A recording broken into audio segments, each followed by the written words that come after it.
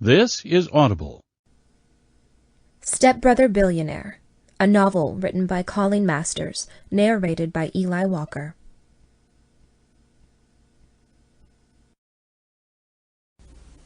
Chapter 1. "I thought you said this was going to be a small gathering," I shout, raising my voice above the blaring music. I can feel the pounding bass line vibrating through my body as I hesitate at the edge of the gigantic house party. "Did I say that?" My best friend Riley grins back. "I meant to say that this was going to be an epic rager unlike anything you've ever seen." I roll my eyes at her as we're swallowed up by the teeming crowd of our classmates. I should have known better than to think that Riley would spend her Saturday night anywhere but at a legendary party.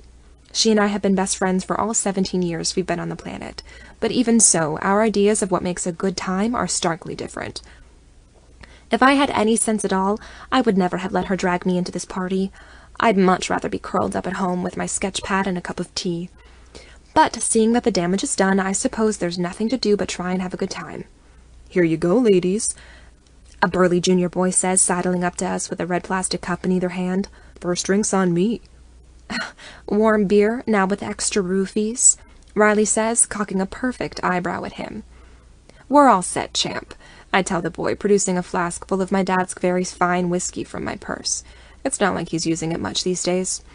"Better luck next time." "What a couple of buzzkills," the kid grumbles, sulking away. "Great party so far, Rye," I laugh sarcastically, unscrewing the top of the flask. "Just remember, Abby, in less than a year, we'll never have to deal with these high school boys again," she points out, accepting the flask as I pass it her way. "I can't wait," I say wistfully. "I know you're not supposed to wish away your youth or whatever, but the sooner high school can be over with, the better." "What, you're not enjoying your glory days?" Riley asks with mock astonishment, gesturing toward our fellow partygoers. I look around at the party unfolding all around us. Some rich kids' parents are out of town, and the entire school has descended on their McMansion to spend the night getting wasted, listening to someone's crappy iPod playlist and making questionable choices about who to sleep with. I nearly step on two people going at it right in the foyer, writhing all over each other in a drunken tizzy.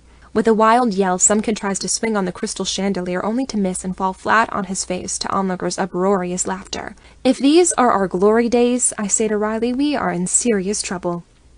"Come on," she laughs, slipping her fingers through mine.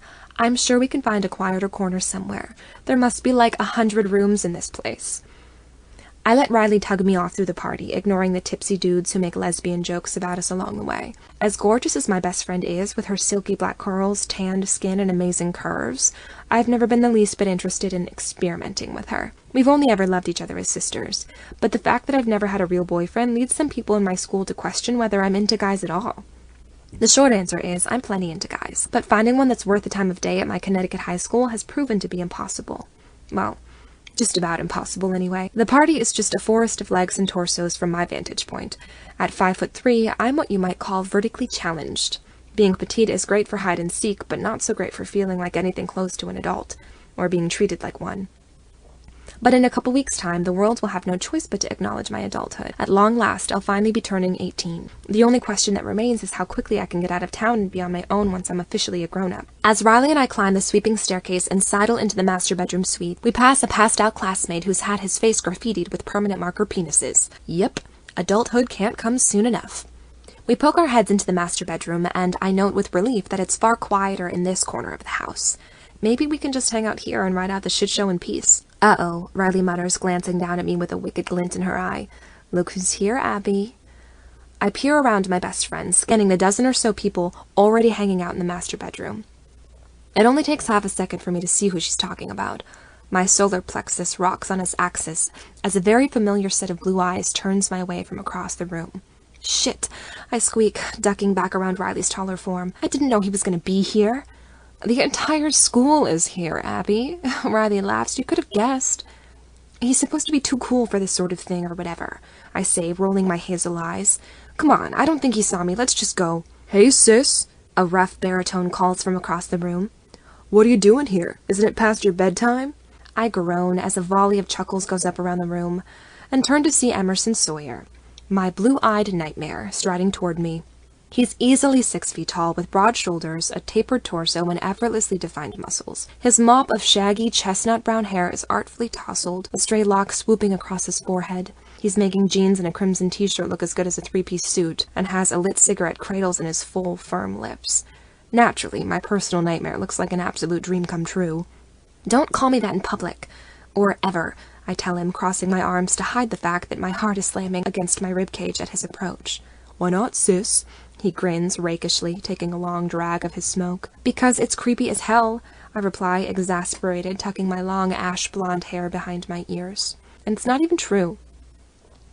"Sure it is, for all intents and purposes," he shrugs. "I've known Emerson Sawyer for nearly 4 years now. Or rather, I've known of him for 4 years. Our Connecticut town has 2 elementary schools that feed into the same high school. Emerson and I attended separate grade schools, which were pretty starkly divided between the richer and poorer families in town, but ended up at the same high school together. I noticed him the very first day of freshman year when he mouthed off to our sex ed teacher for taking a hard line in favor of abstinence. The most characteristically Emerson thing ever. He, on the other hand, had no idea I existed. Until this year, that is, when both of our lives, personal and social, got turned upside down. "What's the matter? You ashamed to have a brother from the wrong side of the tracks?" Emerson presses, jostling me out of my thoughts. "Don't put that on me," I snap back, "as if you can stand having a prissy rich girl for a would-be sister." "You are kind of a bummer," he says flatly, "but if it makes you feel any better, it's your personality I hold against you, not your money." I stare wordlessly at Emerson, knocked into sullen silence once again by his masterful put-down. By now, Emerson has figured out exactly how to get to me. About 2 months ago, I got the shock of my life when my widower father, Robert Rowan, announced that after 4 years of refusing to date, he had just met the new love of his life. Her name was Deborah, he told me. They'd met at AA and really hit it off. He talked about her incessantly and stayed out all night like he was a teenager again and generally weirded the hell out of me. After just 2 weeks, Dad told me that he was in love and wanted to introduce this Deborah to me as soon as possible. I begrudgingly agreed to be around for dinner the following night to meet his mystery woman. We lost my mother, Sandy, to a terrible car accident just before I started high school, so the idea of a new woman in my father's life was a little hard to swallow. Still, I did my best to put on a happy face and be as supportive as possible. I'd never been very good at saying no or standing up to my dad, so it's not like I had much of a choice. As our doorbell rang the next night, signaling Deborah's grand entrance into our family's life, my dad asked me to answer the door. It wasn't until I was en route that he mentioned Deborah's son would also be joining us for dinner. When I swung open the door to welcome our guest and her +1, I'm surprised that my jaw didn't crack from hitting the floor so hard. There, standing on my doorstep, was Emerson Sawyer, and I could tell from his blank, disinterested look in his eye, he had no idea who I was. "What's this?" Emerson interrupts my thoughts, grinning as he snatches the metallic flask out of my back pocket. A trail of sensation sears along the skin just above my belt as his fingers brush against my flesh. Goosebumps spring up where his fingertips glanced against my body. It's like my every cell is hardwired to respond to him. I need to give each and every one of those cells a stern talking to. Emerson knocks back a slug of booze without checking to see what it is first, and lets out a raucous hoot as he tastes the strong whiskey. "You brought the good stuff," he crows, draping a muscled arm across my shoulder. "This must be from Daddy's stash, huh?" "Give it back, Sawyer," I demand, trying half-heartedly to push him away from me. If I'm being perfectly honest, the feel of his hard, solid body against mine is something I'll never stop secretly jonesing for. But he can never know that.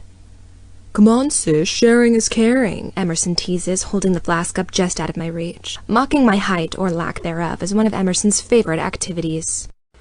I sigh, refusing to engage in his game. Sometimes I miss the days where Emerson didn't even know my name.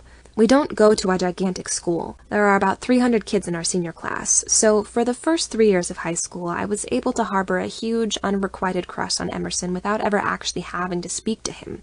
Emerson's a lacrosse player, part of the in crowd. Because our school is so diverse, socioeconomically speaking, popularity doesn't depend on how much money your family has. If it did, I might actually be known around the school as something other than that short girl who's always drawing. But the gods of popularity did not decide to favor me, it would seem. My very petite, nerdy, soft-spoken self is just about invisible in the halls of McCarran High School. In fact, these days, the thing I'm known best for is being the daughter of the guy Emerson's hot mom is dating. Oh, goody. "Just take the damn flask," I mutter, turning on my heel to go. "I'm out of here anyway. Enjoy yourself, Sawyer." But as I attempt to make my grand exit, Emerson steps directly into my path, his staggeringly built body blocking my way. I collide with his muscular form, my hands landing flush against his abdomen. I have to swallow a moan as I feel his insanely cut six-pack rippling beneath my fingers. I step quickly away, catching Riley's amused gaze. She knows all about my feelings for Emerson being my best friend and all. Hopefully the other dozen people here in this room can't see right through me too, especially Emerson himself. Don't be such a downer, he laughs, handing me the flask and extinguishing his smoke in someone's discarded red cup. Stay and have fun for once in your life. I'm not a downer, you're just a pain in the ass, I reply, snatching the flask out of his strong hands. Hey, I had a very troubled childhood, he says over-dramatically, laying a hand over his heart and arranging his features into an anguished pout.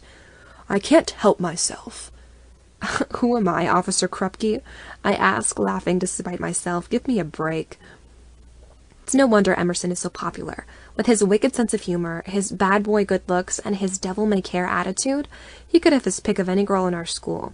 Of that much I am absolutely certain. I've been keeping careful tabs on his romantic life for years now, and he definitely doesn't seem to be the relationship type. He's hanging out with a new girl every weekend, just about, and it seems that this weekend is no exception. Hey, Emerson, a breathy voice says from over his shoulder. Two thin, manicured hands slide around his torso from behind, and a beautiful green-eyed face peeks around his built form.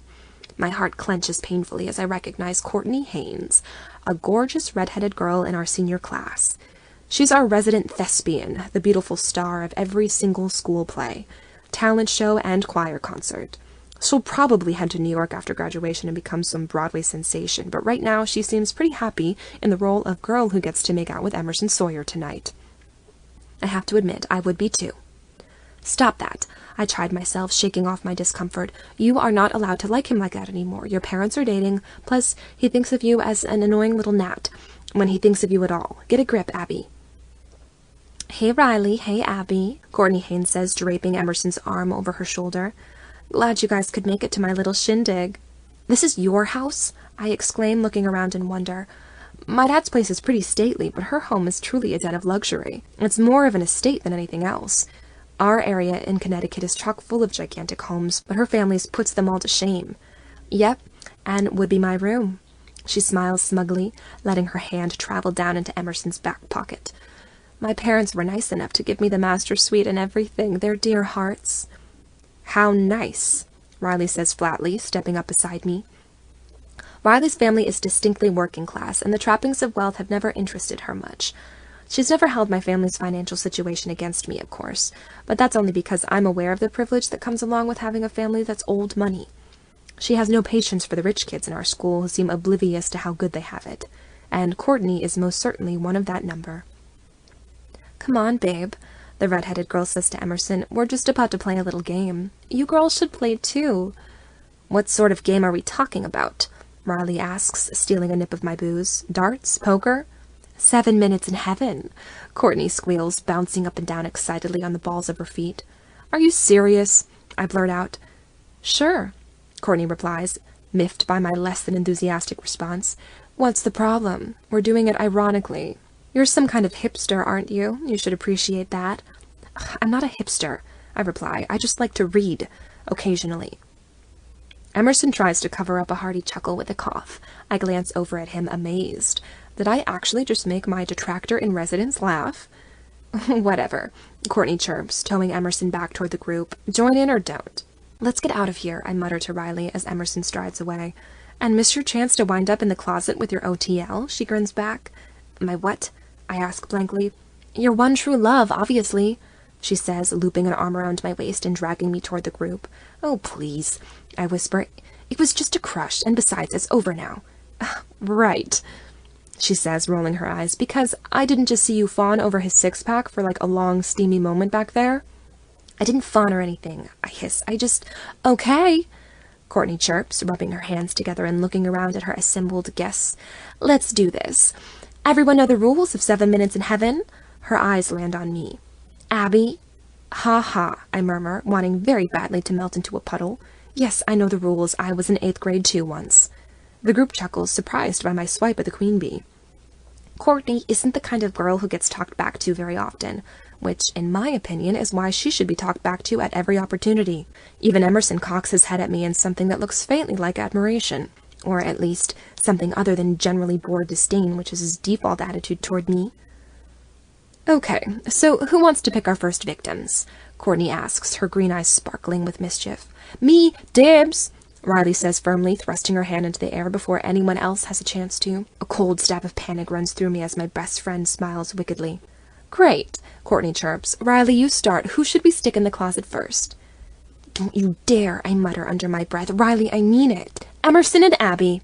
Riley crows triumphantly, shooting me a smile that clearly says, you know you want it. You'll thank me for this someday. Oh, Courtney replies, the corners of her pretty mouth turning down.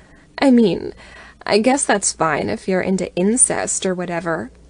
Our classmates laugh with delight as that taboo word drifts through the air like some smoke from one of Emerson's cigarettes. A deep pang of shame twists my core. I've spent many a sleepless night berating myself for still being attracted to Emerson. I've hurled the I word at myself 1,000,000 times, hoping to break the spell he's cast over me, but no dice. No matter how wrong the rest of the world might think it is, I'm crazy for this gorgeous, cool, sneakily intelligent boy. Our parents' little affair can't change that. Super twisted, Riley, Emerson laughs, crossing his thick arms. I like it. Courtney's eyes flash with jealousy as she swings her gaze my way. Fine, she snaps, clearly annoyed not to be headed into the closet with Emerson herself. But you two better make it good. No twiddling your thumbs in there. We'll want some proof that you actually did something, right, everyone? A chorus of ascending murmurs sounds off around the circle. I look around at my classmates, befuddled and humiliated. What the kind of hell proof do you want? I ask. I'm not the sex tape sort of gal. Figure it out yourself, Courtney sniffs, shoving Emerson towards me. You can thank your bestie Riley for her suggestion. Thanks, bestie. Emerson grins at Riley, coming to a stop in front of me. He makes a grand, sweeping gesture, offering his arm as if we were going to a ball. Ma'am, he teases. Let's just get this over with, I grumble, storming past him to the closet door. The crowd makes kissy noises as I wrench open the door and march inside with Emerson on my heels. As I step into the space, I'm taken aback. I was expecting some kind of coat closet with barely enough room to move around in, but of course, Courtney's closet is an enormous walk-in affair with rows and rows of clothing, shoes, and accessories lining the huge space. Her closet is fancier and perhaps even as big as my bedroom at home. There are golden-plated fixtures, a sparkly chandelier hanging overhead, and a decadent velvet fainting sofa standing front and center. Emerson steps up beside me as both of our gazes fall on the couch. We steal simultaneous glances at each other, then quickly look away. My cheeks flush flame red as I try and dislodge the sexy image playing out in my mind's eye. Emerson laying me out across the sofa, ripping my clothes off, and having his way with me as the smooth velvet upholstery caresses my bare skin. He, on the other hand, is probably preoccupied with counting down the minutes before his little joke is over. See, this is why I never come to parties, I murmur, crossing my arms tightly across my chest. Really? I thought it was 'cause no one ever asked you to, he says wryly, taking a seat on the fainting sofa and stretching out his long, toned body. Tormenting me is more like it. I would have expected you to have better plans, at least, I reply. We need to start coordinating with each other so this doesn't happen. What, this? He asks, gesturing around at the closet as our 7 minutes unfold. Not this specifically, I say, rolling my eyes. I just mean we should avoid seeing each other any more than we absolutely have to. Especially now that you and your mother... I trail off, shaking my head. Since we what? Emerson snaps, suddenly on the defensive. Invaded your precious ivory tower? I bite my lip, intimidated by his heated tone. My dad and Deborah have recently decided to move in together. Or rather, they've decided that Deborah and Emerson are going to move in with us. They're going to rent out their apartment on the other side of town and shack up in our place for the time being. One big, utterly strange, less than happy family. As if crushing on Emerson wasn't weird enough for me, now the object of my unfortunate desire is going to be sleeping under the same roof as well. College really can't start soon enough for me. You have to admit it's kind of strange, I murmur, averting my eyes. Dad and Deborah's whole thing, I mean. They've known each other for what, like 2 months, and they're already moving in together? My mom's a crazy, impulsive bitch, Emerson shrugs, and your dad seems like someone who does whatever the fuck he wants without thinking about the consequences. What about this is surprising to you? Good point. I laugh hollowly, daring to sit at the very edge of the couch beside him. The mere proximity of his body to mine has my stomach twisting in anxious knots. Has it been 7 minutes yet, or what? Well, Emerson sighs, swinging his legs around so he's sitting next to me. Are we going to get it on now, or what? Ugh, I groan, giving him a shove. Stop it, would you? Why do you get so much pleasure out of making me miserable? I don't, he replies. It's just so goddamn easy I can't help myself. How the hell did you get to be such a little prude? Who says I'm a prude? I shoot back. You don't know anything about my life. I know that I've never seen you talk to a guy. Emerson shoots back. What are you, keeping track of my lovers or something? I reply, get a life, Sawyer. Of course, I don't mind at all that Emerson's taking notice of my love life, paltry though it may be. As insane as it is, I can't help but hope that there's some chance he could come to feel the same way about me as I do him. Call me a dreamer, I guess. A dirty dreamer. What are brothers for? Emerson grins, slipping an arm around my waist. My head sets to spinning as the nearness of him entrances me. I look up at his gorgeous sculpted face, mere inches away from my own. I've never been this close to him before. I memorize the contours of his perfect features, his high cheekbones, his aquiline nose, the scruff along his razor-sharp jaw, and of course his dark blue eyes. From this close, I can see that there are specks of gold gleaming in his irises, and a dash of freckles across the bridge of his nose. At last my eyes land firmly on his full, firm lips, half curled into a devilish grin. His arm is still circled around my tiny waist.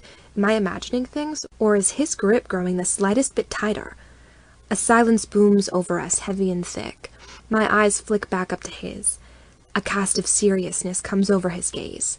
To my amazement, I watch as his face moves closer to mine by barely a millimeter. 5 minutes! I hear Courtney call from the outside door. Shit, I mutter, tearing my eyes away from his perfect face. My whole body is on fire with scattered anticipation. For a second there, I actually thought he was going to kiss me. Talk about wishful thinking. So, how are we going to please the horny masses? I ask, nodding toward the door. I have an idea, Emerson says, his grin returning at full force. You're going to give me your panties. My jaw falls open as I whip around to face him. Excuse me? I splutter. You heard me. Hand them over, Emerson says, punching me lightly on the arm. I can hold them up as proof that we did the deed, and everyone will know that you're not a frigid virginal weirdo. That is so messed up, I say, jumping up to my feet. I'm just going to leave the whole frigid virgin thing alone for now, I decide. No use opening that can of worms. Let those assholes think what they want. I'll never have to see any of them again in a few months. Come on, sis, do it for me then, Emerson says, standing to meet me. He catches my arm, giving me a soft tug toward him. Don't you want to help me protect my reputation? Not really, I reply as he closes the space between us. I wonder if he can see my heart pounding through my black sweater. I see my knees trembling beneath my tartan miniskirt. What if I ask you nicely? He returns, his voice softer, huskier than I've ever heard it. He runs his hands down my arms, not an inch of air between our bodies. That seriousness has hardened his features once again. Or is he just fucking with me?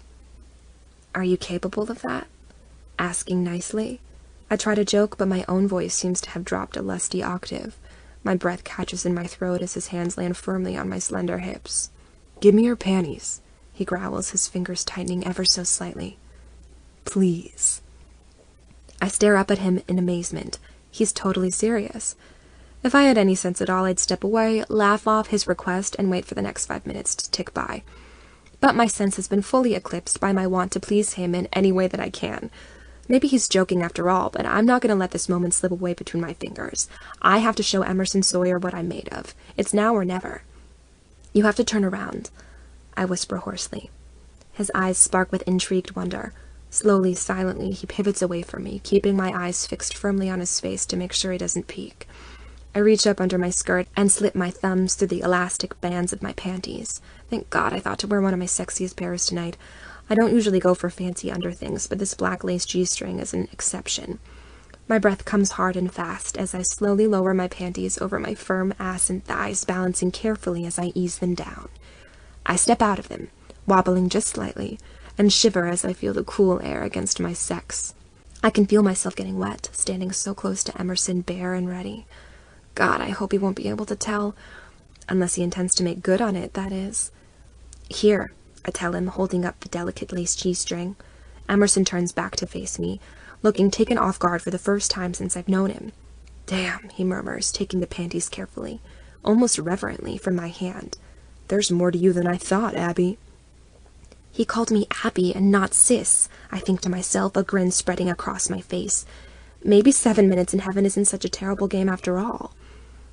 Now my question is, I begin easing toward Emerson once more, what do you intend to do with those? Soft, sculpted lips part ever so slightly as he draws in a deep breath. Well, he starts, letting his blue eyes travel down the length of my body. I can tell you what I'd like to. A shrill scream rings out from somewhere within the massive house, a wave of frantic noise building from below. The din rises, tearing my and Emerson's attention away from each other. The pounding music cuts off abruptly, and through the cacophony ringing out beneath our feet, a new set of voices can be heard loud and clear. Police! Everybody out! Break it up! Break it up! Anyone still in here in 5 minutes is under arrest. Oh, fuck me, I mutter angrily, shoving a hand through my blonde hair. Certainly no time for that now. Emerson laughs roughly, playing off our intense moment. Or maybe I was just imagining that intensity? I'll never know. I squint as bright light floods the closet once more. Someone's ripped open the door, revealing the chaos unfolding in the master bedroom suite. Courtney is bawling frantically as everyone makes a beeline for the exits. Emerson shoves my panties into his pocket just in time before Riley darts into the closet to fetch us. "We have to go," she says firmly. "Are we going to make it past the cops?" I ask worriedly. Running from the police isn't exactly my strong suit. Luckily, Emerson is a bit more experienced on this front than I. "Come on," he demands, a daredevil smile spreading across his face as he takes my wrist in his hand. Riley gives me a big wink as Emerson carts me away into the frenzy of escaping partygoers. We dive into the fray, the voices of police officers and drunken high schoolers commingling in a deafening clash. As we run along the second-story landing, I watch as one incautious classmate takes a swing at a cop and then finds himself in handcuffs a moment later.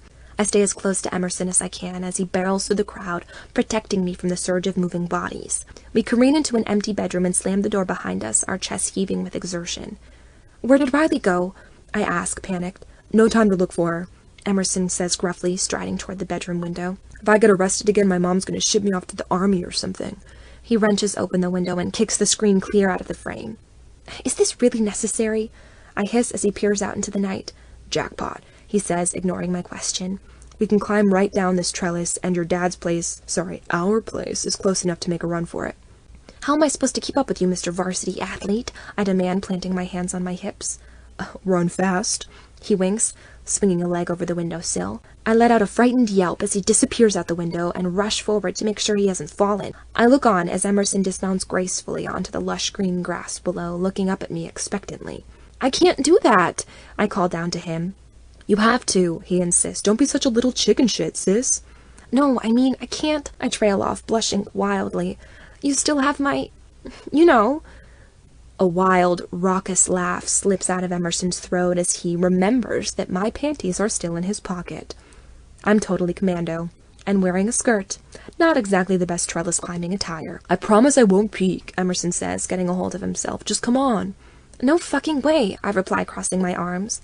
"Look, it's either scamper down here bare-assed or get arrested. Your call," Emerson shoots back. "I'm pretty sure your precious colleges won't be thrilled with your having a criminal record." I bite my lip, glancing over my shoulder as the din of the raid reaches its peak. He's right. I'm out of options. "You have to close your eyes," I tell him. "I mean it, Sawyer." Yeah, he says, screwing his eyes shut. "Get a move on, weirdo." A cool breeze brushes against my most intimate flesh as I scoot onto the windowsill. As far as strange sensations go, this has to be up near the top.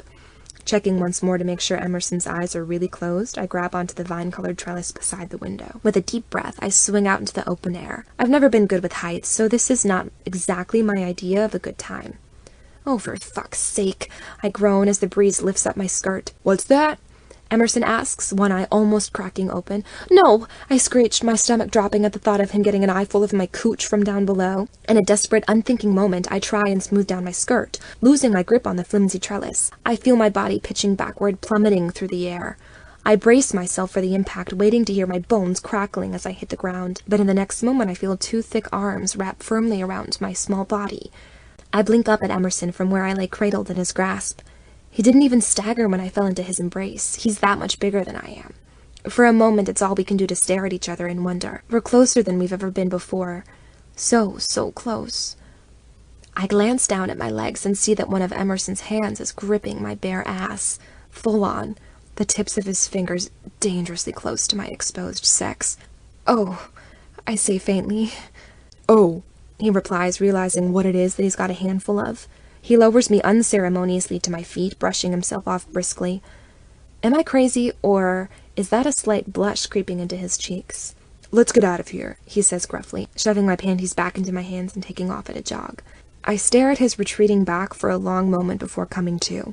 With trembling hands, I step back into my lacy underwear and set off in his wake. No way he's gonna wait around for me. I should know that much by now.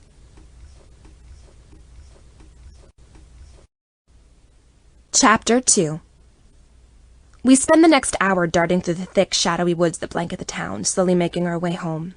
Barely a word is spoken by either of us as we make our way along, pausing whenever we hear a siren in the distance. By the time we stumble through the brush and in our backyard, I'm covered in scrapes and dirt.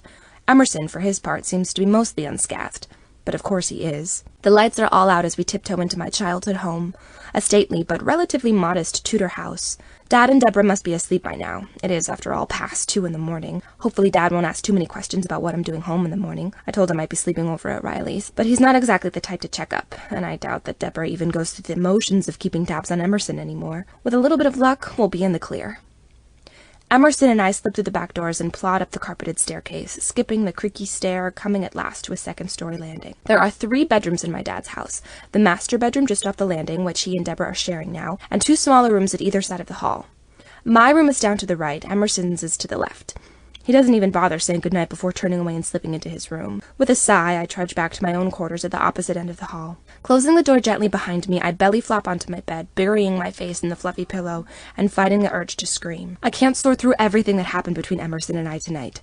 Between the tense moments during 7 Minutes of Heaven to his accidental but steamy caress after I took a stumble off the trellis, I'm totally at a loss. Tonight was the first time we've seen each other outside of school and home since he and Deborah moved in, and it's certainly the first time anything so charged has passed between us. I flip over onto my back, staring up at the ceiling. The glow-in-the-dark stars I put up as a kid still hang overhead, despite my near-adult status. With a pang of heartache, I realize that Emerson and I are bound to part ways when we turn 18 and graduate high school. I'll never know what could have happened between us, if our parents hadn't ruined everything by getting together. Then again, he probably never would have even learned my name if not for them. So I guess I should be somewhat grateful. Emphasis on somewhat. Knowing that I'll never fall asleep with this tension built up inside of me, I roll over and slide open the drawer of my night table. There, hidden among a jumble of makeup and jewelry, is a tiny device disguised to look like a tube of lipstick. Its actual purpose is a whole lot more in line with what I need right now. I press a hidden button on the little bullet and smile as it whirls to life. My reliable vibrator. The best battery-operated boyfriend around. Laying back, I bring the vibrator down between my legs, slipping it between the lace panties that Emerson held in his hands not hours ago. The mere thought of his broad, capable hands is enough to get me off almost at once. Swallowing a low moan, I come into that black lace G-string, with Emerson's face suspended in my mind's eye all the while. Hopefully that won't make breakfast too awkward, I whisper to myself, savoring the relaxing wave that washes over me as I drift into a deep, satisfied sleep. The silence that first fell between Emerson and I after he saved me from breaking my neck persists for the better part of the next 2 weeks. My handsome housemate may as well be a ghost for all I see of him. He leaves for school early in the morning, stays out late at night, and generally avoids me like the plague. Did I totally wig him out that night at the party? I could have sworn that he was sending me some flirtatious signals, but maybe I totally misread him. Maybe he just thinks I'm an incest-loving freak show now. I've never been the best flirt, I guess. Riley almost dies when I give her all the juicy details a few days after the party. Turns out she let us get separated when the cops showed up so that Emerson and I could have an adventure all our own. So he basically took off your panties and finger-banged you. She sums it up as we head off on a coffee run during our school lunch hour. That is a very liberal translation, I say, blushing like crazy as I stare out the passenger side window. He is so into you.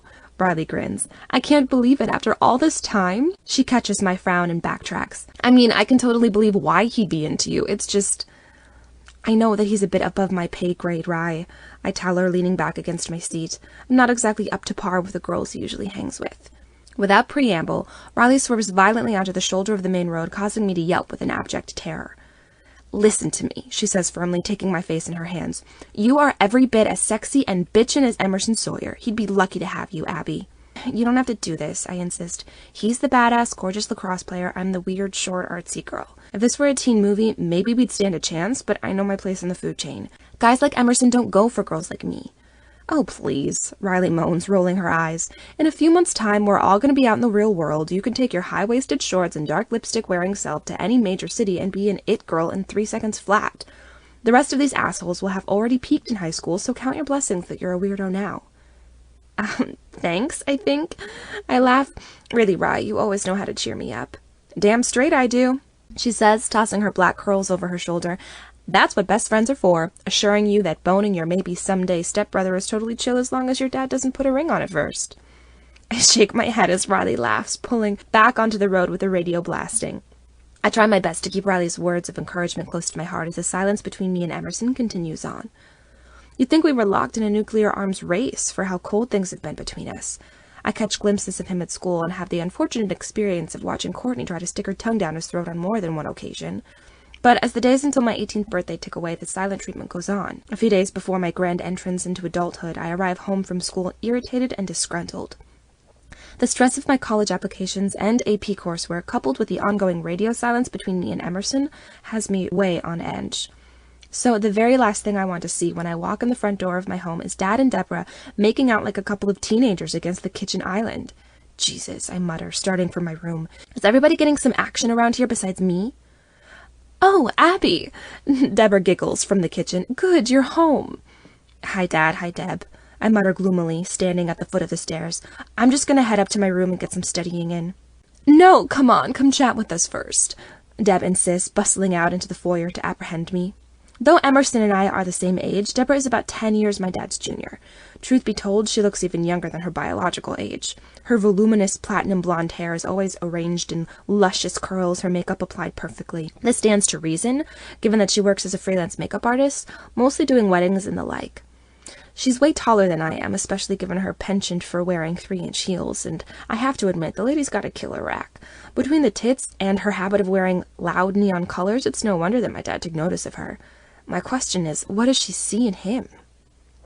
I wouldn't say that my father's unattractive. He's just very unremarkable. He was quite the looker as a younger man, but my mom Sandy was the real beauty. Their wedding pictures look like something out of a movie. I inherited my mom's facial features, but missed out on her vibrant red hair and hourglass curves.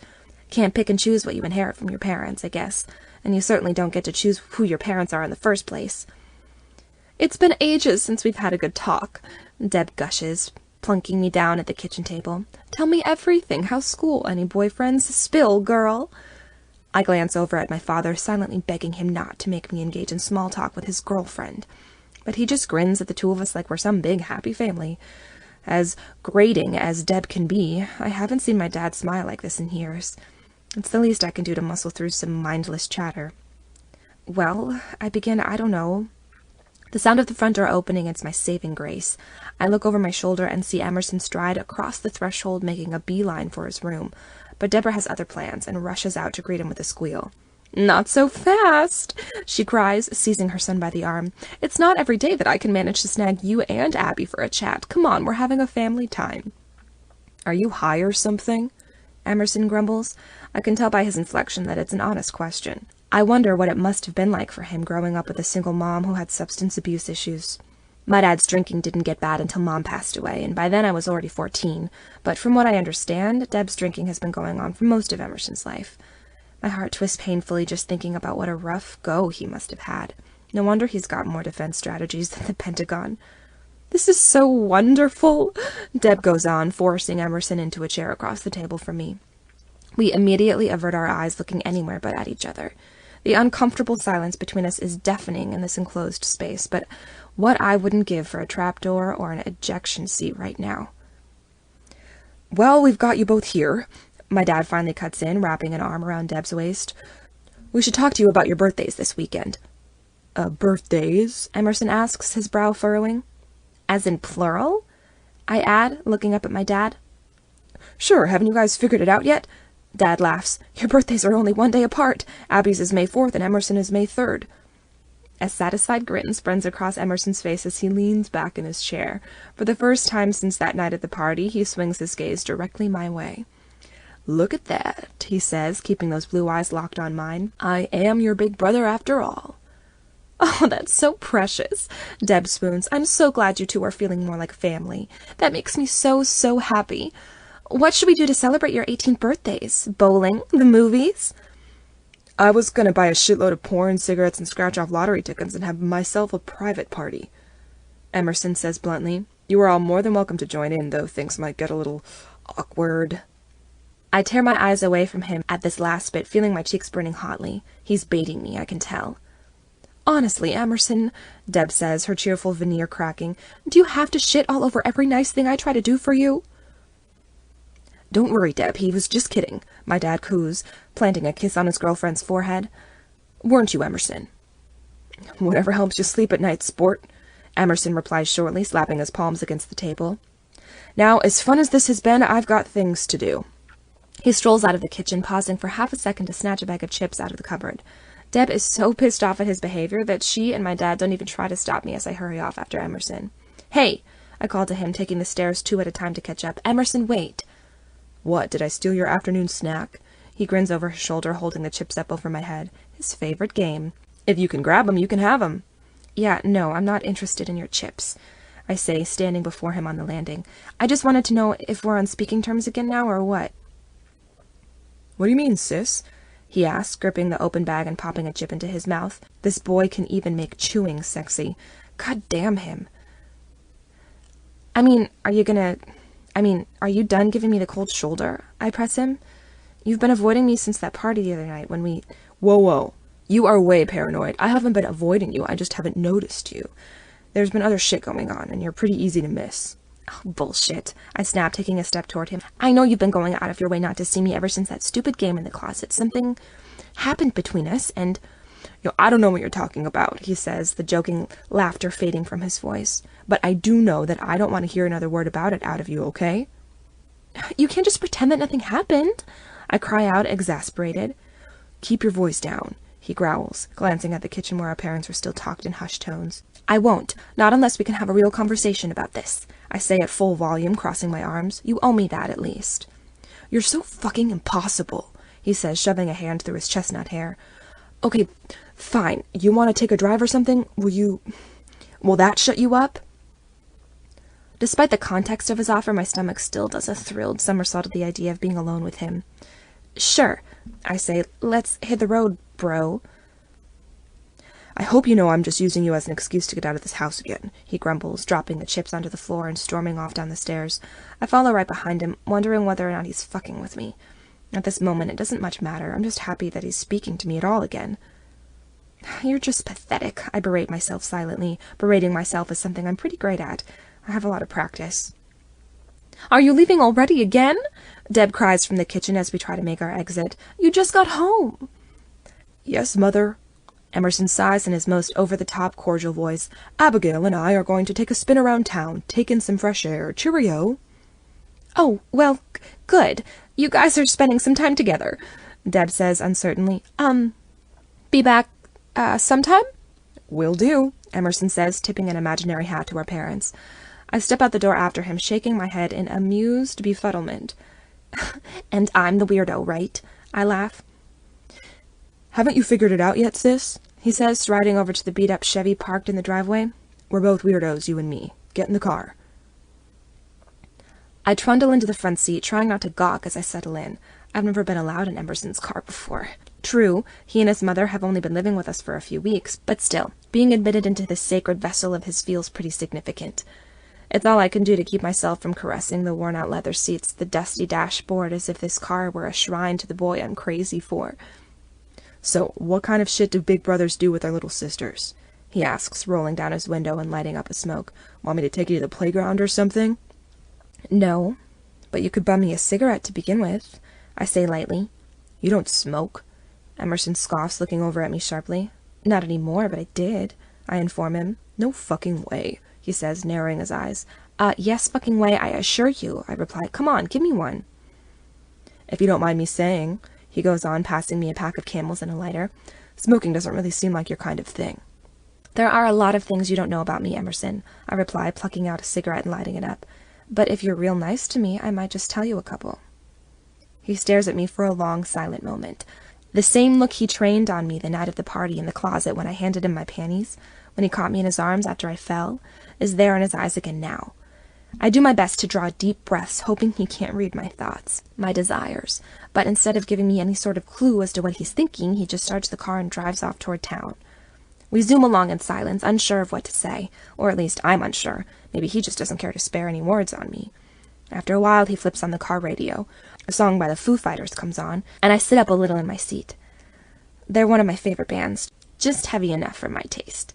I start singing along, nodding my head with the beat. Emerson lets out a short, surprised laugh. Would have taken you more for a Taylor Swift kind of girl, he says over the music. But I'm not supposed to make assumptions about you anymore, right? That's right, I smile. Can I at least assume that you'll want dinner at some point tonight? He asks. I have to fight hard from letting a dopey, love-struck look escape my features. He just wants to grab food. It's not a date. I just happen to be along for a ride. But still... Yeah, I'm starving, I tell him. Great, me too. Let's swing by the Crystal Dawn, he says, turning off onto a main road in town. Chapter 3. The Crystal Dawn is our local diner, frequented by just about everyone in our relatively small town. High school kids, senior citizens, working-class parents. No one can resist the Crystal Dawn's greasy spoon appeal. Emerson rolls up to the silver diner and swings into a parking space, cutting off another car with a laugh. Do you just go out of your way to antagonize people? I ask, stepping onto the sidewalk. I don't mean to antagonize them. Most people just happen to be assholes. I just treat them the way they deserve. He shrugs, tossing his smoke into the gutter. I follow suit, relishing my final drag. It's been over a year since I've had a cigarette. Damn, I do miss them sometimes. What a charming attitude, I say, rolling my eyes. Thanks, sis. Emerson winks, holding the door open for me like a real gentleman. Or so I think, until he lets it fall in my face at the last possible second. Yeah, maybe all this lovey-dovey nonsense is just in my head after all. We walk across the crowded dining car, over to a red vinyl booth in the back corner. One of the regular waitresses, a woman in her 40s with heavy blue eyeshadow and a perm, plunks a couple of menus down onto the table. We don't even have to look at them, of course. We've both lived in this town long enough to know exactly what we want. It's said that you can tell a lot about a person by their usual Crystal Diner order. What are you having? I asked Emerson with a playfully grave tone. He wiggles his eyebrows conspiratorially, perfectly aware of the weight of the question. Bacon burger, medium rare, chipotle mayo. Of course you're a raging carnivore, I groan, shaking my head. Well, what are you getting? He shoots back. Broccoli and cheese soup and a bread bowl. I smile. Wait, he replies, laying his head on the table. You're not a vegetarian, are you? I sure am, I reply with a chipper smile. Of fucking course, he grumbles, looking downright appalled. You know factory farming is destroying our planet, right? I tease him, putting on my best goody-two-shoes voice. You know that tofu is a sin against humanity, right? He shoots back. That one takes me by surprise, drawing a real laugh out of me for once. To be perfectly honest, I didn't start being a vegetarian for the environment's sake. I tell him I wish I was that noble, but the real reason is way stupider. Well, why did you start? He asks, halfway interested, but still halfway more than usual, at least. When I was 8, my dad let me watch Jurassic Park with him. I reply, you know that scene where the goat gets eaten by the T-Rex and its leg flies up and sticks in the window? Yeah, obviously, Emerson replies. Shit was grody. Yep, that's what did it. I admit I haven't eaten meat since watching that movie. My mom was so pissed at my dad for turning me off chicken nuggets, I don't think she spoke to him for days. They kept waiting for me to grow out of it, but I never did, and so here we are. That's hilarious, Emerson says, smiling genuinely for perhaps the first time I've known him. It's not like his usual sarcastic grin. It's something warmer, more honest, and it just about does me in. Luckily, the waitress comes back for our orders right at that moment, so I don't end up throwing myself at him right then and there. We lapse into silence again as we wait for our food to arrive. He agreed to talk to me about what's been going on between us since the night of the party, but now that the moment has arrived, I can't think of how to begin. So, are you and Courtney a thing or what? I blurt out.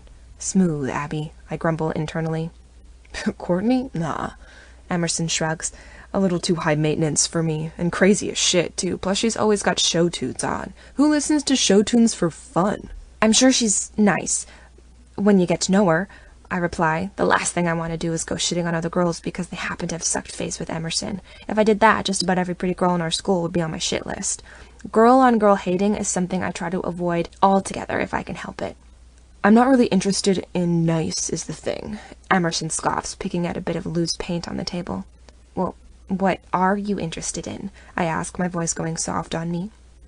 Emerson lifts his eyes to mine, the gold specks reflecting in the dying spring light outside the diner window. I swallow hard, waiting for him to go on. I'm interested in someone who can teach me things, show me things, he says. I'm totally taken aback by his direct answer. Oh? I say meekly.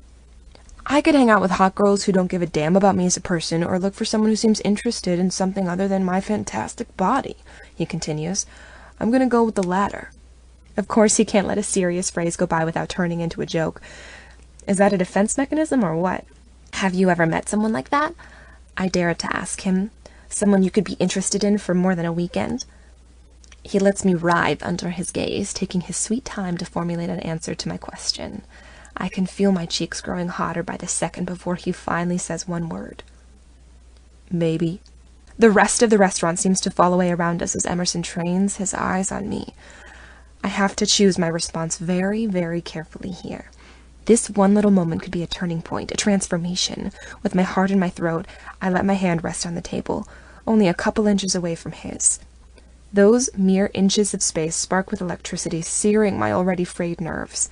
I wish I could tell him that I want the same thing from a relationship, to be with someone who challenges me like he does, someone who's not interested in being nice or normal like he is, someone who could show me a life I've never been able to dream up on my own, like he very well could. Emerson, I say softly, letting my hand drift slowly toward his. The front door of the diner flies open, slamming against the wall with a loud clatter. Emerson turns to look over his shoulder at the sound, and just like that, the spell is broken. Shit! I glance up annoyed to see who's disrupted our near-perfect moment. But when I recognize the group that's just sauntered inside, I feel myself going numb. I quickly hide my hands under the table, not wanting Emerson to see how they've begun to shake. I pretend to be very interested in something out the window as I hear the boisterous voices of 3 guys from my school fill the enclosed space, one of whom I'm very unfortunately acquainted with. To my horror, I watch from the corner of my eye as Emerson waves at the trio. Of course. They're his lacrosse teammates. He has no idea why flagging them down is the worst thing he could possibly do to me right now. Against my silent prayers, to any god that's listening, the 3 boys stroll over to our table. Emerson swings his body around to greet them. "Hey, guys," he says to his 3 teammates. "Hey, Tank," says one of the guys, a blonde junior named Steve, using Emerson's lacrosse nickname. "What's up?" "Nothing, as usual." Emerson laughs. "What's happening tonight?" Some people will be over at my place," says Roger, a lanky senior. "Got a couple of dime bags if you want in." "You know I do," Emerson replies. "We interrupting you?" Steve asks. I feel their 3 sets of eyes fall on my face like laser beams. Shit, I was hoping I'd get out of this one without having to say a word to them. "Just grabbing some food," Emerson says. "Right, Abby?" With great reluctance, I raise my eyes to the 4 boys before me. I try to keep my gaze trained on Emerson or even Steve or Roger, but my eyes can't help themselves. They flick masochistically up to the 3rd boy standing next to our table. He's as tall as Emerson, with jet black hair slicked away from his hard jaw, his full lips. His own dark eyes skirt away from mine the second we make eye contact. He hasn't looked at me in years. I like to believe it's because he can't bear to, that the guilt and shame are too much for him to deal with, but in reality it's probably just cold indifference that repels his gaze from me. His name is Tucker Jacoby. He's very nearly derailed my entire life back when we were 15, and it's abundantly clear that Emerson has no idea. "Yeah," I finally managed to say, my voice barely audible, "just getting some food." "You guys know Abby, right?" Emerson says to the trio. I can feel my skin starting to crawl with every passing moment he lingers beside me. "Yeah, sure," Steve nods. "You do all those cartoons in the school newspaper, right?" Right," I say shortly, my hands shaking violently under the table. "That's me." "I like the one with the duck," Roger puts in. "Didn't really get the joke, but—" "Yeah, I'm starving," Tucker cuts in. The sound of his voice is like an ice pick in my composure. "Let's get a table. See ya, Tank." He turns away without acknowledging me, just as he's done for the past couple years. Emerson raises an eyebrow at his retreating back before glancing over at me. He freezes as he catches a glimpse of my upset expression, taking off guard by the extremity of my discomfort. "See ya, Tank," Roger says, turning away towards the table that Tucker's claimed for them. "Think you'll swing by my place tonight?" "Oh, yeah, I'll get back to you on that," Emerson says, his eyes still fixed on my troubled face. The sudden concern clouding his handsome face is enough to make my own eyes prickle with hot tears. Roger and Steve trundle away after Tucker, leaving Emerson and I alone at last. Our food is yet to arrive, but I've lost any trace of my appetite. The air in the Crystal Diner feels poisonous now, contaminated. I'm finding it harder to breathe with every shallow gulp of air I can manage to force down. "Abby, are you okay?" Emerson asks, reaching for me across the table. I gasp, struggling to form the simplest words. "Can we go, please?" Of course we can, Emerson says, his voice soft but firm. He rises to his feet and offers me a hand as I stand shakily. I feel the comforting weight of his arm as he drapes it over my shoulders, holding me snugly against his muscled side. Usually I'd be all butterflies and giddiness to be this close to him, but in the midst of my anxiety attack, all I can feel is icy panic. I can't help but glance over at Tucker as Emerson leads me out of the diner. I should be used to the uncaring expression he saves just for me by now. I shouldn't let the mere sight of him unravel me like this. But I'm just not strong enough to not give a shit. I never have been. After what feels like a decade, I settle into the passenger seat of Emerson's Chevy. As he rounds the car, sinks into the driver's seat, and slams the door shut behind him, the bubble of my fear and apprehension bursts. Shame and relief crash simultaneously over me, rendering me speechless as Emerson turns to take me in. His look, infused with compassion, undoes me completely. Fat tears roll down my cheeks as I stare straight ahead, wishing that I could actually be as small as Tucker makes me feel. If I was, it would be easy enough to slip through the cracks and disappear forever. Abby, Emerson says quietly. Can you tell me what's going on? I draw in a deep, ragged breath, trying to muster the strength for words. I'm sorry. I finally managed to whisper. I'm so sorry. You don't need to apologize for anything, he says, his brow furrowing. Abby, is it okay if I hold your hand? His simple request acts as a life preserver, saving me from going under in this rush of emotion. I look over at him and nod silently. Without pause, Emerson reaches for the hand that is currently gripping my thigh, uncurls my fingers, and laces them with his own. I cling on to him like a drowning woman, amazed that he took the time to ask me if I wanted to be touched. I remember, through my thick fog of misery, that he must have plenty of practice being the comforter. How many times has he sat with Deb as she descended into a depressive stupor? Thank you, I managed to tell him through my tears. Any time, he replies, giving my hand a squeeze. Are you with me now? I am. I'm here, I gasp. His simple touch was enough to drag me through the thick of my panic. I can feel the world coming back into focus around me. If you want to talk about what just happened back there, Emerson says, rubbing his thumb against my still trembling hand, we can. I look over at him, leaning toward me from the passenger seat. I've never seen him like this before. He's calm and caring, and all for me.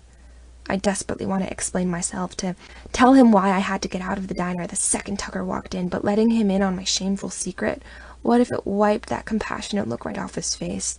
What if he was never able to look at me the same way again? We're so close to figuring out how to talk to each other, how to spend time together despite everything. I don't want to ruin that, not for anything.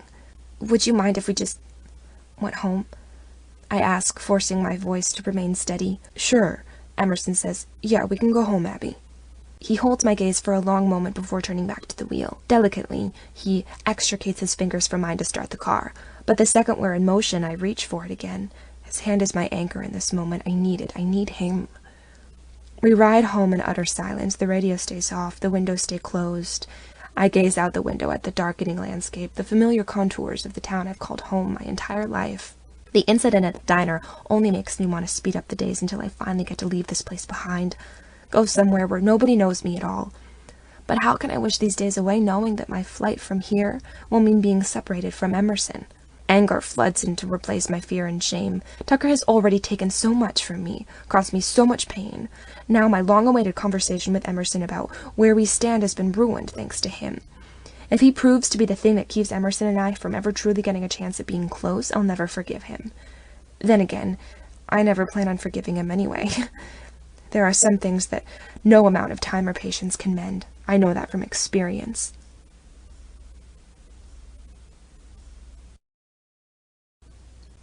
Chapter 4. Despite Emerson's offer to listen if I want to talk about the diner incident, we don't get into it upon arriving home. Dad and Deborah have gone out for dinner, as they do most nights when Emerson and I aren't around. The house feels cavernous and cold tonight. This place hasn't felt like home since Mom passed away, but after what just happened with Tucker, the entire town feels uninhabitable to me. I feel like I'm 15 years old again, scared, confused, and so lonely. Only now there's actually someone here to help me through it. We still need to rustle up some grub, Emerson says, moving ahead of me into the kitchen. He doesn't seem to mind my radio silence about what just went down at the diner. But there's definitely been a shift in his demeanor. His usual grin has been replaced by a comforting smile, and his entire attitude toward me seems gentler, nicer. It isn't that he's pitying me, thank God. It's almost as if he's recognized something of himself in me. Go figure. I'm sure he has more pain hidden inside of him than anyone should be made to live with. Well, I'm a terrible cook, I tell him, leaning my elbows on the kitchen island. Couldn't even boil water if I tried. Huh. Lucky for you, I happen to be an excellent chef, Emerson says seriously, opening up the kitchen cupboard. Wait, really? I ask, surprised. Really, he replies. I had to cook for my mom most of the time growing up. Letting a wasted person near sharp knives and open flames is a terrible idea. That follows, I reply. So, what do you have in mind, Master Chef? Well, he says, plucking a few items down off the cupboard shelf. How do you feel about risotto? Are you kidding? I blurt. That's one of my all-time favorite foods. I used to ask my mom to make it every year for my birthday, but there's no way he could have known that. I'll take that as a fuck yeah. Emerson smiles, plunking a container of arboro rice down onto the counter. Why don't you find us a movie on demand to watch or something? I'll get this thing whipped up in no time. I follow his suggestion and head for the living room. Stealing a glance at Emerson over my shoulder, I feel my heart warm up a few degrees. His face is composed, free from that scowl that usually rests there. With Dad and Deb out for the night, I could almost imagine that this is our place. Mine and Emerson's alone. We've never once spent time like this together. He hardly ever stays in for the night, and I'm mostly preoccupied with extracurriculars and long study sessions at the library. After our disastrous outing before, this evening is suddenly looking up. Maybe we'll even get around to discussing this sudden shift in our relationship. He's cooking me dinner, after all. Clearly, miracles do happen. I scroll through dozens upon dozens of movies as Emerson cooks. The savory fragrance of his recipe makes my stomach growl in eager anticipation. Jesus, was that you? He calls from the kitchen. Not very ladylike, sis. What do you want from me? I grin back. Your gourmet masterpiece is taking forever. I'm starving in here. I could always just scrap it up and make you some easy mac instead, he teases. You're not that inhumane, I shoot back. That is true, he chuckles, filling 2 bowls with the steamy, decadent meal he's prepared. Besides, this looks too good to waste. Emerson walks over to the deep sectional couch where I've made myself a nest of pillows and blankets. I let out a low moan as I smell the garlicky, mushroomy goodness of the food. Emerson hands me a heaping bowl topped with a mound of Parmesan cheese and plops down onto the couch beside me, kicking up his feet onto the coffee table. Almost reverently, I scoop a bite of risotto onto my gigantic silver spoon and raise it to my mouth. Emerson watches expectantly out of the corner of his eye as I sample his cooking. Oh my God, I mumble around a mouthful of rice. I think I just came. Emerson lets out a bark of surprised laughter at my crass joke. So you like it then? I nod eagerly, burrowing into the couch while I take a bite after delicious bite of the food he's prepared. It occurs to me as I nosh that I haven't had an honest-to-God home-cooked meal since my mom died. That awareness only makes this gesture of Emerson's that much more meaningful to me. So what are we watching? He asks, taking a bite of risotto for himself. I grab the remote and click through to the film of my choice. It's an old favorite of mine. Ta-da!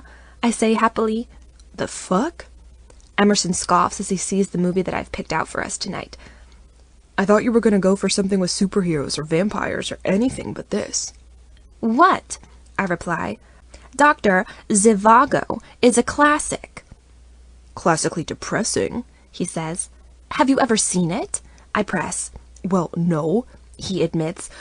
But look at all that snow and shit on the poster. Unless we're talking about snow dogs, that's never a sign of a cheerful movie. Cheerful is overrated, I tell him, and this movie is fantastic. Just give it a chance. I promise you'll love it. He raises an eyebrow at my fervid vow. Well, I amend, I promise you won't absolutely despise it anyway. If it were any other day, I'm sure Emerson would never submit to watching an old, tragically romantic movie with me. I can practically see him swallowing his pride like a big old bite of mushroom risotto as he says, Fine, put it on. I'll try not to fall asleep. With a gleeful squeak, I cue up the film and settle back against the couch. As the opening theme swells to fill our living room, Emerson eases over the couch so that our bodies are almost touching. His closeness, his kindness, and his understanding very nearly erase the upsetting events of this afternoon.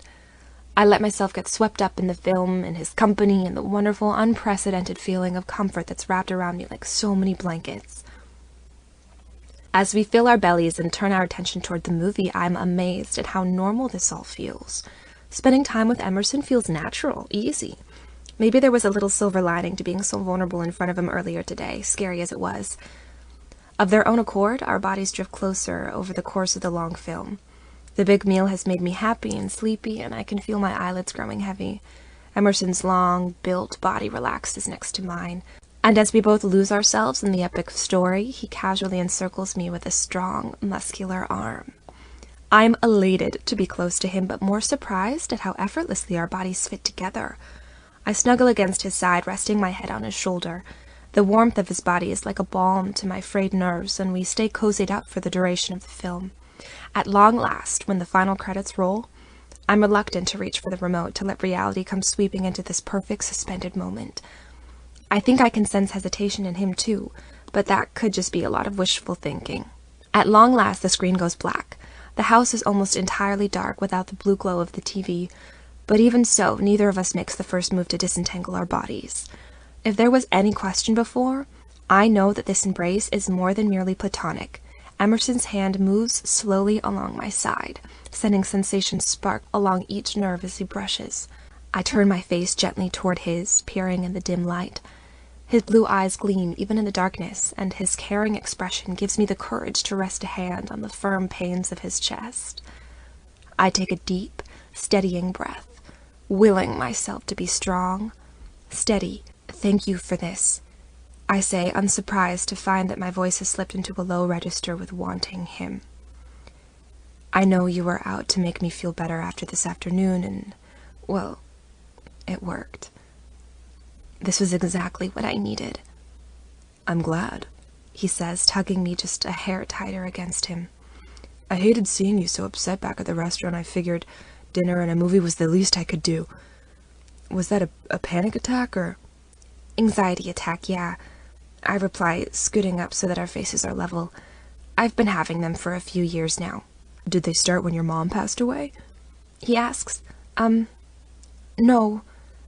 I say, averting my eyes, not exactly. You don't have to tell me anything you don't want to, Emerson insists. No, I do want to.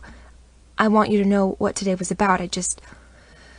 I sigh, trying to find the right words. Hardly anyone knows, and this whole us getting along thing is pretty new, you know? I just need to know that I can trust you. I swallow a gasp as Emerson lays a hand on my cheek, his eyes burning intently into mine. You can trust me, he says. I promise you that much, Abby. How can I prove it to you? Trade me a secret for a secret? I laugh, only half joking. Okay, he replies, his gaze unwavering. Deal. Wait, seriously? I ask, sitting up a little straighter. Seriously, he says, letting his fingertips trail over my shoulder, down my arm. I want you to know I'm for real. I'll tell you a secret if you'll let me in on one of yours. I try my best to take deep breaths, suddenly afraid of knowing Emerson's secrets, being bound to share mine as well. But I know I have to be bold now. I've spent too much time living in shame and fear. Okay, I whisper, inching closer to him. Tell me a secret, Emerson. Make it a good one, too. All right, he says, his voice hoarse and low. I haven't stopped thinking about you for 2 weeks straight. Since the night of the party, I got to see a side of you that night I'd never really seen before. In the closet during that stupid game, you were so direct, so ready, and so fucking sexy. If the cops hadn't shown up, I don't know what would have happened, but I damn well know what I wanted to happen. What? I breathe so close to him that I can feel his warm breath against my skin. What did you want to happen? His eyes glint with something that looks like longing. Lust. Can this seriously be happening right now? Is someone about to leap out from behind a houseplant and tell me that I've been punked or what? It would probably be better for me to show you than tell you, he growls. Is that okay? Unable to formulate a single word, I simply nod my assent. With a fiery intensity I've never seen in him before, Emerson catches my face in his broad hands. I can feel my heart barreling against my ribcage as he takes one long, steady look at me. Before I can take another breath, he's brought his lips to mine in a searing, earnest kiss. The entire world shrinks down to our two bodies as I feel myself subsumed by the sensation. His lips are unbelievably soft, his mouth so strong as it works against mine. I open myself to him, closing my eyes in rapturous bliss as his tongue glances against my own. The taste of him electrifies my senses. In this moment, there is nothing but him. I gasp softly as Emerson pulls me onto his lap. I straddle him, wrapping my arms around his shoulders as his tongue probes deeper and deeper. Pressing myself flush against him, I let a low groan escape from between my lips. I can feel through his signature blue jeans that he's hard for me. The full, stiffening length of him presses against my sex, exactly where I've been dreaming of feeling him for the better part of 4 years. My body has never been this alive, with want. Not with anybody. Moving with him feels intuitive in a way it has never been with any other guy. I grind my hips slowly, feeling him grow even harder beneath me. His hands slide down over my ass, running along the firm rise in my jeans. He pulls me tighter, letting me feel just how much he wants me. In a moment of daring, I close my teeth around his bottom lip, tugging gently. He looks up at me in wonder. "Where the hell did you come from, Abby?" He breathes. "I've been here all along." I smile, running my hands through his chestnut hair. "You just haven't noticed until now." "Please," he chuckles, wrapping his arms around the small of my back. "You honestly think I haven't noticed you before?" "Well, you never said a word to me before our parents met," I pointed out, bringing my lips to his scruffy throat, kissing deeply. "Why would I? You were out of my league," he replies, running his down my sides. "I didn't want to risk making an ass of myself." I start laughing so hard that I nearly topple off of him. "Now that is hilarious," I crow, steadying myself. "Me? Out of your league?" "Of course," he says. "Can you seriously not see that?" "All I can see right now is you, Mr. Drop-Dead Gorgeous Lacrosse Star." I smile, feeling emboldened by his words.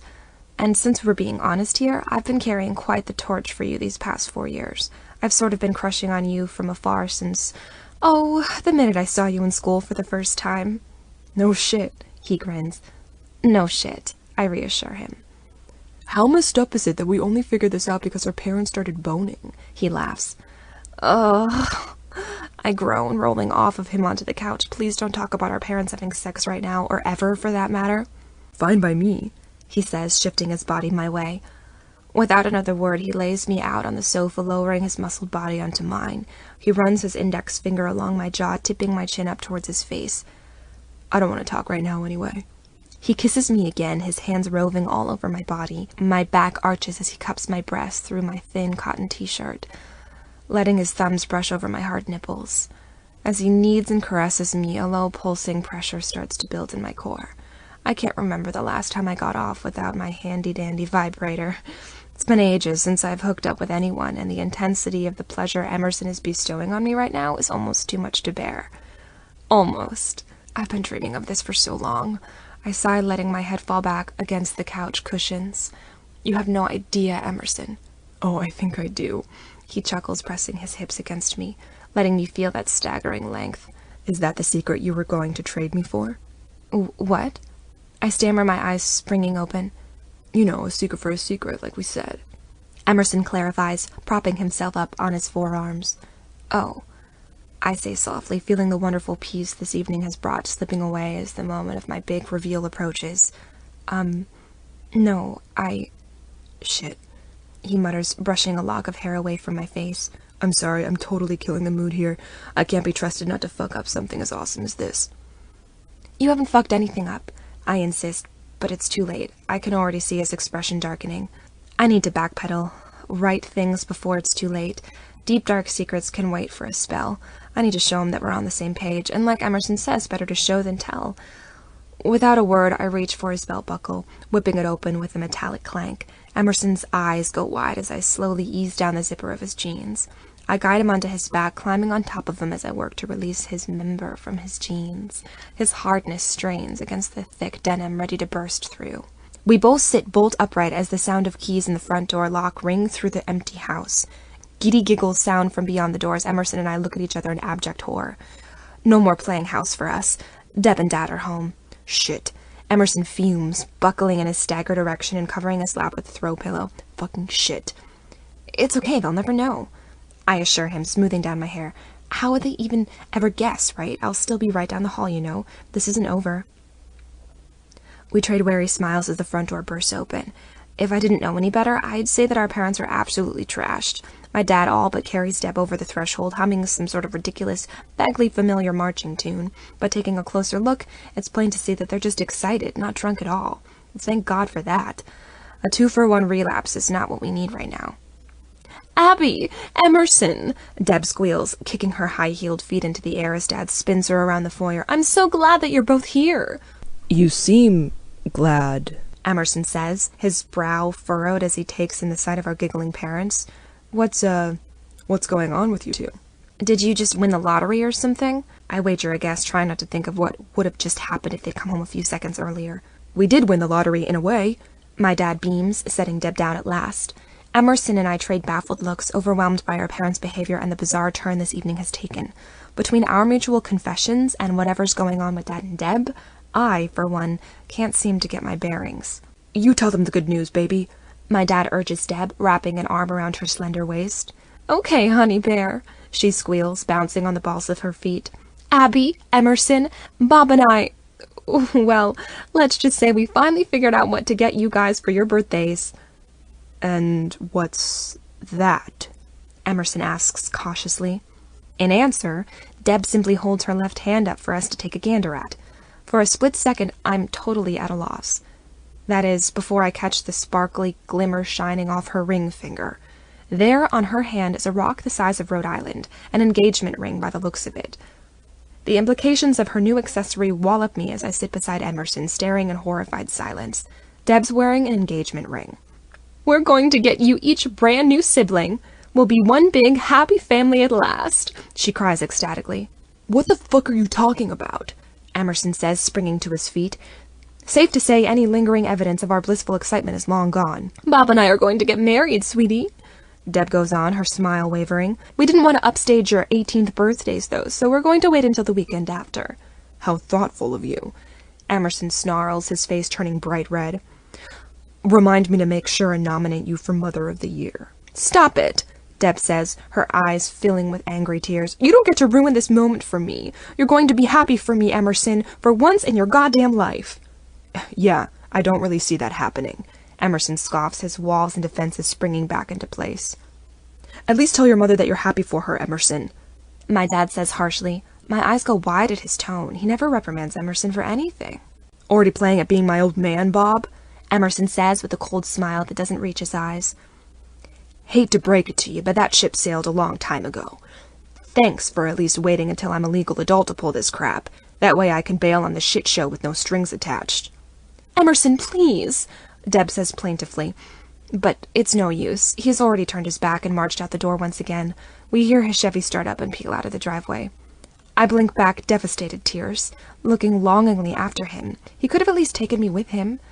After everything we just shared this evening, after everything we did. He said I could trust him. Was that just another lie to get in my pants? No, of course not. He's just hurt by our parents' carelessness, hurt by what it means for us. Well, are you going to say congratulations at least? My dad asks me flatly, placing a comforting hand on Deb's back. I don't... I stammer, looking back and forth between them. I don't know what you want from me, Dad. That is very disappointing, he replies, looking as hurt as I've ever seen him. But how the hell am I supposed to congratulate them on what is clearly nothing more than an impulsive, terrible decision? They barely even know each other. They're still in the early stages of recovery. What the hell are they thinking? So ungrateful, both of them, Deb mutters, marching up the stairs. Dad heaves a sigh as she slams their bedroom door. An eerie silence falls over the house, punctuated only by Deb's muffled sobs from upstairs. My dad and I look at each other across the wide-open space. This is as alone as we've been in months. Ever since Deb showed up on the scene. I wish I could be honest with him right now, tell him how reckless he's being, tell him how much it hurts me to see him pick up with the first woman he meets without actually giving a shit about her.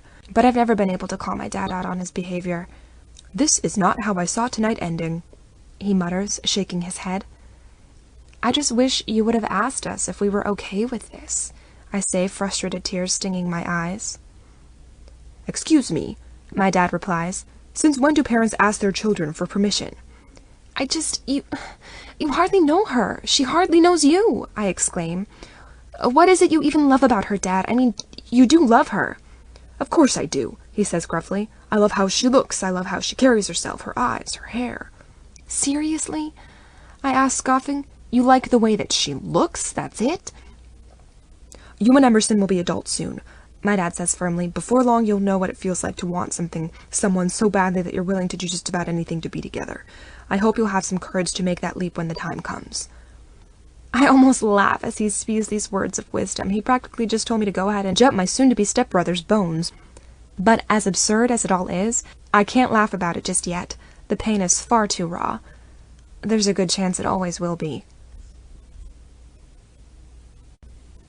Chapter 5. It's 3 in the morning before I hear Emerson's car swing back into the driveway beneath my window. In the 4 hours or so he's been on the road blowing off steam, I haven't slept a wink. I haven't even come close. My nerves have been on hair trigger, ready to snap clean in two as I wait for him to return.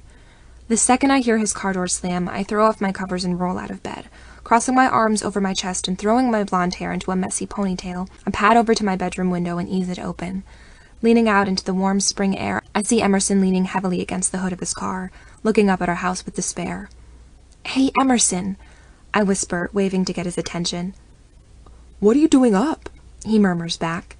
"What do you think?" I say. "I was waiting for you. Stay there, I'm coming down." "You don't have to," he starts to say, but I've already turned away from the window. I take the stairs 2 at a time, not pausing long enough to be self-conscious about my tiny cotton shorts and camisole. I gently push open the front door and step out into the darkness of the very early morning. Emerson watches as I cross the driveway toward him. He smiles wryly at my approach. "Are you trying to kill me with those shorts or what?" he says. Though I know he's teasing, there's a frustrated, regretful hunger beneath his words that breaks my heart. "Some of us have been in bed for hours now," I remind him, leaning against the car by his side, "instead of rending our shirts and bellowing into the wind, or whatever it was you were doing out there." "That about sums it up," he replies. "What, are you pissed at me?" "It would have been nice not to be stuck alone with our parents after all that," I point out. "Your mom cried for hours." "It's one of her favorite hobbies," Emerson shrugs. "You could have at least taken me with you," I shoot back, "after everything." "I know," he says, a small sigh escaping his lips. "I'm not used to looking out for anyone besides myself, Abby. I gave up on my mom years ago, and I guess when shit gets real, I just look out for me. I'm sorry." "It's okay," I whisper, reaching for his hand. To my relief, he lets me take it. "You're back now. That's what matters." He looks my way, his blue eyes gleaming even in the darkness. I can see a million thoughts swirling behind those eyes, afloat in a churning sea of turmoil and rage. I wish there was anything I could do to ease that pain, and maybe, just maybe there is. "Come on," I say, tugging his hand. "Let's go." "Go where?" he asks, standing stock still. "I'm exhausted, Abby." "Just follow me, Sawyer," I reply, pretending impatience. "Unless you're too chicken shit, that is." He rolls his eyes, just enough playfulness to give me hope. Without another word, I tow him away from the car. Silently, we make our way around the perimeter of the house, the expansive backyard, the black water of the in-ground pool. I lead Emerson along the edge of the woods that surround our property, peeling off down a well-worn dirt path. I expect his body to tense up as I drag him into the foliage, but he follows gamely. I suppose he doesn't scare so easy, Emerson Sawyer. "Here it is," I say, after a few minutes of trudging along through the underbrush. We've come to a stop before a thick, sturdy trunk, inlaid with wooden planks that serve as footholds. It's a place I've come to love and depend on as a safe haven. During the worst of Mom and Dad's fights, and the later the worst of his drunken rages, this is where I'd come. "What is it?" Emerson asks, raising an eyebrow at the makeshift ladder. "I'll show you," I tell him, grasping a plank and pulling myself up a foot. "Just don't check out my ass the whole time I'm climbing now." "That is not a fair request," he smiles as I scurry up the trunk before him. I can feel his eyes raking along my body the whole while, and despite my instructions, I can't pretend that I mind too much. As we hit the point where the tree's branches begin to fan out, I pull myself onto a wide wooden platform, scooting over to make room for Emerson beside me. This weathered deck was built to last, but it helps that I've maintained it over the years. It's not quite a treehouse, but it does the trick as far as secret hideaways go. "Well, this is rustic," Emerson laughs, swinging himself up onto the platform to join me. "Did your dad make this?" "My grandpa did, actually," I tell him. "Back when my dad was still a kid. This was his and my grandma's house, before they passed it along to my mom and dad." Did they pass away, your grandparents? Emerson asked gently. Nah, I chuckled. They just decided that Florida was more their scene is all. Didn't want to go through the hassle of selling this place. They're, pretty well off, my grandparents. Good people, but loaded as hell. Not a very typical combination, is it? Emerson replies gruffly. He looks over at me as I avert my eyes embarrassed. Sorry, I didn't mean you. Didn't you? I ask softly. Of course not, Emerson says, reaching for my hand. I told you not 4 hours ago how I feel about you, Abby. You're not just some rich girl to me. Christ, I would never hold you accountable for your family. That would mean you could hold me accountable for mine. Good point, and I wouldn't dream of it for the record. I laughed shortly, though apparently we're about to have our shitty families joined in holy matrimony, so congratulations to us? Or something. Emerson grumbles, shaking his head. It's a terrible fucking idea. They don't even know each other. They're gonna make each other miserable. I know, I reply, heaving a sigh. This is why marriage gets such a bad rep, because assholes like our parents fuck it up for everyone. Seriously, Emerson says, pulling out a cigarette. I don't even have to ask this time. He just passes it my way. He holds the lighter for me as I run the tip of my cigarette through the flame. We inhale deeply in unison, peering up at the stars through the canopy of leaves above. Our fingers are still entwined, natural as can be. That might be what hurts the most. The potential of a relationship that feels as easy as breathing, scattered by our parents' carelessness. It's not fair, I whisper, my eyes prickled with tears. No, it's not, Emerson replies, pulling me tighter against his side. I mean, Jesus Christ, their timing. I laugh, though nothing about this is funny. No kidding, he replies. If they hadn't shown up when they did, Abby, I don't know what would have happened back there. I mean, I know what I wanted to happen. And what's that? I ask softly, unable to look at him in the eye. I think you know, he says, circling my waist with his muscled arm. But what I don't know, at least for sure, is what you want out of this. Out of us. My heart is lodged in my throat as I think of how to answer. I need to be bold now, to tell him the truth. Even if I've read him entirely wrong and he thinks I'm insane for what I'm about to say, we'll be out of each other's lives in a few months' time, so here goes. If we hadn't been interrupted, I say softly but steadily, I wouldn't have stopped until we'd had each other. That's all I wanted. He glances down at me and I force myself to meet his gaze. His eyes smolder with wanting me. The intensity of his lust nearly bowls me over. Well, that's what I wanted too, he growls, catching my chin in his hand. He brings his mouth to mine, kissing me forcefully, deeply. There's a hint of finality in this kiss that nearly brings me to tears. What are we supposed to do? I whisper, pulling away from him. It's Thursday now. By Sunday, we'll technically be siblings. I know that, Emerson replies, his teeth gritting in hopeless frustration. And once that's the case, we can't. I know, I whisper. Of course we can. It wouldn't be right. Nothing about the situation is right, he scoffs. God, I mutter. Why couldn't we have just found each other years ago, before we were out of time? We're not out of time yet, Emerson says carefully, as if testing the waters. My heart clenches tightly as he goes on. Tomorrow's my birthday, Abby. Saturday is yours. That means that on Saturday, and only on Saturday, we'll both be legal adults. Legal, unrelated adults. Who can argue with that? Are you suggesting... I reply, my eyes going wide. If I don't at least suggest it, Emerson says, pulling me onto his lap, I'll regret it for the rest of my life. So, yes, this is me telling you that I want you, Abby. I want to be with you. I want us to have each other. If only for once in our lives. I'm suggesting that we give ourselves that before it's too late. You can tell me I'm nuts, or to go fuck myself, or whatever you like, but I have to at least tell you that's what I want. Well, Emerson, I say, struggling to take a deep breath, that's convenient because I want that too. We stare at each other for a long moment before bursting into uproarious laughter. Gut-bursting, tension-relieving, hysterical laughter that almost sends us both rippling off the platform at once. I throw my arms around Emerson's shoulders as we both roar at the insane, absurd hilarity of the whole situation. A wave of relief crashes through me as laughter racks my body. God, it feels good to let some of this pressure release. That might be the most awkward thing I've ever said in my life, I crow, wiping tears from my eyes. This may be the most awkward conversation that's ever occurred between two people. Emerson replies, "Hey, I know you're about to be my sister, but I really want to do you." That sets us off again. We collapse into each other until we end up lying on our backs, chest heaving, staring at the stars. Our hands are clasped, our smiles wide. Despite the crappiness of the whole situation, here we are together, on the same page. "Promise me it will happen," I say to him. "Promise me that on my birthday we'll get to be together, the way we want to be." "I promise," Emerson says, giving me a sweet, chaste kiss on the forehead, "but, I hope you don't mind if I ask another sort of awkward question?" Emerson goes on, his fingers tightening ever so slightly.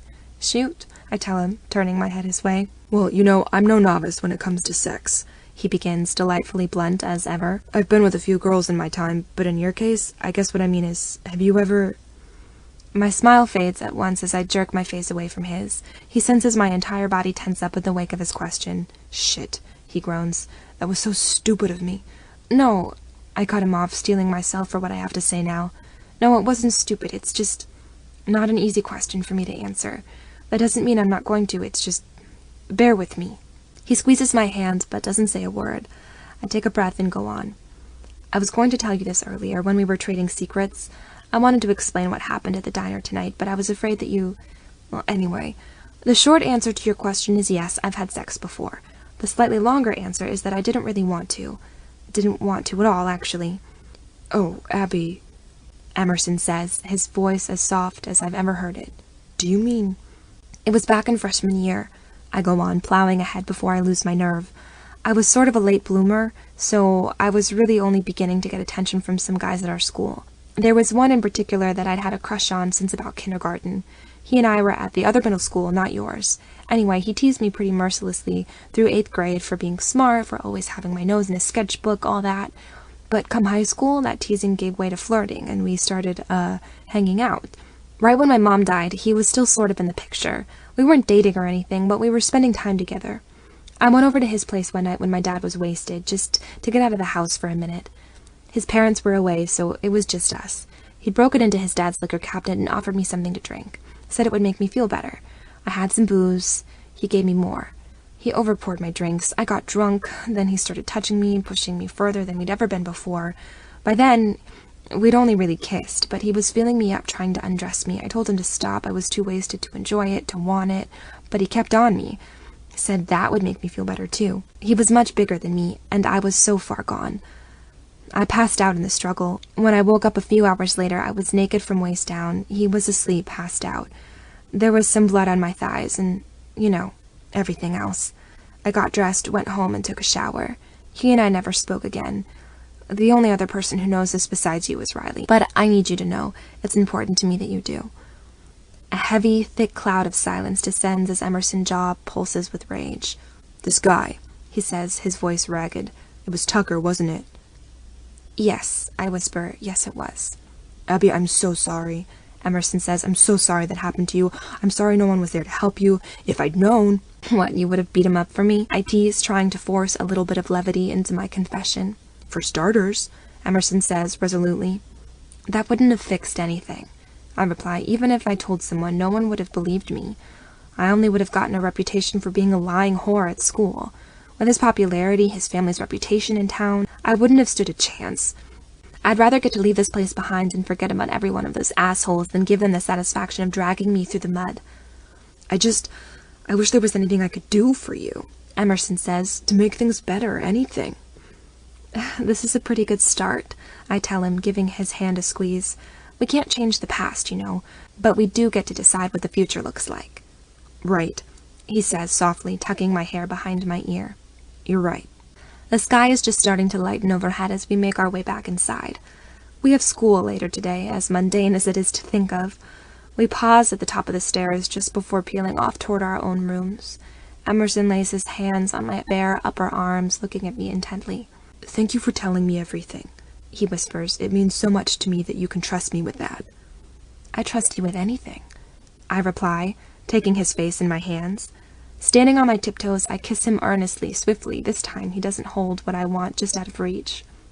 We step away from each other and dart into our rooms. As my face hits the pillow at last, I realize the enormity of everything that's come to pass in these last 24 hours.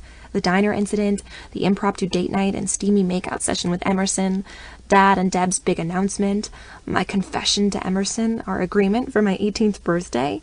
I'd better give this to Riley in small doses, or else she's going to lose her shit. Permanently. Chapter 6. Sure enough, my best friend is flabbergasted and delighted when I give her the scoop of all that's gone down with me since the last we spoke. We've decided to spend gym class huddled at the top of the football field bleachers now that our teacher has given up on trying to make us participate in class. It's a good thing, too, because the squeal that Riley admits when I let her in on my and Emerson's plans for Saturday would be enough to burst any unaccustomed eardrums. "What the fucking fuck?" she shrieks, shoving her hands through her black curls. "This is too much, in the best way possible. Where is it going to go down? What are you going to wear? What if the sex is just too good and you have to rush off and elope just to beat your parents to the punch so that they're the fucked up ones? What if, whoa, slow down, tiger?" I laugh. Neither of us expects this to be long-term or anything. It can't be. With our parents getting married, we'd probably hardly even see each other after graduation anyway, even if they weren't tying the knot. This is a one-time thing, a gift to ourselves. Please don't get your hopes up for some happy ending. "Who do you think you're talking to?" she scoffs. "My imagination can wring a happy ending out of any situation. I'm holding out hope for you two." I wish I had your optimism then. I laugh. Really, I do. "And I can't believe you told him about—" "You know," she says, growing somber. "You must really trust this guy, huh?" "I know it's crazy, but I really do," I tell her. "It might blow up in my face and ruin me for life, but hey, nothing's been able to ruin me yet, so I like my chances." "See, you're plenty optimistic," Riley says, raising an eyebrow. "Well, optimistic-ish." Later that evening, I'm curled up on the couch going through some mind-numbing calculus homework. I have my headphones in, trying to drown out Deb and Dad's pre-wedding chatter with some Kings of Leon. They're huddled over the kitchen table, going over the last-minute plans for their spur-of-the-moment wedding ceremony and honeymoon.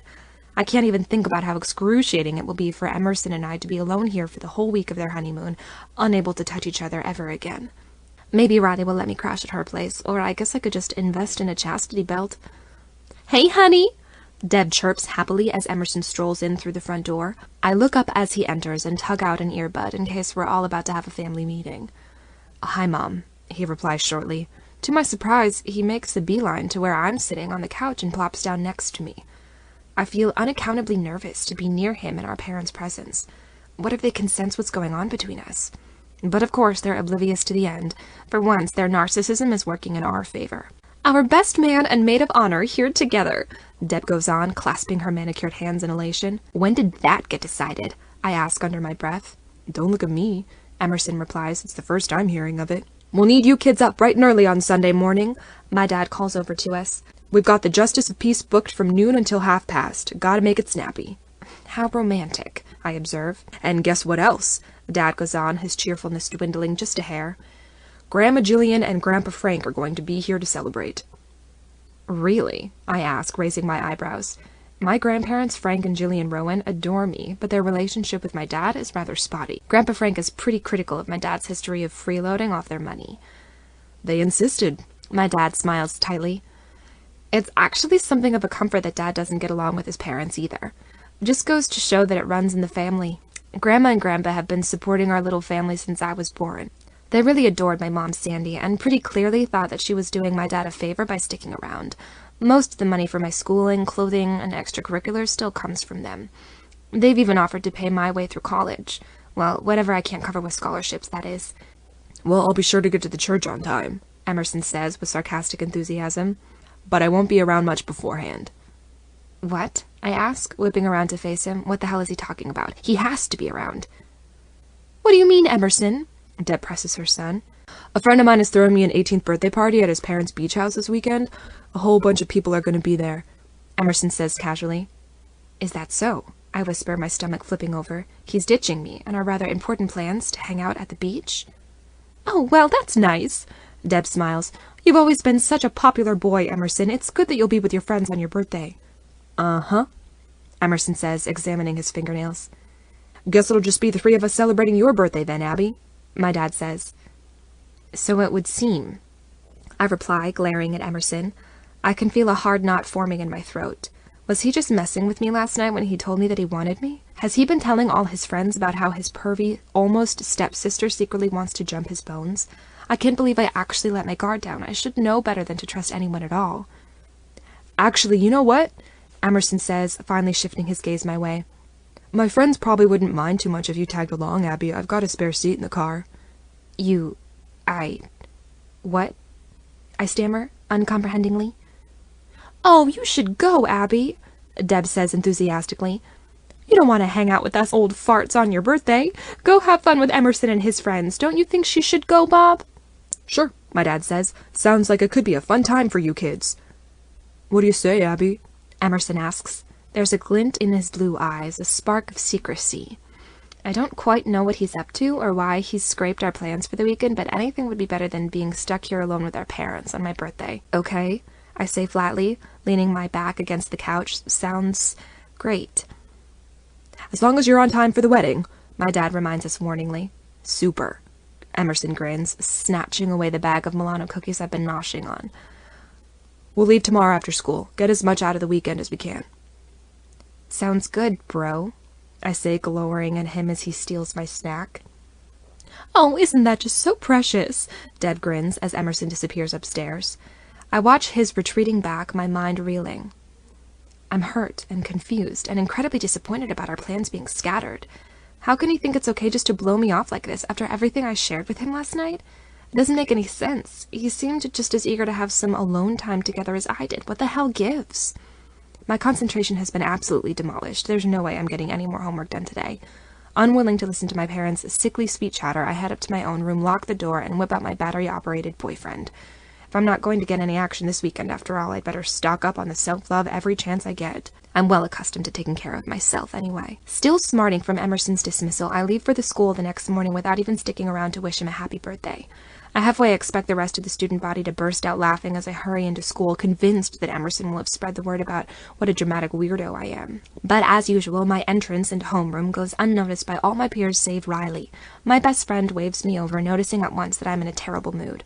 What's wrong? She asks, as I sit down next to her. Oh, you know, I sigh, just everything in the entire world. Without a word, she takes my hand and tows me towards the classroom door. Our teacher, a balding man in his 40s, looks up from his game of computer solitaire as we march past. Excuse me, he tests. Where do you ladies think you're going? Without missing a beat, Riley spins around to face him, plants a hand on her hip, and says, We both just got our periods simultaneously. They're super heavy, too, like horror movie level, so we're gonna go take care of our woman issues together, okay? Bye! The teacher's face drains of color as we traps out the bathroom and slam the door behind us. The rest of our classmates are in their classrooms already, so we're all alone as we beat a quick path through the halls and hole up in one of the girls' bathrooms. We squeeze ourselves into one of the larger stalls and settle down for a good long talk. Riley cracks the window so she can enjoy a gossip session cigarette, and I tell her about Emerson's surreptitious change of plans for the weekend. That doesn't make any sense, she says, putting her smoke out on the windowsill. Tell me about it, I exclaim, letting my head fall back against the tile wall. There's got to be more to it, she says resolutely. Why would he be all profess his love for you one night? He professed his wanting to bone me, I correct her, not his love. Right, Riley says, rolling her eyes. Why would he profess his whatever, only to leave you high and dry? Doesn't follow. You're the expert on man brains, I reply. You tell me what I'm supposed to make of all this. Just wait it out, she tells me, resting her hands on my shoulders. I'm sure there's an explanation here. Having unloaded some of my frustration, I feel like I can at least make it through the rest of the day without exploding. We'll see how I feel once I'm cooped up in some beach house with a bunch of Emerson's buddies. As I step out of the girls' bathroom with Riley right behind me, I very nearly crash into a wall of person that appears out of nowhere. Christ, I mutter, stepping out of the way just in time. Watch where you're... There you are, a very familiar voice says. I was looking for you. I glance up only to find Emerson's blue eyes looking back at me. I do my best to tamp down my automatic excitement at seeing him. Can't let him get me all riled up now. Oh, I say, feigning indifference, and why were you looking for me? Because we're getting out of here, he replies, as if it's the most obvious thing in the world. Right now, let's go. I thought you said we were heading out after school, I reply, even more confused. I say a lot of things, Emerson shrugs, but right now I'm saying that you and I are getting into my Chevy and blowing this pop stand. What, are you afraid to miss math class or something, Miss Rowan? Don't be an ass, I mutter. If you're so hell-bent on leaving now, fine, it's your freaking birthday after all. That's the spirit, he grins, turning on his heel. Let's go, sis. He walks away towards the student parking lot, and I turn to stare at Riley bewildered. What are you waiting for? She whispers, giving me a little push. Go with him. All right, I mutter, and set off after Emerson. I never straight up ditched school before. Holding my breath as I slide into the passenger seat, it occurs to me as strange that there's no one else hitching a ride with us. I thought we'd be transporting at least a couple of Emerson's meathead friends to the beach with us. Emerson steers the Chevy out of the school parking lot, and for a moment it seems that we're totally in the clear. That is, until the security guard at the front gates looks up from his crossword puzzle with a scowl. You might want to duck down in your seat a little, Emerson tells me. I obey, without daring to ask why. The security guard lumbers out of his hutch, signaling for us to stop. Emerson eases up on the gas as we approach, rolling towards the gates. But just as we're coming up on the school guard, my reckless companion floors it. With a rapid whir of engine, we fly past the baffled guard and swing out onto the main road of the town. I swallow down a terrified yelp as I watch our school shrink behind us in a review mirror. Desperate times, right? Emerson laughs, slapping the steering wheel with his palms. I don't understand why you're so desperate to get to some stupid house party, I grumble, crossing my arms. Even if it is in honor of your birthday. Emerson raises an eyebrow at me, an amused grin spreading across his face. Holy shit, Abby, he crows, laughing at my surly expression. You are, hands down, the most gullible person on the planet. Did you seriously think... What? I ask, sitting up a little straighter. Did I think what? Did you seriously think I was going to blow off what we planned for some stupid birthday party? Damn, I must be a better liar than I thought. He chuckles, pulling out a cigarette. My heart inflates like a helium balloon as I catch his drift. You mean... we're still on for...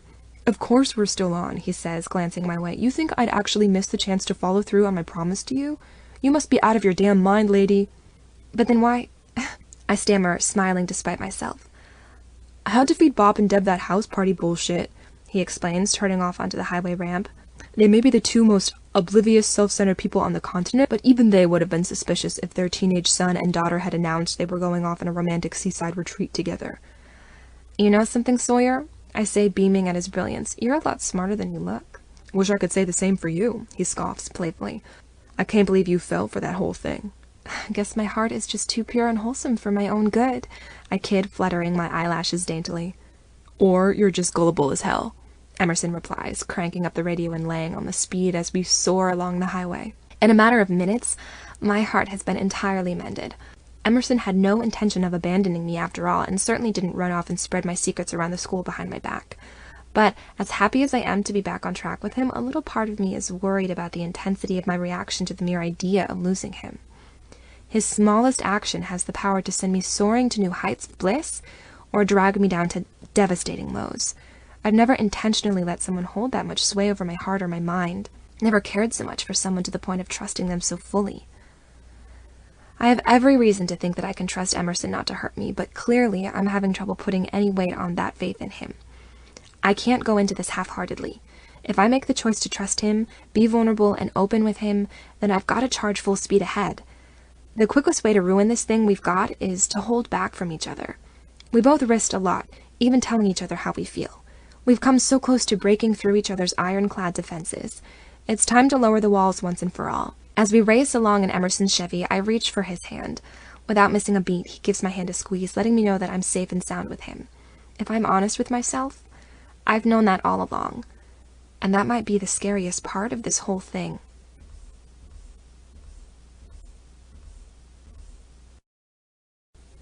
Chapter 7. At least one part of Emerson's story was true. We are, in fact, spending the weekend at the beach.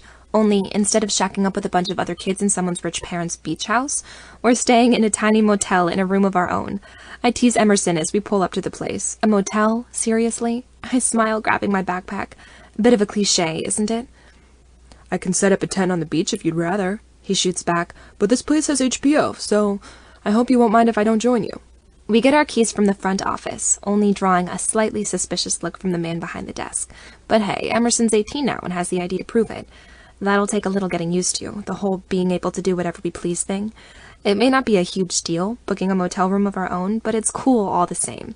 It's a taste of adult independence, and damn, it's thrilling. though not nearly as thrilling as what's set to go down in said motel room, that's for damn sure. We find our room at the end of the long line of doors. The motel sits right on the edge of the dunes, overlooking the Long Island Sound. The spring air is just cool enough to be refreshing, and the sun is just beginning to set over the water. Emerson pushes open our door, and we step over the threshold together. My reservations about staying in a motel evaporate as I take in the space. It's a quaint, simple room, but kept and cozy.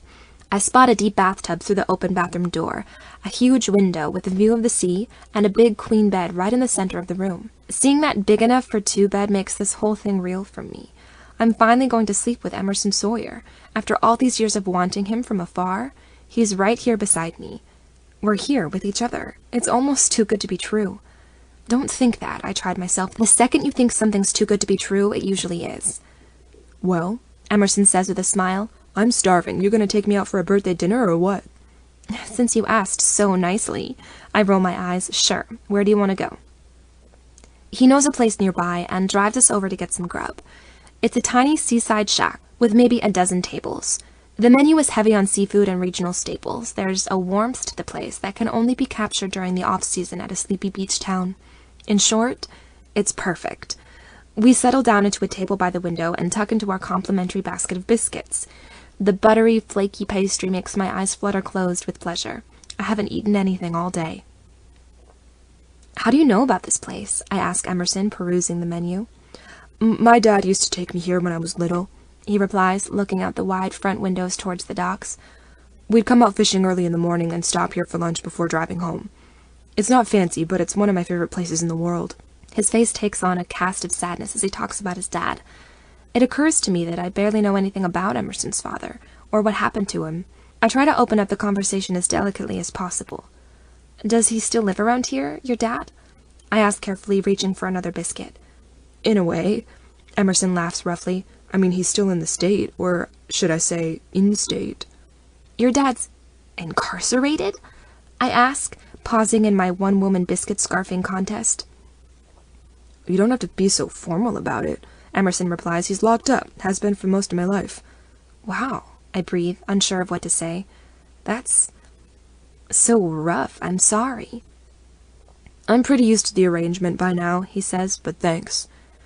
Do you mind if I ask? I mean, you don't have to go into it. I fumble. No, it's okay, Emerson replies. You told me so much about your past, it's only fair that I be open with you too. We pause our conversation long enough to place our orders with the young, friendly waitress. Once she's taken our menus away and left us alone once more, Emerson takes a breath and begins. My parents got married pretty young, he tells me. For a while, they were really happy. They never had much in the way of money, but when you look at old pictures of them, it always looks like they're having a blast. It wasn't until they started to start a family that things got sort of complicated. Complicated how? I ask. Complicated in that it didn't work for them at first, Emerson goes on. They kept trying to get pregnant without any luck. Their doctors told them that fertility treatments, IVF and all, might help things along. The problem is those treatments cost money, and my parents didn't have any. But they were hell-bent on having a kid, so my dad, Peter, decided to get a little creative with the whole money-making thing. And when you say creative, I prompt him. I mean, he started selling drugs to make extra money, Emerson says bluntly. Nothing major, just weed mostly, and it worked, too. They were able to rake in enough extra cash that IVF was suddenly on the table. My mom was finally able to get pregnant with yours truly, which was all well and good until I was 8 or so. That's when the dealing finally caught up with my dad. He wasn't just selling drugs. Both my parents had already started having issues with substance abuse by then, and my dad got in a really nasty car accident while under the influence that brought everything out into the open. He went away, my mom got worse, and I was left to take care of all of it. I did, too. Have been since I was 8. I mean, it's because they wanted me so badly that they started down that road at all. It only seems fair, you know? Emerson, I say softly, reaching out for his hands across the table. You know that none of that is your fault, right? Oh, sure. Emerson shrugs. I know that, in theory, but it's hard not to feel kind of obligated to them now, no matter how badly they mess up. I know what you mean. I nod. I feel the same way about my dad. Like, since he lost Mom, I always have to be there for him, even if he barely gives me the time of day. Look at us, Emerson laughs. A couple of bleeding hearts. I guess so. I smile. Our bountiful plates of food arrive. Crab cakes for Emerson, vegetable pot pie for me, and we dig in eagerly. plowing through every bite of buttery, flavorful goodness. We even go in for a couple slices of blueberry pie to top things off. I'm surprised we don't roll out of the restaurant at the end of our meal. By the time we make it back to the motel, we're happy, sleepy, and more than a little handsy. My every nerve sizzles with anticipation as Emerson unlocks our motel room love nest and walks in before me. He flops onto the soft queen bed, and I tentatively ease myself down next to him. The whole being alone thing is still so novel for us that I find myself feeling a little shy. Emerson can sense that I'm still getting my bearings, so he just lets me curl against his side there on his bed. His arms close around me as I press my back against his chest. We drift into a post-dinner nap, the sound of the waves cocooning us as we lay there. Even in half-slumber, I can feel my body responding to Emerson's. Our chests rise and fall together, our limbs shifting to accommodate each other. It's so simple, so easy, like we were built for each other. By all rights, I should be feeling so much pressure and anxiety about what we promised to give each other over this weekend, but I've never felt more at peace. I don't know how much time goes by before I turn myself to face Emerson there on the bed. His blue eyes ease open as I lay my head next to his on the pillow. Our mouths twist into matching grins as he runs a hand along the curve of my waist, and I rest my hands on his chest. Without a word, he brings his lips to my neck, kissing me slow and deep. My back arches as his lips move down my throat, across my clavicle, over my chest. My blonde hair is splayed across the pillow beneath me as I writhe blissfully at his touch. I run my fingers through his tousled chestnut hair, tugging him closer toward me. As I press myself flush against his body, I can feel that he's growing harder by the second, just from kissing me. God, that's hot. His lips continue to caress every inch of skin they can find as he slips his hand beneath my gray sweater. The touch of his hand is cool against my flushed skin as he trails up my flat stomach, the tips of his fingers brushing against my ribs. I hold my breath as I feel him reach around my back and unclasp my bra with a flick of a wrist. Someone's had a lot of practice with bra clasps, I tease breathlessly. What can I say? He grins. I have very capable hands. He finally brings his lips to mine as he cups my breast in one hand, running his thumb ever so slightly over my hard nipple. That slight touch sends a pang of desire straight into my core, radiating out through my entire body. His tongue glances against mine, and I kiss him back, deeper and more urgently with every passing moment. I feel his hands skirting along my torso as I let my fingers trail down the hard, rippling line of his abs. He groans softly as I trace the length of his stiff member through his jeans. I take a deep breath as Emerson pops open the button of my jeans. Pulling me close, he slips his hands between my jeans and panties. My sex is aching for his touch, and I can't help but let my knees fall apart, spreading my legs wider for him. I grab onto handfuls of bedding as he pushes aside my panties and rests 2 strong fingers against my throbbing sex.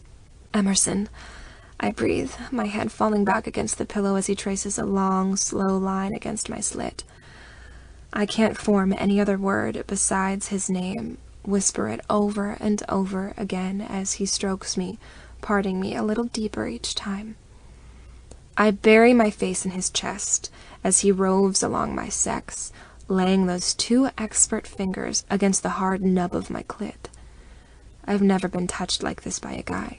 Never gotten off with anything that was battery-operated before. For the briefest moment, I worry about whether or not I'll be able to come with him. That is, before he starts tracing long, slow circles around that bundle of nerves, rubbing with just the right amount of force.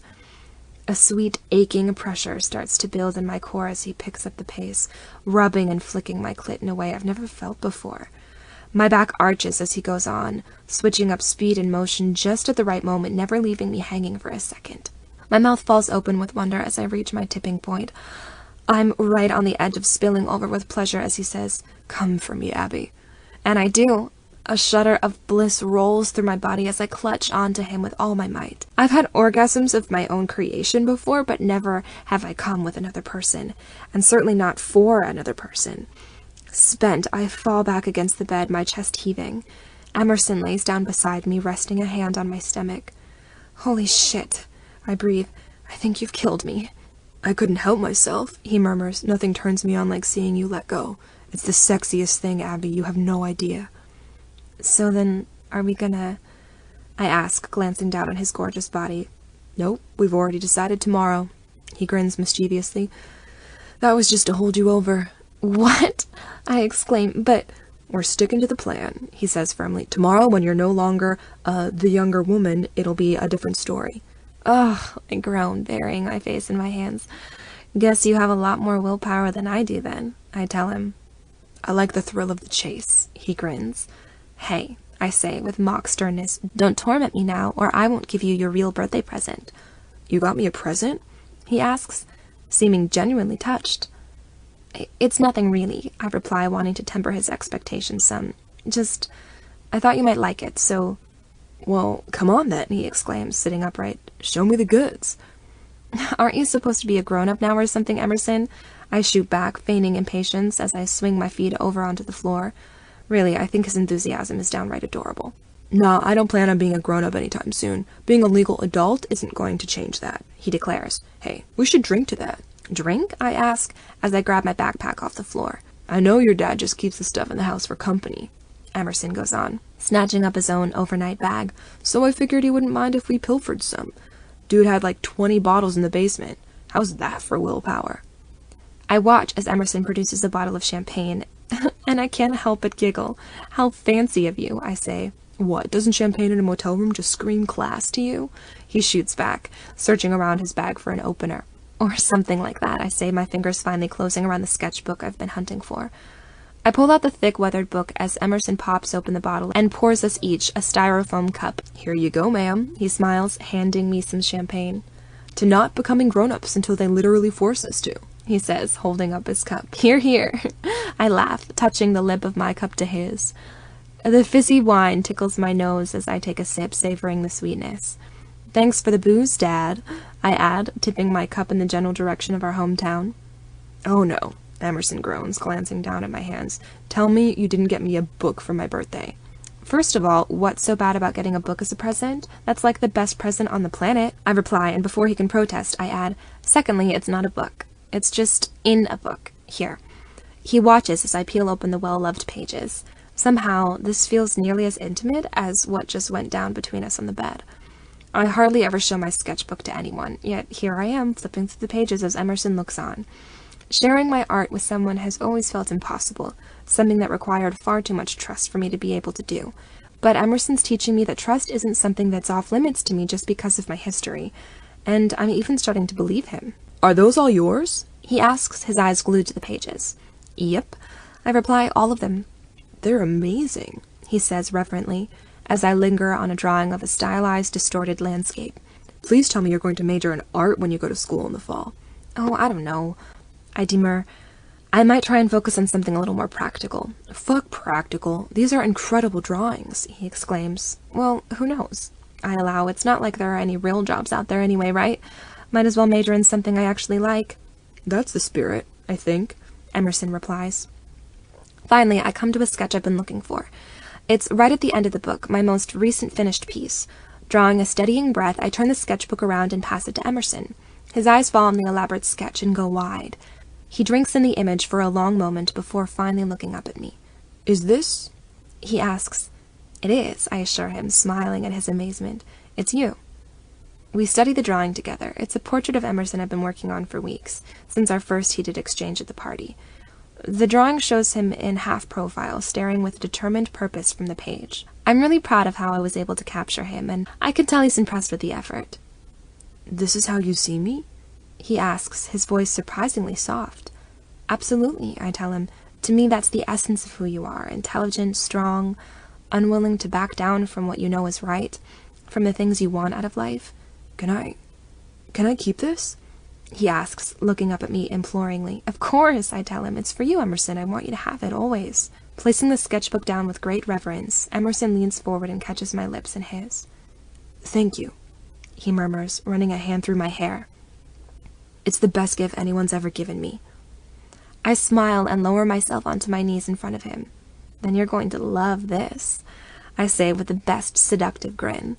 I slowly undo his belt and unzip his pants as he leans back, a look of utter disbelief on his face. I can see the hardening outline of his staggering cock growing down the inside of his jeans, and my mouth begins to water instinctively. Oh, how I dreamed of this moment. My heart feels like it's going to beat out of my chest as he lifts his hips, and I pull down his jeans and boxers, unleashing his throbbing dick. It's beautiful. I've never seen one up close before, and his is absolutely amazing. I grab it reverently, without thinking, and lower my mouth onto him, taking as much of Emerson into my throat as possible. Chapter 8. When the early morning light draws me back up from the depths of slumber, I'm surprised to find that the bed beside me is empty. I roll onto my side, peering around the hotel room for any missing companion. Even after one night, the feel of waking up without him doesn't suit me. I'm just about to roll out of bed and go searching for him when the motel room door eases open. Emerson appears on the threshold carrying 2 cups of takeout coffee and a paper bag. He sees me sitting up in bed and freezes. "Shit," he mutters. "Good morning to you, too?"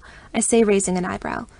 "No, it's just I was gonna surprise you," he says, closing the door behind him. "Here, just pretend to sleep." "Emerson," I moan. "Come on," he pleads, turning his back to dump the contents of the bag onto the dresser. "For me, please." I flop back onto the bed and pull the covers over my head as Emerson futzes with something across the room.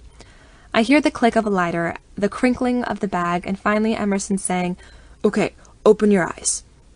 Pulling the covers down ever so slightly, I feel my heart melt into a puddle of goo in my chest. Emerson is walking toward me with a little makeshift breakfast in bed. There's my coffee, some creamers, and a blueberry muffin with a couple of candles in the shape of a 1 and an 8. He places the tray in my lap with a great ceremony, humming the happy birthday song. "Go on, make a wish before it gets all waxy," he instructs me. I glance up at him, wondering what on earth else I can wish for now that he's barreled into my life. I wish that this all works out, I think to myself, somehow. I blow out the candles, and Emerson sits down next to me on the bed, his own coffee and muffin in hand. "What did you wish for?" he asks. "I'll tell you, if it ever comes true." I smile. "Fair enough," he says. "Happy birthday, Abby." "Thank you," I say, peeling the wrapper off my muffin. Adulthood is off to a pretty great start, don't you think? The day only gets better from there. After I treat myself to a long hot bath and get dressed for the afternoon, Emerson and I head down to the beach for a long walk. We take our time, talking all the while about our past, our ideas, our notions about the future. Emerson's planning on going to college eventually, but probably not this year. I'll be starting school in the fall, of course, but we don't talk too much about that part, the never seeing each other again thing part. Maybe we can find some way around the distance if this whole thing doesn't go up in flames. But we'll be step-siblings tomorrow, so maybe it will be better to stay away after all. We don't talk about that too much either. There's a little town center with shops and cafes down the shore a little ways, and Emerson lets me take my time window shopping. I'm not much for designers or labels, but I love vintage and handmade things. There's one store in particular that I go nuts for, a local artist shop that's chock full of gorgeous, eclectic jewelry and handcrafts. I fall in love with one piece especially, a slender silver ring that bears a single pearl. It's so elegant, so simple, and unfortunately out of my price range, but still, a girl can dream. We spend the day wandering around the sleepy beach town, grabbing ice cream and coffee later on, sitting on the sand together, daring to dunk our toes in the still icy water. I field a few texts from Riley who claims, "I told you so," right when I let her in on the real nature of my and Emerson's beach escape. "Remember protection," she texts me, "and call immediately after this is not a drill." "I promise to call you the second I get off," I reply, maybe even during if you're lucky. "Do not play with my emotions, lady," Riley warns me. Though I'm more than excited for the night to finally arrive, I do feel a slight nervousness starting to trip me up. I haven't really been with a guy since what happened with Tucker all those years ago. Even though my memories of that night with him are hazy, I start to worry about flashbacks or even just bad vibes. Obviously, Emerson is nothing like Tucker, and tonight will be nothing like the night of my assault, but still, I can't help but be a tiny bit anxious. Tonight's dinner is even more delectable than the last. Emerson takes me to a little Italian place in town with the best pesto I've tasted, maybe ever. After we've polished off the last bites of birthday tiramisu, it's time at last to head back to our room. As if sensing the hush of anticipation, Emerson cranks up the tunes on the way to the motel. The postal service serenades us all the way back, and I hurry to throw on some iron and wine from my laptop the second we're back in the room. Awkward silences aren't so terrible when Sam Beam croons over them, it turns out. Emerson and I both shuck off our outer layers, and he moves to open a second bottle of champagne. Thanks, I tell him, accepting a cup of champagne and taking a generous swig. Just let me freshen up a little bit. I'll be right out. Take your time, he tells me, his eyes lingering on my face. He can tell something is a little off, but is nice enough not to say anything outright. I duck into the bathroom, drinking down the rest of my champagne and studying myself in the mirror. You can do this, I whisper, coaching myself through my nerves. You've wanted this for years, since before anything even happened with Tucker. Emerson is amazing, and he cares about you, and... Everything okay in there? Emerson asks at the door. Yep, I reply, my voice an octave higher than it usually is. Totally fine. Abby, he says, in a voice that tells me he knows the truth. Do you want to talk? Sighing, I turn and gently pull open the bathroom door. Come on in, I say, trying to play off my embarrassment as I turn and sit on the edge of the bathtub. So what's going on in here? He asks, glancing up at my head. Tell me. I stammer, blushing as I try to string the words together. We've been talking about this all week, you know, the thing we decided to do today. Oh, I know all about the thing, Emerson smiles. And I still really want the thing to happen. I stumble ahead, but I'm sort of out of practice. I've only ever done this once before, and that wasn't such a great experience. And I know it won't always be like that, but you actually know what you're doing, and... Hey, Emerson says, wrapping an arm around me. It's okay, Abby, I understand completely. You don't have to keep anything from me, you know that. I guess I do. I say quietly. Look, Emerson says, taking my face in his hand. I'm crazy about you, Abby, and I always will be. Now, because this world is a shitty, unfair place, we don't have always, because tomorrow our parents are swooping in to fuck everything up. We only have tonight, but I would rather miss out entirely on having you than force you into anything you don't want to do, okay? I want you to want this as much as I do, and if any part of you isn't interested or is uncomfortable, then we don't have to do anything. Just tell me what you want. I bring my hazel eyes to Emerson's, amazed by his level-headedness. He'd pass up on having sex on the only night we actually can out of respect for me?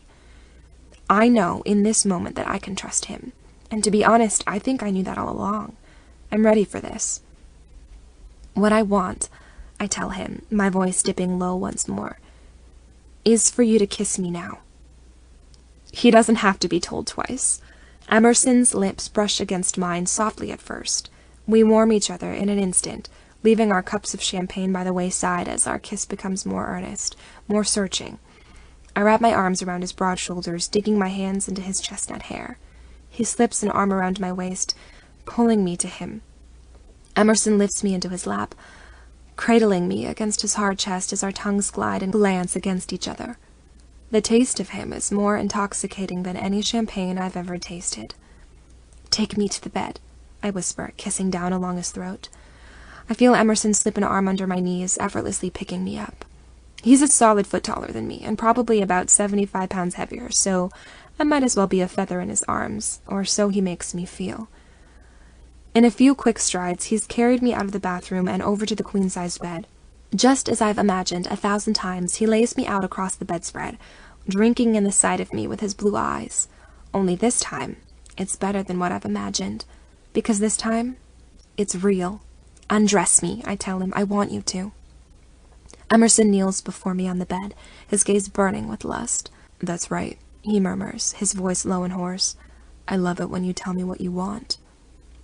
He lifts the black cotton t-shirt up over my head and shucks off his own flannel.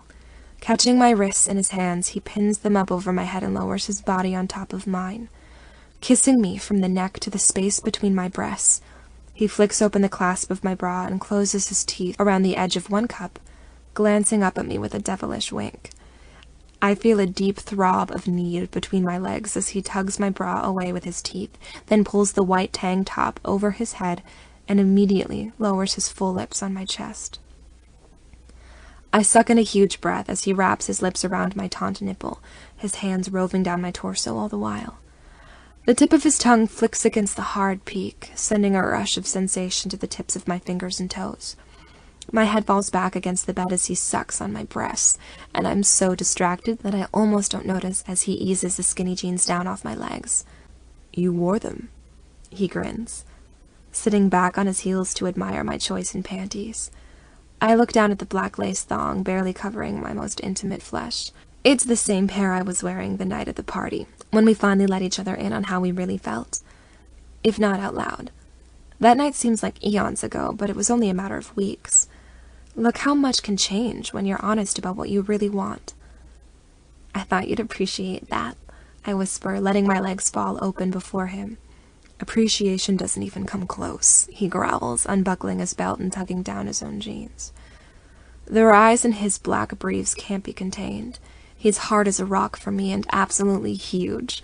Emerson loops his fingers through the band of my thong and slowly, reverently eases it down my legs. I lay before him, utterly naked, the cool air playing against my slick sex.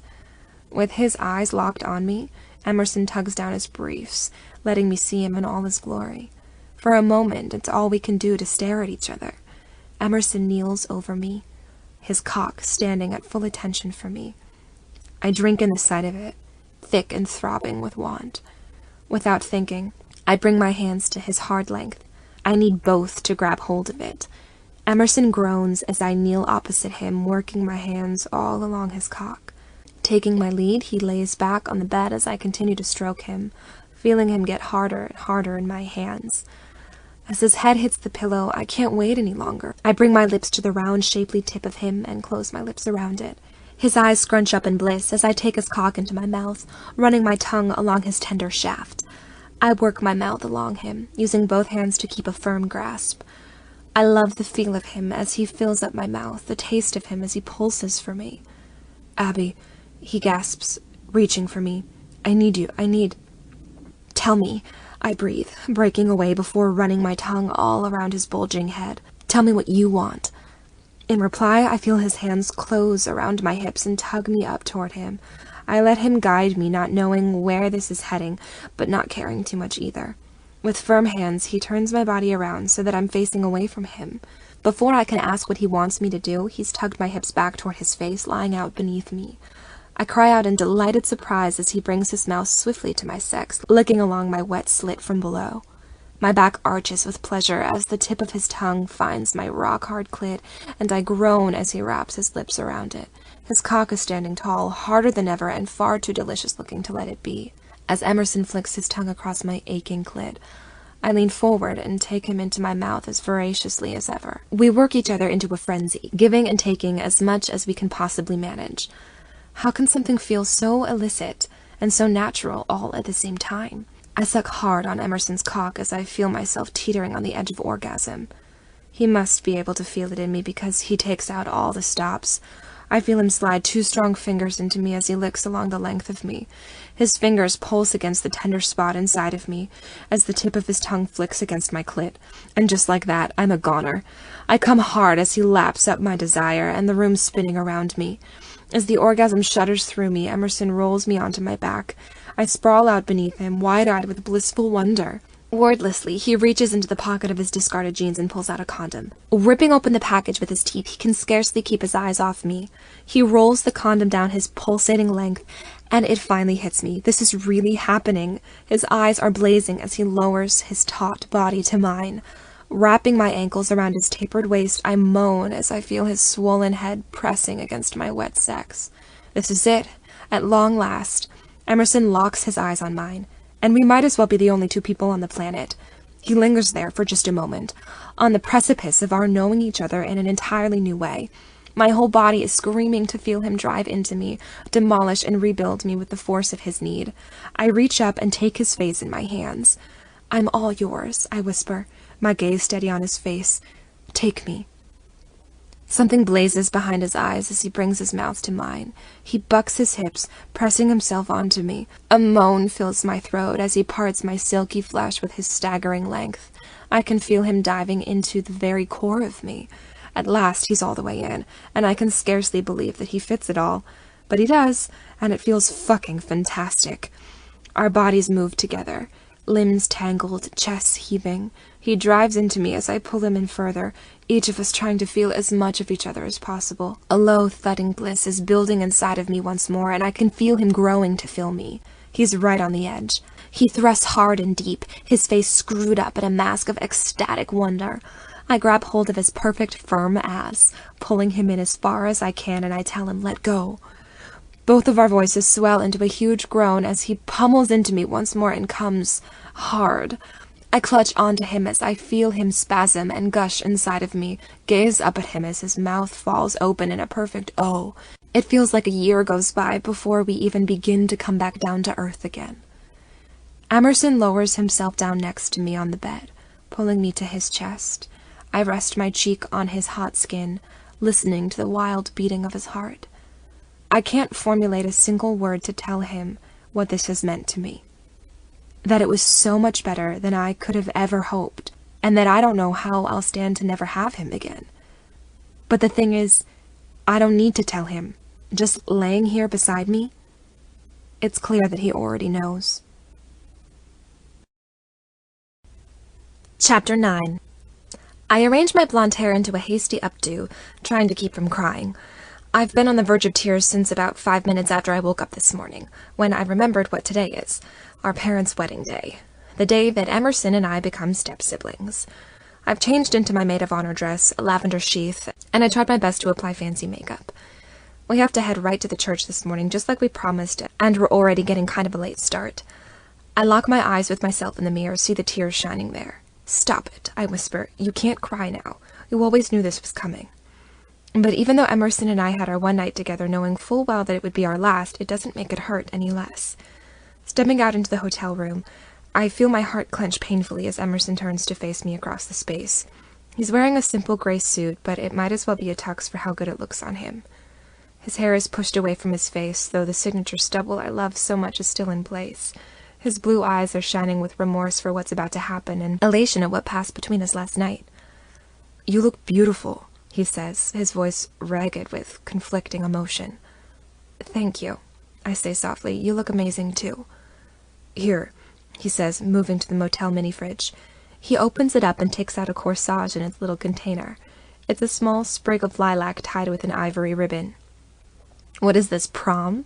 I laugh tearfully, as Emerson eases the band of corsage up over my wrist. "Just as miserable as prom, probably." He grins wistfully, lacing my fingers through his. "Well, don't go overboard," I joke, stepping toward him. Without preamble, he pulls me into a tight embrace, pressing his lips ardently to mine. I take his face in my hands, kissing him hard. We both know that this is the last kiss we'll ever share. It's closed-lipped, almost sacred, and I'll never forget it. "I don't know how just yet," Emerson murmurs, running his hands down my arms. "But it's going to be okay, Abby. We're going to make it through this." "I'll have to take your word for it," I say, shaking my head, because right now I can't see how I'm ever going to feel all right again. "At least we'll still be in each other's lives," Emerson says, searching for a silver lining. "Even if it won't be how we'd prefer."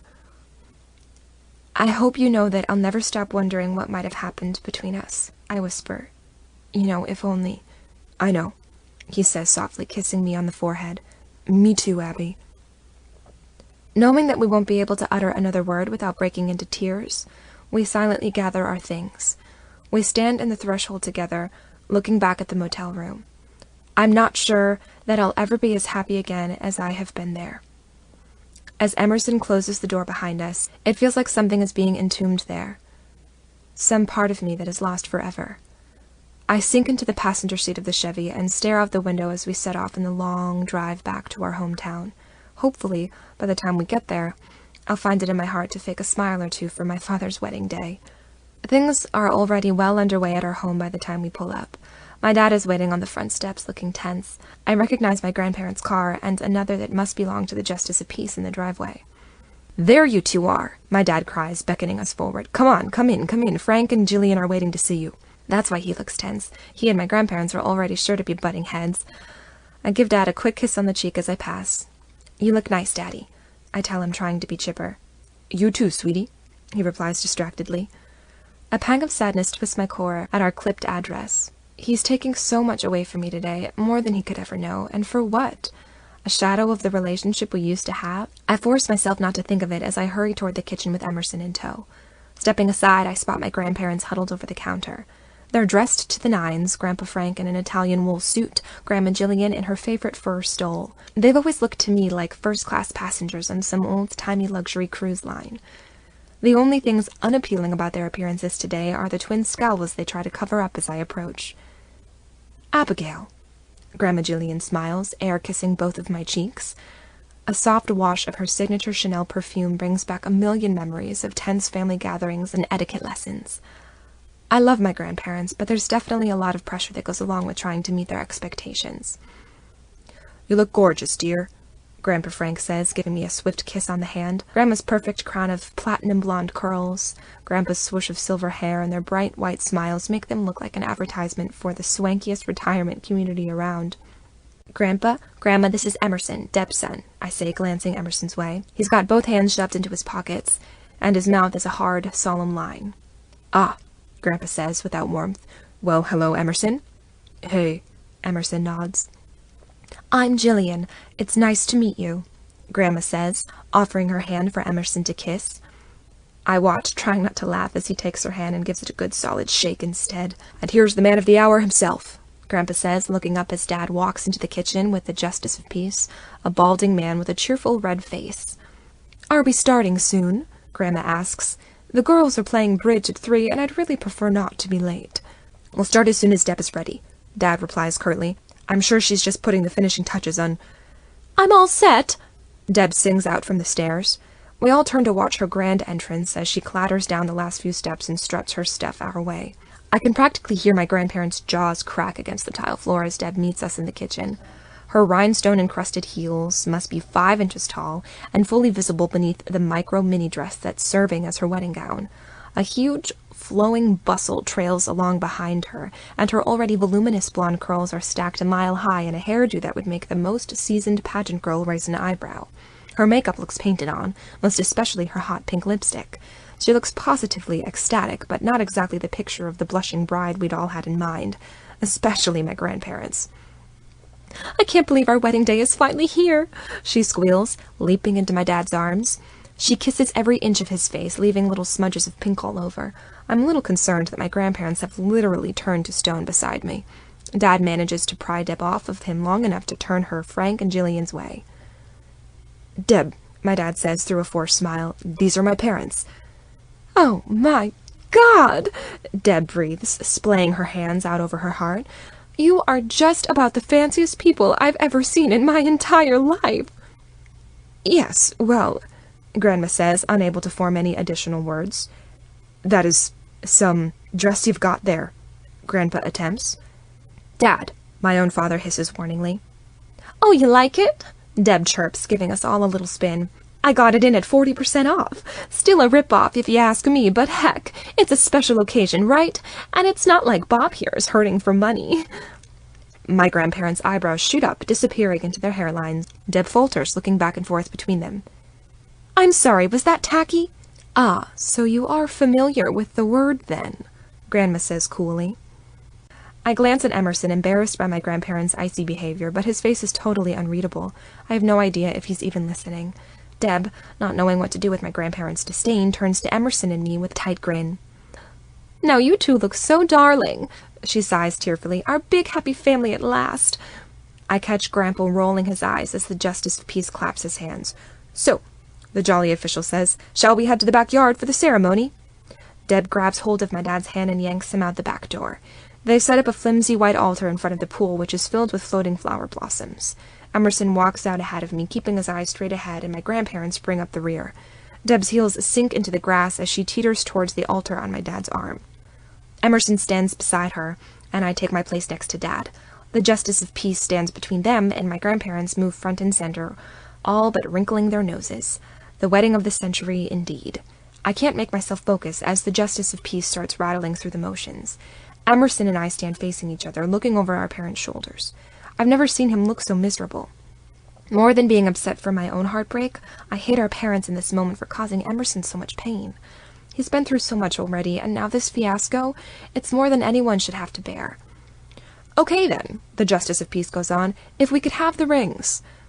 Emerson thrusts them into my dad's hand. Our parents slip the gaudy trinkets onto each other's hands, grinning like two teenagers. The words of their vows and even their I do's fade into white noise as Emerson finally lifts his eyes to mine. We stare at each other, laid bare in this anguished moment. Our gazes say what we never got a chance to. I care about you more than anything in this world. I'm so sorry you're in pain.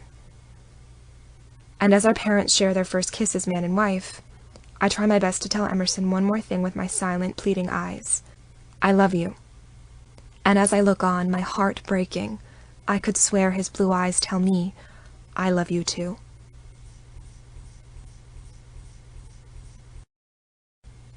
Chapter 10.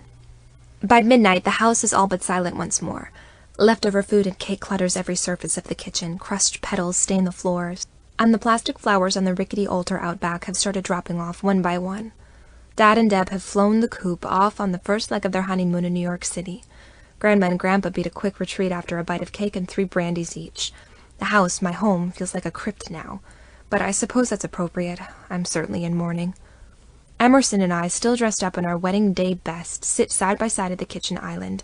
There's an open bottle of vodka and a gigantic round of wedding cake sitting between us, and we're helping ourselves to an abundance of both. Neither of us can think of anything productive to say, but are loath to be alone tonight. We sit there in silence, being careful not to brush elbows or even look at each other for too long. As of this afternoon, when the ink dried on our parents' marriage license, our relationship can only be strictly platonic. I haven't been this miserable since my mom passed away. This feeling of running up against my devastating injustice is something I'm all too familiar with by now. Without a word, Emerson refills our glasses of straight vodka. He snatches up his glass and downs his booze in one swallow. Tearing off his necktie, he staggers to his feet. I stare at him as he turns to leave. "Where are you going?" I murmur, the room spinning as I stand up after him. "Bed," he growls, not looking at me. "That's it?" I asked around the sudden lump in my throat. "It's just going to be one-word answers from now on?" "What did you expect?" he replies, keeping his back to me. "I expected you to be a friend," he scoffs, shoving a hand through his hair. "That was never going to happen, Abby. You know that as well as I do." "We have to at least try," I say softly, reaching out to touch him. At the slightest brush of my fingers, he rips his arm away from me, spinning around with fire in his eyes. "I can't do that," he rages. "No fucking way can I just be your friend." "Don't yell at me," I say, steadying myself against the counter. "You're drunk. You're upset. This isn't you talking." "As if you know the first thing about me," he fires back, shaking his head. "One fuck and you think we're soulmates or something?" "Stop it," I tell him fiercely. "I know what you're doing. You're trying to hurt me. Trying to drive me away so that you don't have to deal with what's happening. Well, too fucking bad. I'm not going anywhere, Emerson. You can't scare me away." "No?" he demands, stepping towards me. He plants one hand on either side of me, caging me against the counter. "You really think so?" "Yes, I do," I whisper, keeping my hazel eyes trained on his face. The sudden proximity of him sets me to trembling. I can't be strong enough for both of us. I need his help. "Please, Emerson," I say, blinking away the tears that blur my vision. "Could you just hold me just for a second?" He stares at me, his blue eyes frozen over, but as the first tear rolls down my cheek, I watch the ice crack. The fight goes out of him, making way for the despair he's been trying to cover up with aggression. "Come here," he murmurs, opening his arms to me. I rush to him, throwing myself into his embrace. He unfolds me in a fierce hug as the tears come hard and fast. He kisses the top of my head, pulling me tightly against him. "You can't disappear on me like that," I cry, burying my face in the front of his suit. "I can't get through this without you, Emerson." "I know, I'm sorry," he says, his voice rasping. It's so hard, Abby. What am I supposed to do without you in my life? The way I want you to be, I mean." We hold each other, each unwilling to be the first to break the embrace. As the sky begins to lighten, we finally trudge upstairs, entirely spent. I walk ahead of Emerson, my body tired and aching. The prospect of sleeping alone tonight is too much to bear. It's hard to believe that it was just last night that I fell asleep next to Emerson, my cheek resting against his bare chest.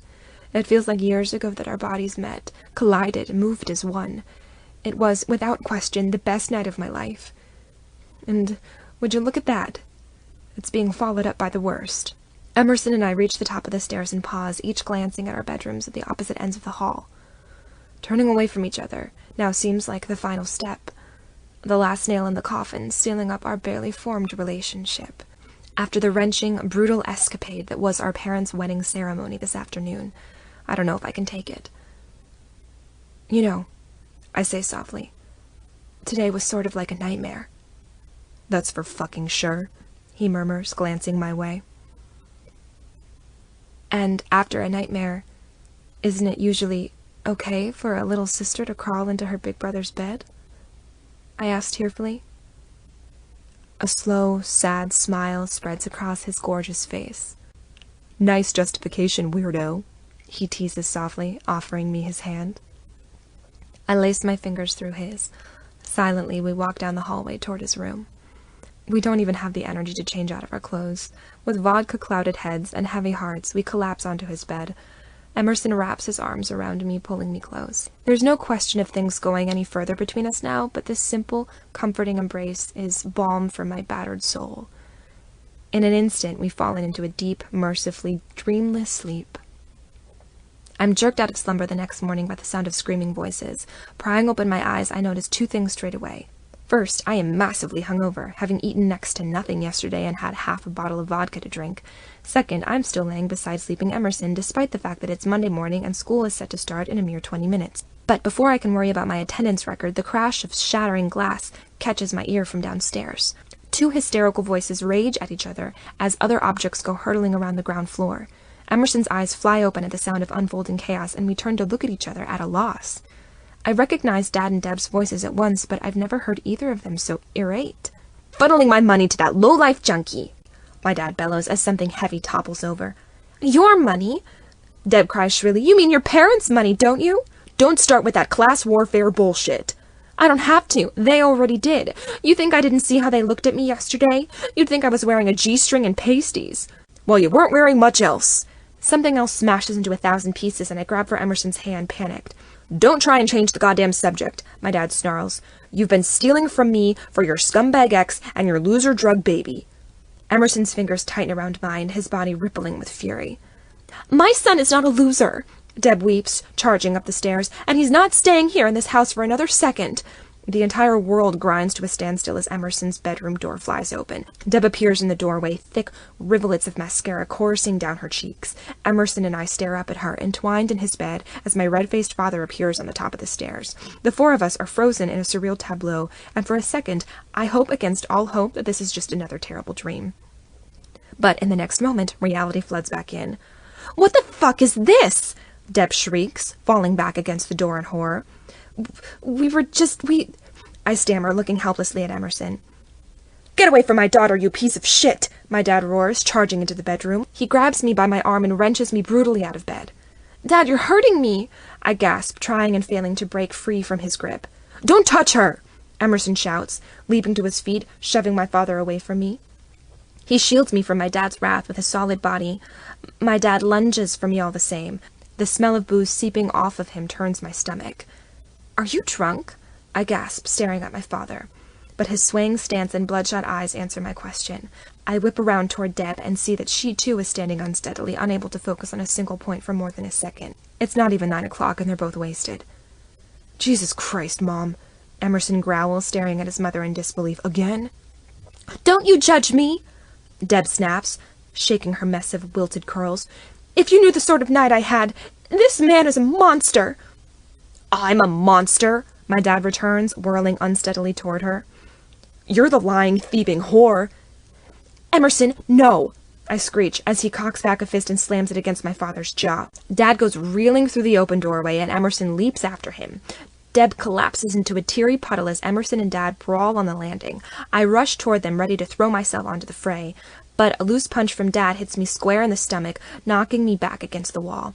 Emerson snaps his face toward me, too worried about my well-being to focus on my dad. But in the moment of his distraction, Dad strikes back, sending a cracking blow railing against Emerson's high cheekbone.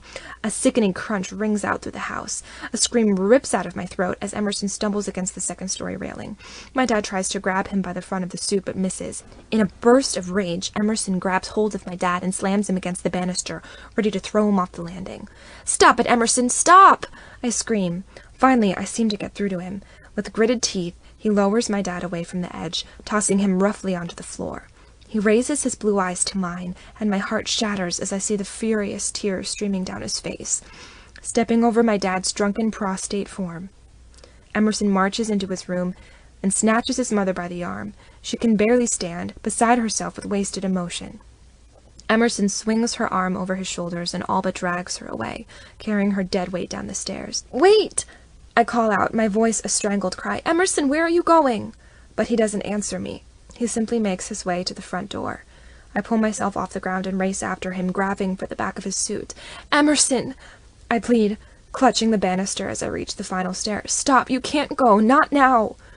He pauses with his hand on the doorknob, turning back to look at me. His eyes are full of hardened resolve. He shut his heart out of the equation, I know, and try as I might, there will be no reaching him now.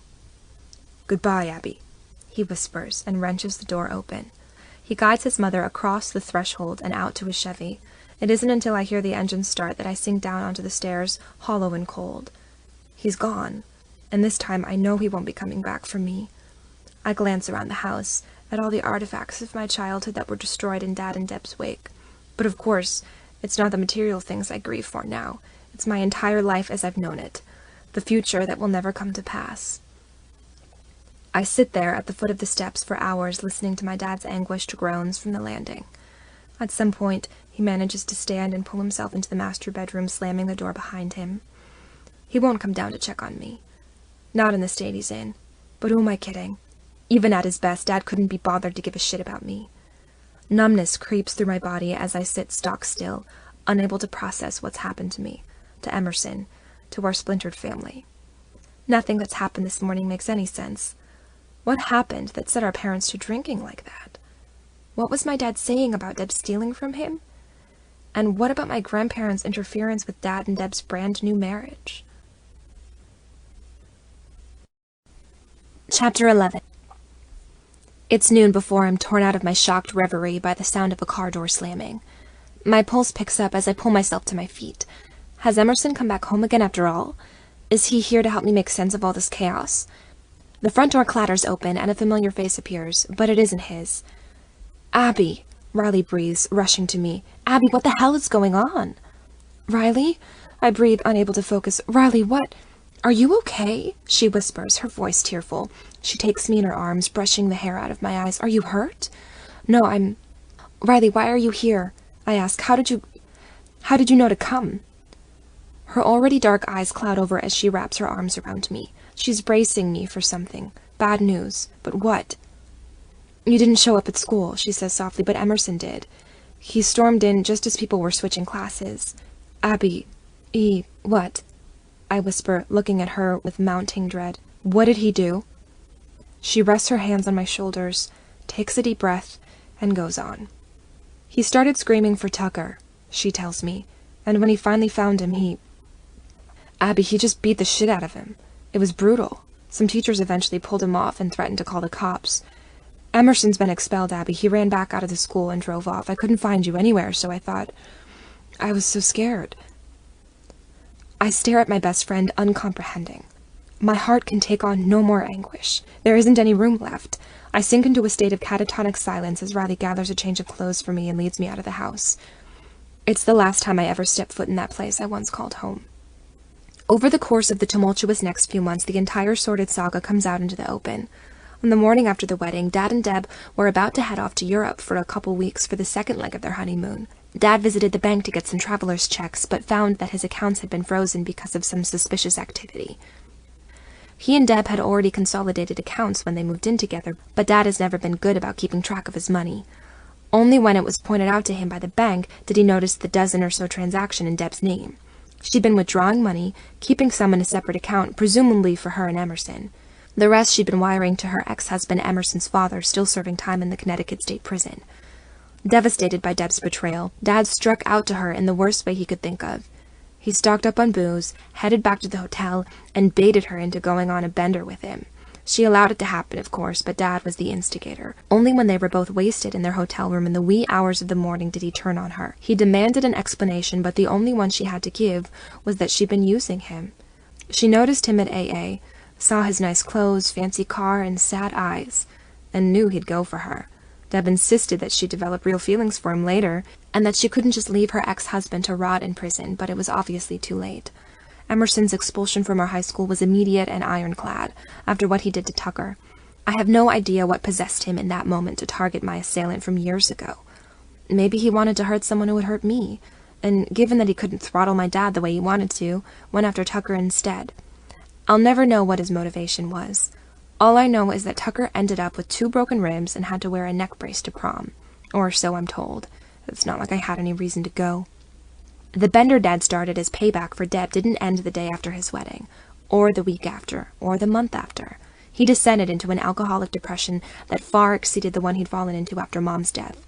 I couldn't go back to the house. I didn't feel safe there. I stayed with Riley for a few days before my grandparents arrived on the scene. They came up from Florida and took me into one of their nearby summer homes for the duration of the school year. Dad didn't even put up a fight when they took me away, but he did tell them all about finding me in bed with Emerson the morning after the wedding. And even though nothing had happened between us that night, my grandparents looked at me a little differently from then on. In no time at all, the marriage was annulled. No one will tell me where Emerson and Deb have gone, and I don't even know where to start looking. But to be honest, I'm too broken-hearted to search very hard. If Emerson wanted me to know where he was, I'd know. As painful as it is, I have to accept the fact that he doesn't want me to be a part of his life. Even once our parents' marriage is dissolved, there's no trace of him. So be it. I dive into the last semester of my schoolwork and end up graduating in the top 10% of my class. Riley and I both decide to continue our studies in the next fall at the new school in New York City. My grandparents agree to pay for the portion of my tuition that isn't covered by scholarships, and even let Riley and me stay in the apartment they own in New York as an investment property. I spend the summer by my best friend's side, slowly but surely coming to terms with everything that's happened. I tell myself every day that come fall, I'll be able to leave the whole ugly mess of my childhood behind me, and hopefully, my memories of Emerson Sawyer along with it. Chapter 12. New York City, 8 years later. Which do you like better? I ask anxiously, holding 2 dresses up before me, the black or the navy. Riley rolls her eyes at my outfit choices. I'd like it if you ever bought anything that you couldn't also wear to a funeral, she replies. Would you be serious? I plead. My interview is in 2 hours, and God knows it's probably going to take me an hour to get there, and I might have to stop and find a Starbucks to pee in first because I can't ask to pee during an interview. Abby, Riley says, taking my just-scrubbed face in her hands. Relax, you're going to nail this. You are perfect for this job. I stare back at her, trying to have as much confidence in me as she does. In the past 6 years, Riley has transformed from a dissatisfied party girl to a successful PR powerhouse. She's traded in the cheap vodka for top-shelf martinis and the house parties for bottle service and chef's tables at the best places in the city. We've been living together since we were 18, and are closer than ever because of it. But being so close means being blunt, and she doesn't hold back with me now. If you don't take a breath and cool it, you're going to be kicking yourself all the way home, she says, marching me over to her closet. She rummages through her colorful wardrobe and hands me an emerald green blouse and yellow pencil skirt. Here, put these on. They're very bright, I say. Just like you, she grins. You're interviewing at a creative agency, not a morgue. For Christ's sake, a little color would be good, trust me. Well, thanks.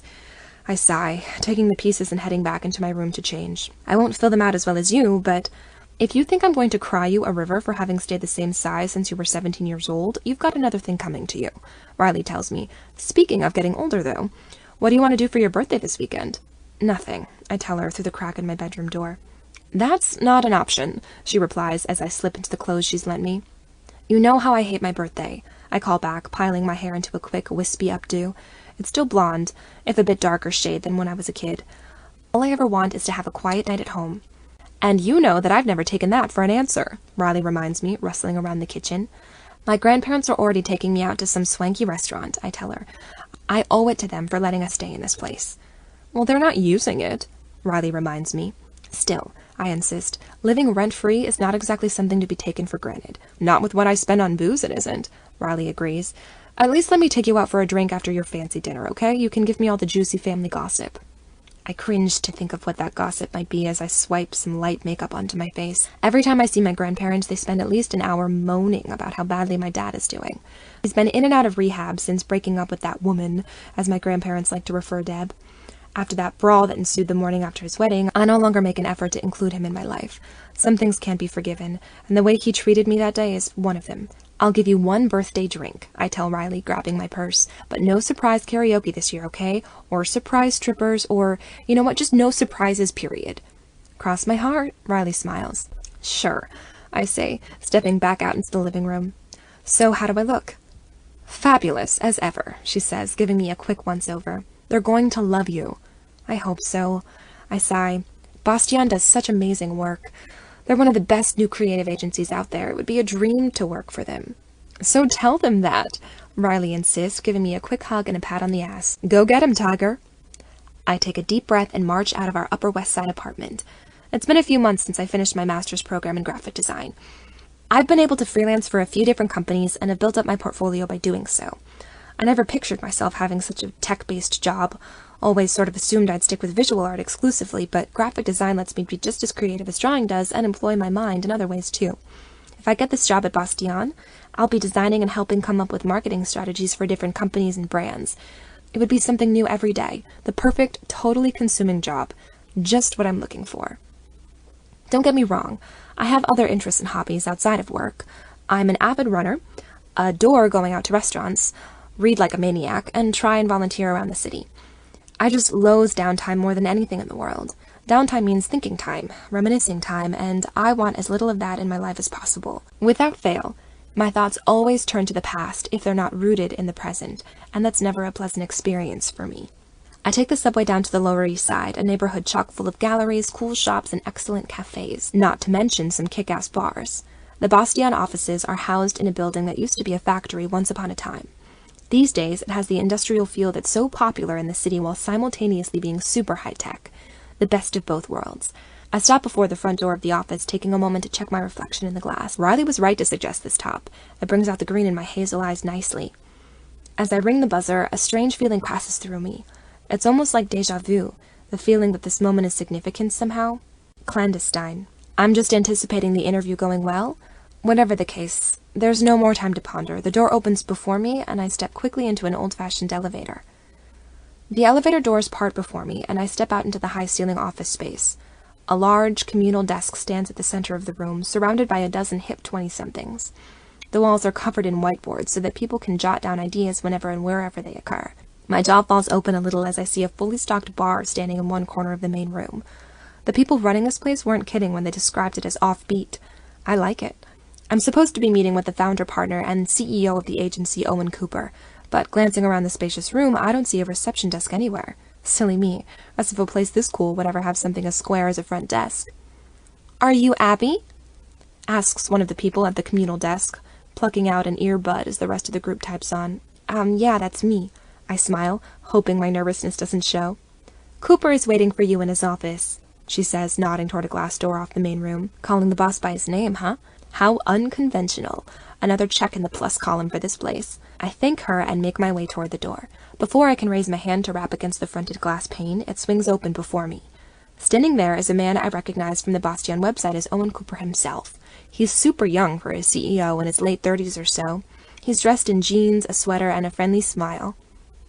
"Abby," he says, as if we're old friends.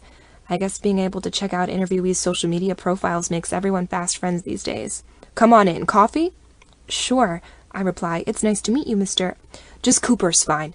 He cuts me off, pulling a shot from a fancy espresso machine sitting on a table against the wall. "So thanks for coming in, even if this is a little bit of a formality." "What's that?" I ask, happily accepting the rich cup of espresso. "Your portfolio is excellent," he tells me, sitting down at his desk. "Top notch. I knew I wanted to hire you from the second I saw your work. Sorry, did I forget to mention that in my last email to you?"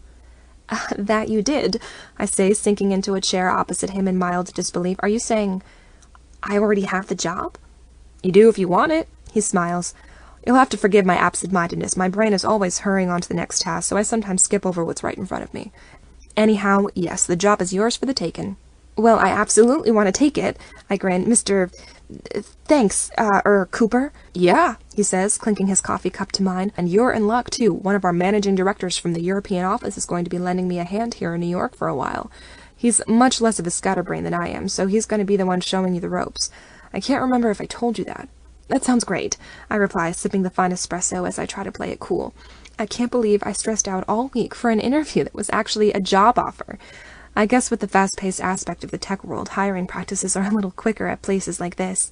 "So what else can I tell you?" Mr. Cooper continues, propping his sneakered feet up on his desk. "Salary's $60K, full benefits, 3 weeks vacation." I stare at him, practically salivating. I try never to think that something is too good to be true as a rule, but this whole situation is testing me. "Well, what do you say?" he presses jovially. "Are you interested in the job, Abby?" I'm very interested, absolutely," I grin. "This is my dream job, Mr. Cooper, I can't tell you how excited I am." Yes, very good," Cooper says, standing abruptly. "Well, like I said, our brilliant managing editor is back from Europe this afternoon, and he's going to be helping you get settled here at Bastion. You'll trail him to meetings, sit in on brainstorming sessions, all that good stuff. But for today, just go home and relax. Take Friday to yourself. This is a fast-paced company, Abby. You're going to need all of your stores of youthful energy come Monday." "Sounds great to me," I say, standing as Cooper opens the door for me. We walk back out onto the main floor together, but I might as well have been walking on a cloud. This whole week, I've been stressing about an interview that was actually an offer. What a screwy industry this is. I think I'm going to love it. The other employees look up with interest as Cooper leads me to the elevators. It'll be so nice to work with people my age at a company on the cutting edge of creative innovation. And I didn't even have to get grilled to score my place here. This day could not get any better. Though, of course, that just means it could get much, much worse. "See you next week," Cooper says as the elevator dings to a stop at our floor. "Thanks so much for giving me this job," I tell him, giving his hand a quick shake. "I promise you won't be sorry." Beaming, I turn to the elevator as the doors open. So blinded I am by my luminous good fortune that I stride into the elevator car without noticing the person trying to step out of it. I reel backward, having collided with the human equivalent of a solid brick wall. Geez, I thought this was a tech company, not a holding room for the Ironman competition. I think I actually bruised something on this guy's sharply cut muscles. "Sorry about that," a voice says from about a foot over my head. "I hope I didn't hurt you, or—" The voice is oddly familiar, though I can't place where I may have heard it before. A commercial, maybe, or the radio? It trails off into distracted silence, and I look up for some more clues as to whose it might be. The face looking down at me is utterly gorgeous, sculpted, symmetrical, and engaged. A short crop of dark hair and a hint of stubble on the man's razor-like jawline perfects his looks. There's a pair of dark-rimmed glasses perched on his straight nose, and for a moment the overhead light glares against the lenses, obscuring his eyes from me. But then he shifts ever so slightly, and I could see his blue eyes clear as day. I recognized them at once. From the very core of me. How could I not? I've only thought about them every day, at least once a day for the past 8 years. Emerson Sawyer is standing right in front of me, and from the look in those all-too-familiar eyes, I know full well that he recognizes me too. "Ah, here he is," I hear Cooper say, as if it was from very far away. "Emerson, I thought you weren't due for another couple hours." I was able to catch an earlier flight," Emerson replies, his eyes still locked on mine. Now that I've placed that voice, every syllable he utters twists my heartstrings. His voice is lower now, richer. He's even taller than he was when we last met, at least by a couple of inches. His body was muscular even when we were kids, but now every ounce of his boyish baby fat is melted from his frame, leaving nothing but a perfect cut form in his wake. He's wearing perfectly fitted dark wash jeans, a white cotton button-down, and those designer black-rimmed glasses. No wonder I didn't recognize him at first. Emerson's transformed from a grungy, angry teenage boy to a successful, intellectual tech genius. A tech genius who works for the same company I just landed a job at, who's supposed to show me the ropes for my new position, and who clearly wasn't briefed on the fact that I, Abby Rowan, was going to be his new protege. I really have to run," I say, my voice faint. I've got a... "No worries, we'll see you soon," Cooper says. "Emerson here will teach you everything you need to know next week." "Right," I say, my eyes locking into Emerson's once more. "Okay, well, bye." I skirt around Emerson's tall-built form, all but dive into the elevator and jab the closed-door button with as much ferocity as I can muster. The second those doors snap shut again, I fall back against the elevator wall, my chest heaving, trying not to burst into tears. I feel like I'm going to faint, or be sick. How could I have possibly not known that Emerson works for Bastion these days? What are the chances that we'd end up face-to-face like this after all these years? And what the hell am I supposed to do now? I burst back out of the front doors, gulping down deep breaths as best I can. All around me, New Yorkers brush past, completely unaware that I'm having the strangest, most disorienting day of my life. But that's New York City for you. The best and worst place ever to have a panic attack. Struggling to regain a modicum of composure and make to book it away from the Bastion offices. I get about 3 steps, too, before I feel a strong hand catch mine. "Abby," I hear Emerson say. "Abby, wait."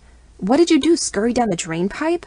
I breathe, spinning around to face him. "I prefer the stairs to the drain pipe, but thanks for the tip," he replies, looking back at me with dazed wonder. "I can't believe you're here." "I know, I'm sorry," I say quickly, stepping out of the busy sidewalk traffic. "I had no idea you work here, Emerson. If I'd known, I never would have applied." "What?" he says, taking a step toward me. "Why not?" "I didn't mean to show up here unannounced and, crash your party," I babble, unable to keep my eyes on his face for long. In the last 8 years, his gorgeousness has solidified into sheer perfection. I can only hope that time has treated me half as well. I promise I'll shoot Cooper an email this weekend and tell him I can't accept the job.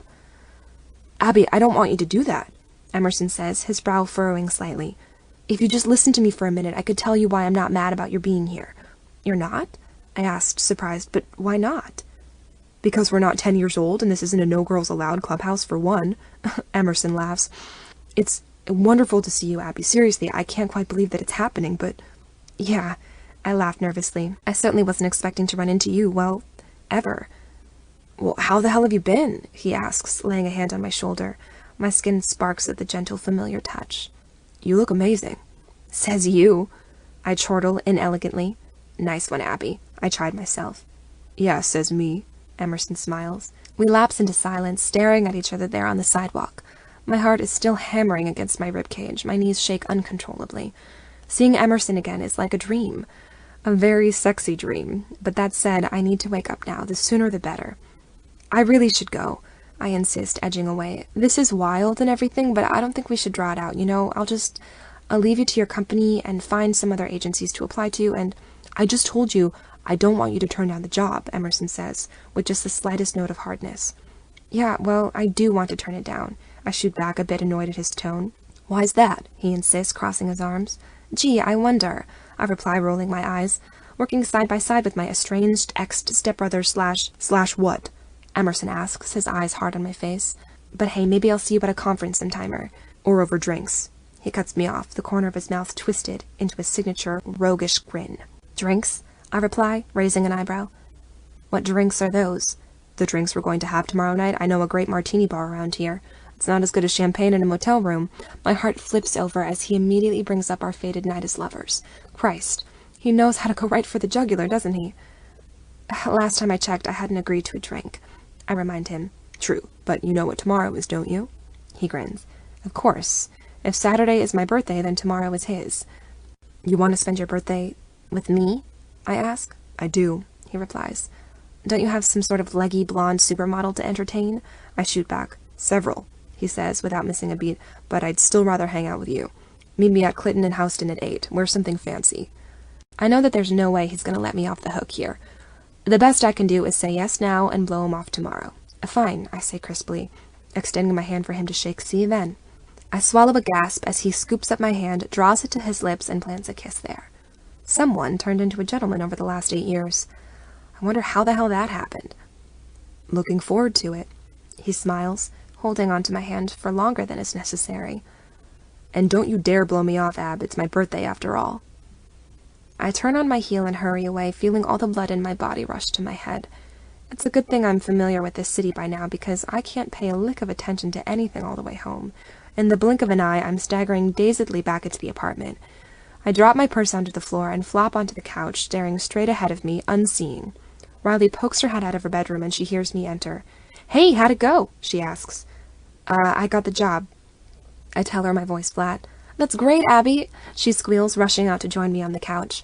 She stops short at my glazed expression. Abby, isn't that great? Sure, I tell her. The job is great. It's perfect, actually. Amazing company, good salary, nice benefits. Oh, and Emerson Sawyer happens to work there too, so there's that. Riley stares at me blankly. I haven't uttered Emerson's name for years. Well, not while sober, anyway. Are you shitting me? Riley hisses. You saw Emerson today at your new company? Oh, yeah. He's going to be showing me the ropes, I tell her. Or he would be if I was going to take the job, which I'm obviously not. Excuse me? Riley exclaims. Why the hell would you not take it? Did you miss the part about Emerson working there? I shoot back, as in my one-time brother, long-lost lover, walked out of my life forever and broke my heart into a million little pieces. Emerson? No, I caught that loud and clear, Riley replies, slinging an arm over my shoulder. And there's no way you're passing up a dream job because he happens to be working at the same company. If anything, his working there should be a perk. What? I say, narrowing my eyes. Now you can rekindle your romance at last. It's kismet. It's a train wreck waiting to happen, I correct her. In case you're forgetting, we didn't exactly end on great footing, Emerson and I. So what? It was your parents who fucked everything up back then. Riley presses. You could totally hit it off now that you're adults. God, did you give him a pep talk too or something? I ask, shaking my head. He asked me out for a birthday drink about 3 seconds after we'd run into each other. What? Riley shrieks, pulling me to my feet. He asked you out for when? Tomorrow, I tell her, wiggling out of her excited grasp. But don't get your hopes up. It's not happening. No way, no how. All at once, Riley snaps from giddy girlfriend to drill sergeant mode. Stepping into my path, she plants her hands on her hips and levels a glare at me that could cut through a diamond. Abigail Cecily Rowan, she begins. For the past 8 years, I have watched you pine away for this person, miss him beyond all comprehension, and refuse to get serious with anyone else because no one could ever take his place in your heart. Now, all of a sudden, fate has deposited him back into your lap, and you're seriously thinking of bailing? That, my dear, will just not do. I am not going to stand by while you flip off destiny and forever ruin your happily ever after chances because you're afraid of getting hurt again. You will take this job, you will let Emerson back into your life, and you will start tomorrow with a drink on his birthday. Do I make myself clear? Looking into Riley's furious face, I realized 2 things. First, I've been dying for someone to give me permission to see what happens from here with Emerson. I don't know how to give it to myself, of course, so thank God she's here. Second, if I didn't want to see him ever again, she would make me anyway. So this is looking like a win-win. Will you at least help me pick out something to wear? I ask softly. Please, she scoffs, as if I'd let you dress yourself for something this important. And just like that, the matter is settled. I let myself consider the possibility that maybe running into Emerson today wasn't a cruel joke from the universe, but a gift. A super sexy, super loaded, super intelligent gift, wrapped up in an incredible person that I've loved since I was a kid, that is.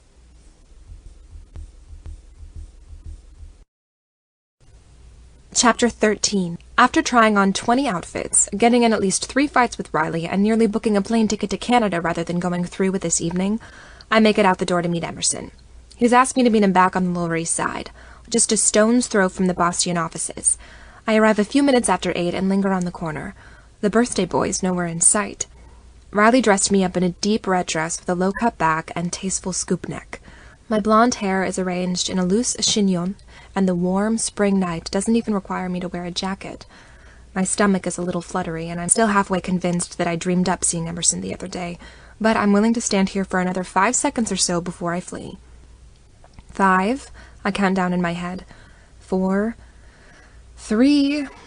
I feel a hand on the small of my back and spin around sharply to find Emerson standing before me. And of course, he looks utterly fantastic. A gray blazer, light slacks, and trendy suede loafers have him looking right at home in this neighborhood. And he's lost the glasses, too. Better for me to ogle his 25-year-old, or rather 26-year-old face. You showed up? He grins, his eyes gleaming as he gives me a subtle once-over. Yeah, well... I shrug, burning up under his gaze. I can't resist a martini, so... Hey, I'll take it, he replies. Come on, the bar's right over here. I clutch onto my tiny black purse as Emerson leads us over to an unremarkable doorway embedded in the busy line of shops. He raps the door 3 times quickly, then twice at a slower pace.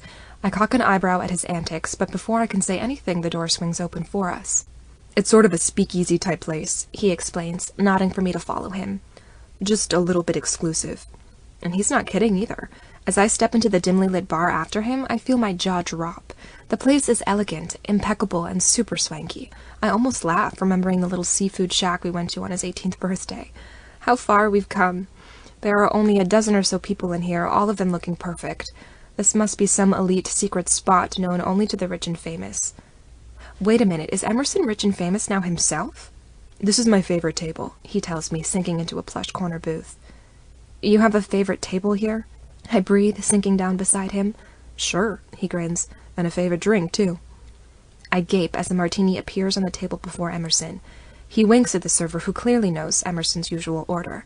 The server, dressed in a finer suit than any of the men I've dated, asks me for my order. I'll, have what he's having, I say faintly. The man nods and hurries off to fix a drink for me. I look around at the exquisite room, the beautiful patrons and the specter from my past sitting across the table from me.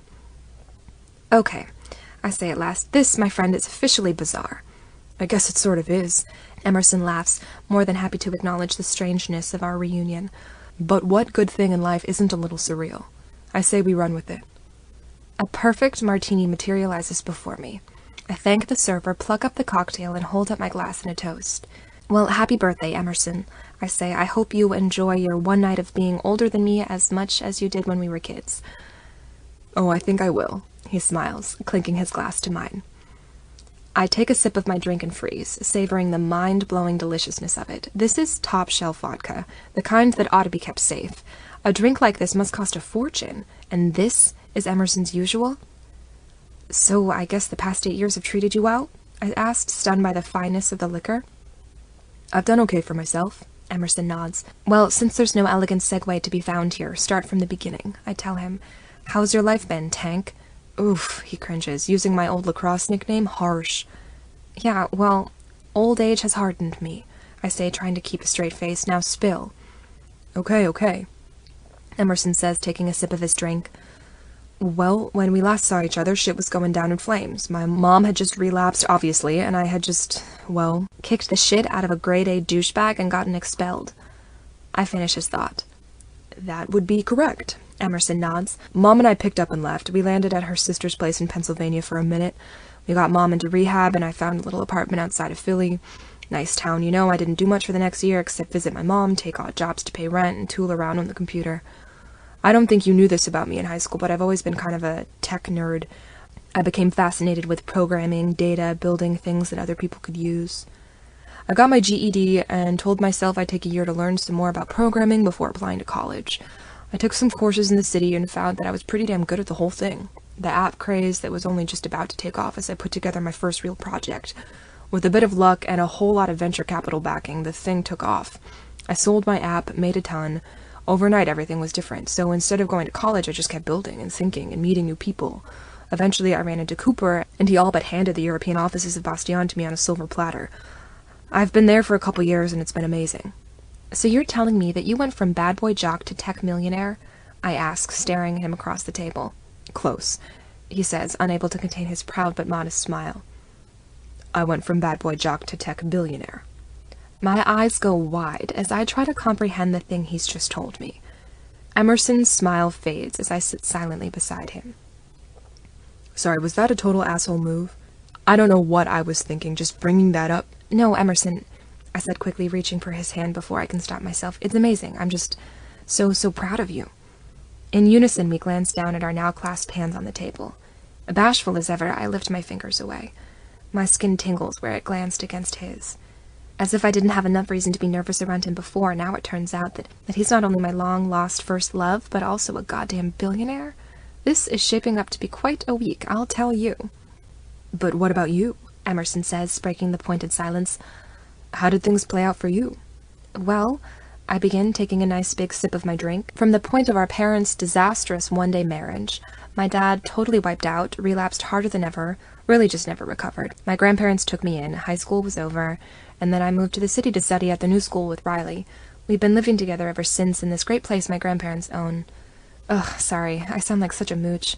No, not at all, Emerson assures me. You've got to use the resources you have, right? I'll take that. I smile. What else? I studied graphic design and digital media, got my master's, and voila, here I am. Design, huh? So you still get to be an artist, he says, his eyes resting warmly on my face. I smile, touched that he's remembered my childhood passion. In a way, yes, I reply, and I guess we'll be seeing a lot more of my work soon, what with your kind of being my boss and all. I'm your colleague, not your boss, Emerson insists. Uh-huh, sure, I tease. Whatever you say, boss. Careful, lackey, he shoots back, jumping on my joke, or I'll have to dock your pay. Ooh, I'm shaking in my panties, I snicker. My cheeks flame red as I realize that it's taken me all 5 minutes to bring my panties into the conversation. Relax, Emerson chuckles, seeing my face. This isn't Courtney Haynes' house party. I'm not going to make you hand them over or anything, unless you really want to. Duly noted, I tell him, all but swigging my martini. I hear she's on Broadway now, Emerson goes on, glancing down at his drink. Really, I say, feeling an old trail of jealousy run through me as I remember the red-headed beauty who snagged Emerson's attention all those years ago. Yeah, almost won a Tony and everything, Emerson says, plucking up his olive and popping it into his mouth. Maybe I should call her up and see how she's doing. I'm about to say something polite and change the subject until I see the look in Emerson's gorgeous blue eyes. Are you baiting me, Sawyer? I ask. Is it working, Rowan? He winks. You're terrible, I inform him, relieved that he wasn't serious about Courtney. It's true. He sighs dramatically. Some things never change. Besides, there surely isn't room for Courtney in your harem, I go on. With your whole gorgeous bad boy billionaire thing, you've probably got a girlfriend for every day of the week. Nope, Emerson replies. But thanks for calling me gorgeous. Like you don't know, I shoot back. So then just The one girlfriend for you? I'm afraid not, He says. Fiancé? I ask, with mounting dread. Wife? Well, there is Roxy, he says. She's very important to me. Roxy? I ask. You're with a woman named Roxy? Who the hell? She's my West Highland Terrier, he cuts me off with a smirk. But good to see you're still protective of me, Ab. I sputter. I'm just curious is all. That makes two of us, he replies. I'm expecting a report on your love life, too. Or lack thereof, you mean? I ask, dryly. I just finished grad school. That means my most significant romantic relationship at the moment is with my pizza delivery man. Who is he? I'll throttle him, Emerson says, raising his fist like a cartoon leprechaun. But the memory of the beatdown he gave Tucker all those years ago is too fresh for that particular joke to be funny. For the first time this evening, the silence between us grows tense. Despite our relatively breezy reunion so far, there's a lot of ugly buried emotions hanging between us. I've spent a good part of the last 8 years being furious with Emerson for disappearing on me when I needed him. I've been hurt, angry, and more than anything, just terribly sad to have lost him. All that feeling can't just evaporate because he's resurfaced with a shit ton of money and nicer biceps than ever before. Tell me what you're thinking, he says with quiet firmness, leaning toward me. Honestly, I reply, I'm thinking about all the imaginary fights I've had with you these past few years, all the things I dream of saying to you if we ever ran into each other again. Like what? He asks intently. You don't want me to tell you, I mutter. Your eyebrows might get singed off. That bad, huh? He asks. That bad, I assure him. Well, I had plenty of imaginary conversations with you too, he tells me, moving closer by an inch. Want to know how most of them went? I'm not sure. Usually, they revolved around me apologizing for vanishing into thin air on you. He cuts me off. And for leaving you to deal with the fallout on your own. And hey, now that you're actually sitting here with me, I can tell you, I'm sorry. I don't think sorry can begin to fix it, I whisper, staring down at my drink. You left, Emerson. Left me alone in that house with my dad after the way that he treated us. He could have hurt me. If Riley hadn't shown up to get me, did you even care? Of course I cared, he said fiercely. But try to imagine being in that moment, having my mother bring the whole family crashing down all on her own. It was humiliating. I felt like absolute scum for being my parents' kid.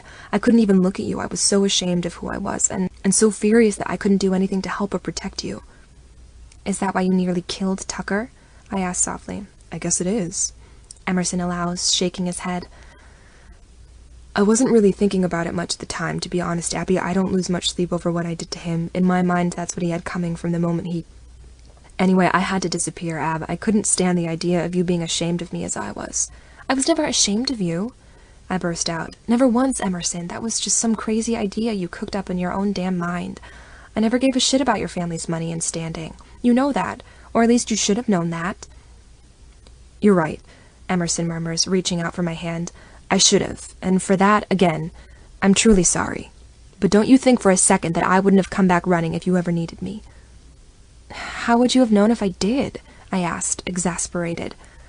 I followed you, he says. Online, I mean. Your social media presence was pretty remarkably unprotected when you were younger. For a while, I scoped you out on Facebook, MySpace, checked in to see how you were doing, but once you got to college, and it seemed like your whole life was just opening in front of you, I knew you'd be okay. I knew you didn't need me anymore. That's not true, I whisper, my eyes stinging with unexpected tears. I did need you, Emerson, so much. I needed you too, he replies, rubbing his thumb against my hand. But we couldn't be in each other's lives then, not with everything that had happened, but we seemed to have found a way back in again. So it would seem, I smile softly. I've spent the last 8 years wondering what I would say to you if I ever saw you again. Emerson murmurs, his voice dipping low. I know that, Dip. Know what that means. Between that and the gleam in his eye, his intentions are pretty clear. And despite every ounce of logic I possess, I feel myself responding to his lead. What do you want to say, then? I ask, my own voice soft and husky. My heart feels like a kick drum as Emerson moves closer to me. Our sides brush against each other as he moves his hand up my arm, pulling me in. Turns out I don't want to say anything, he says, his words gravely and ardent. His lips move ever closer to mine, and I can feel my mouth lifting to his, as if of its own accord. Emerson goes on, his mouth nearly on mine. I'd rather show you. Hey, Emerson! Someone says from across the room. I jerk away from Emerson as a trio of familiar faces make their way across the room. I recognize the 2 men and woman as some of the young people manning the communal desk at Bastion. My new coworkers, as it were, and they just happened upon me about to suck face with my superior. I stare at Emerson, my mind scrambling to figure out what my heart wants. He just looks back at me with frustrated desire, forcing a smile as his colleagues come over. "How's it going, Bradley?" Emerson asks as the stylish threesome comes to stop before us. "Tyler, Emily, do you guys all know Abby?" "You're the new recruit, right?" the man called Bradley asks. He's doing the whole trendy pseudo-rustic look, full beard and all, and from the barely concealed amusement on his face, I know he's hip to what was about to happen between me and Emerson. They all are.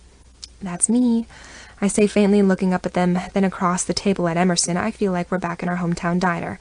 That night, Emerson's lacrosse bros nearly gave me a heart attack. I feel the panic beginning to rise inside of me at the mere thought of it. "You guys mind if we join you?" asks Emily, the chic hipster with bright violet hair.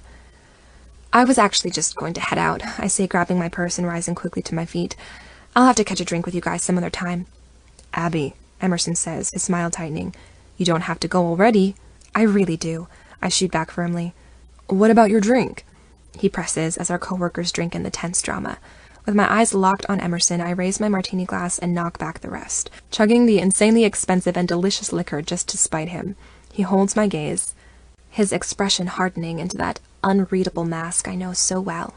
"See you guys later," I say to Emerson and our 3 flabbergasted coworkers. "You have a lovely evening." Without another word, I turn on my heel and dash out of the bar. I've barely made it back onto the busy street before the tears come. I should have known that this being alone with Emerson would be too much for me all at once. There's too much history there, too much pain, for some breezy birthday drinks to be possible. I hurry back toward the subway, cursing myself for being such a damn idiot. "I'd love to not make this running after you thing a habit," I hear Emerson's terse voice say from over my shoulder. "There's an easy fix for that," I snap back. "Stop running after me." I draw myself up short as Emerson places his staggering, perfect body in my path. "I didn't mean to freak you out," he tells me. "I shouldn't have pushed you. It's just, I can't pretend that I don't still want you, Abby, that I don't still care." "God damn it, Emerson," I exclaim, wrapping my arms around my waist. "Haven't you ever heard of subtlety?" "Tried it once, not a fan." He shrugs. "This isn't going to work," I tell him, shaking my head. "We can't just pick up right where we left off after that night at the beach." "Why not?" he insists, taking my hands in. "Because you took a sledgehammer to my heart, you asshole," I say, tearing away from his grasp. "I've loved you for the better part of a decade, but we're not kids anymore, Emerson. We can't just throw caution into the wind. You live in Europe, and we're 25, he laughs incredulously. "We can do whatever we like." "You're 26, I remind him, "and I've spent the last 8 years picking up the pieces of my own life on my own. I'm not about to let you shatter them again." "Is that what you think I'd do, if you gave me another chance?" he asks, his voice hard. "No," I reply, feeling my bottom lip begin to tremble. "I know it's what you do." His eyes flash with wounded sorrow as I barrel past him. This time, he lets me go. I charge away, back up to my haven on the Upper West Side, struggling to hold it together. I manage to make it all the way home before my own grief spills over. By the time I glance at my bedside clock, I see it's after midnight. It's officially my own 26th birthday. And would you look at that? I'm lying here alone, miserable as ever. "See, this is why I hate birthdays," I mutter to myself, surrendering to sleep at last. Chapter 14.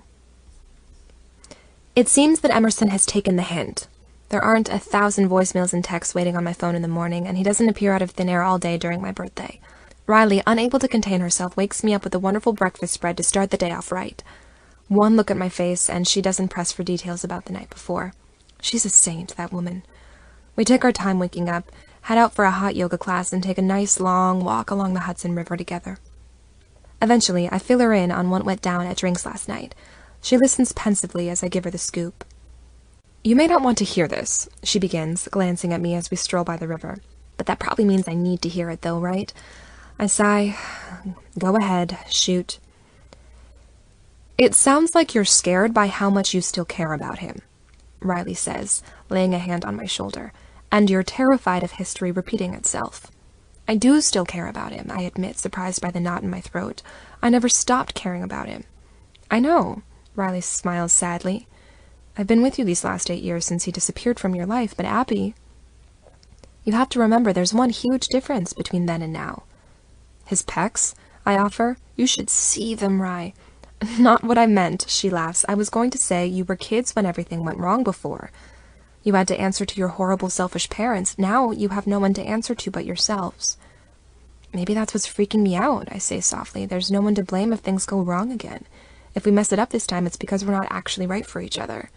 Being a grown-up sucks, don't it? Riley laughs, shaking her head. But you know what else sucks? Squandering a wonderful relationship with someone you're nuts about just because you're scared. How can you always know the right thing to say? I ask her, amazed. I'm a genius, she sighs as we turn toward home. No big deal. My grandparents are swinging by the apartment to check up on the place and have drinks before we go out to dinner, but that won't be until earlier this evening.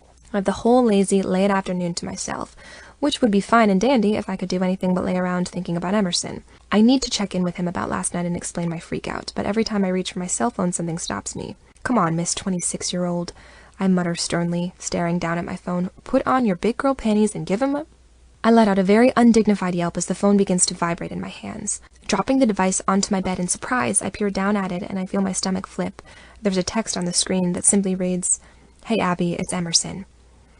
I grab up the phone and text back before I lose my nerve. Me, hey, I was just about to call you. I want to talk. Him, so do I. How do you feel about doing it in person? Me, oh, I don't think I have time to come all the way back downtown before my plans tonight. Him, you don't have to come downtown. Me, no? I jump a foot in the air as my apartment buzzer rings. Another text arrives in his wake. Him, nope.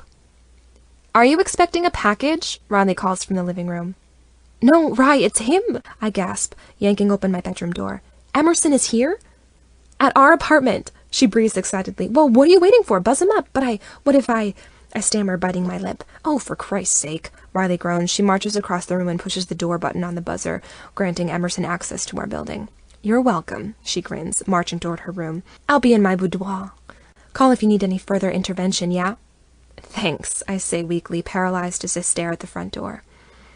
At least I made an effort to look presentable today. I've got my favorite pair of skinny jeans on, a slouchy white tee with a charcoal cardigan, and some eclectic pieces of jewelry I've picked up at the Brooklyn flea market. My blonde hair hangs in loose, easy waves, and my favorite red matte lipstick finishes off the look. Still, even knowing that I look my millennial chic best, my heart nearly bursts out of my chest as I hear a knock at the door.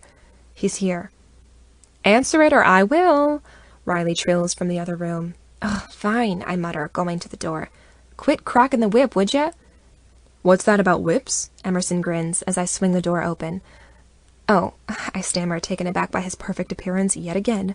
He's wearing a black V-neck and gray jeans, and the smattering of a stubble on his jaw is as sexy as ever. The glasses are nowhere to be seen, which means his vibrant blue eyes are on full, gorgeous display. The t-shirt cuts off just above his bulging, perfect biceps. I spot a few new tattoos on his arms, too. Guess there's still a bad boy mixed in with each tech billionaire. No literal whips on hand, sorry to disappoint you. I laugh, moving aside to let him in. What a shame, he sighs, taking a look around the apartment. I'm suddenly self-conscious of the ornate, elegant decor. I know Emerson has money now and everything, but the decadence of my grandparents' apartment still has me feeling very uncool. I know this place is a bit much, I say nervously, watching his blue eyes rove around the space, but you know, it's my grandparents. They're not exactly hip to the whole millennialism, eco-friendly movement. Actually, they're stopping by soon for a little birthday celebration. Frank and Jillian? Emerson asks, laying on a parody of his most proper upper-class voice. What a delight. Yeah, not my idea of a good time, but we're family. And they've always been supporting me my entire life, so I can handle a bit of waspy tension once in a while, I reply. I'll be sure to get out of here before they show up, Emerson says. Wouldn't want anyone to have a heart attack on your birthday. I'm sure they'd be happy to see you, I offer. We look at each other for a moment before busting out laughing. Emerson is the last person on the planet my grandparents would want to run into, billionaire or no. I doubt they'd be impressed by something as gauche as new money, Emerson chortles, settling down on the couch. Yes, how dare you be successful in this economy, young man, I reply, doing my best Frank Rowan impression as I settle down beside Emerson. We sit next to each other and lapse into silence. I guess this is the moment where we're supposed to address what went down last night, but it's always hard to start. I hope you don't mind my swinging by, Emerson says. I know it's an uninvited visit, but I wanted to talk to you before we got back into the office on Monday. Right. I laugh. Yeah, that might have been awkward. I also didn't want to let the day pass without wishing you a happy birthday, he goes on, training those gorgeous eyes on me. Oh, I breathe, very aware of the slender space between us. Thanks, Emerson. Has it been a good one so far? He asks softly. It just got a lot better, to tell you the truth, I reply, my voice low and quiet. I feel that panicked resistance rising in me the more my want of him grows, but I force myself to get through it. Deal with it. I won't let my own fears fuck this moment up. I'm glad to hear it, Emerson smiles. And I hope this isn't too forward, but I also wanted to make sure to give you your birthday present before the day was out. What? I laughed, turning to face him on the couch. What do you mean present? We only just ran into each other 2 days ago. How did you already... Let's just say I've been holding on to it for a while, he says, reaching into the pocket of his jeans. About 8 years, as a matter of fact. The world grinds to a halt around me as he produces a simple black ring box. I stare at the tiny gift, my mind and heart making the obvious leap. Emerson watches my jaw hit the floor and rushes to assure me. Oh God, don't worry, I wouldn't do that to you. He laughs. Right. I breathe, of course. He goes to hand me the box, but at the last second holds it up over his head out of my reach. His favorite old joke from when we were kids, and given that he's gotten even more height on me now, the joke holds. I give him a playful shove and he finally hands me the box. My hands tremble as I force a placid smile on my face and open the ring box. Am I relieved that he didn't just whip out an engagement ring, or was some ridiculous little corner of my mind hoping that he was going to? Whatever the case may be, the question fades out of my mind as I lift the lid of the box and see what's inside. It's a delicate silver ring set with one gleaming freshwater pearl. I know I've seen this ring before, but where? When we were at the beach for our birthdays all those years ago, Emerson says, watching me intently. We stopped at that one shop you liked so much in town with all those handmade crafts and things. You stared at this ring for a good 5 minutes just admiring it. You didn't say anything, of course, but I knew you loved it. I waited until you were trying things on in the dressing room and bought it for you. For your 18th birthday, but with everything that actually ended up happening that day, I never got a chance to give it to you. Well, until now, that is. You've held on to this the whole time? I whisper, looking up at him in wonder. You've had this ring for 8 years, Emerson? I guess some part of me has always hoped that I'd have the chance to give it to you someday, he says softly. And would you look at that, here you are. Here I am, I smile. I never forgot about you, Abby, he says, resting a hand on mine. Not for a second. Through every relationship, date, fling, I always had you at the back of my mind. No one ever measured up to you. I'm not blaming you for my lack of committed relationships, of course. It's just I never wanted to settle down with anyone else because the person I really cared about was still out there. Only I'd already met her and lost her. You didn't lose me, I whispered, lacing my fingers through his. We just misplaced each other for a while. I'll take that, he smiles, inching toward me. I force myself to take a deep breath as we move closer and closer. The heat and the nearness of him are making my head spin, and that's not all. I clench my thighs together, acutely aware of the throbbing knee building between my legs.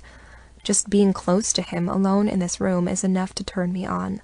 It dawns on me for the first time that I don't have to say no in this moment. Nothing is stopping me from being with Emerson the way I want to be.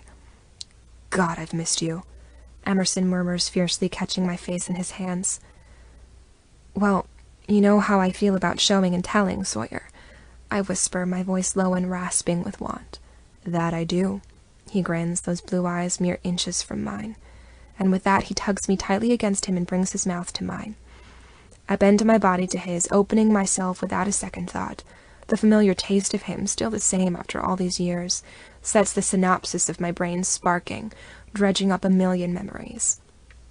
My every barrier and defense goes crumbling down as I run my fingers through his now cropped brown hair.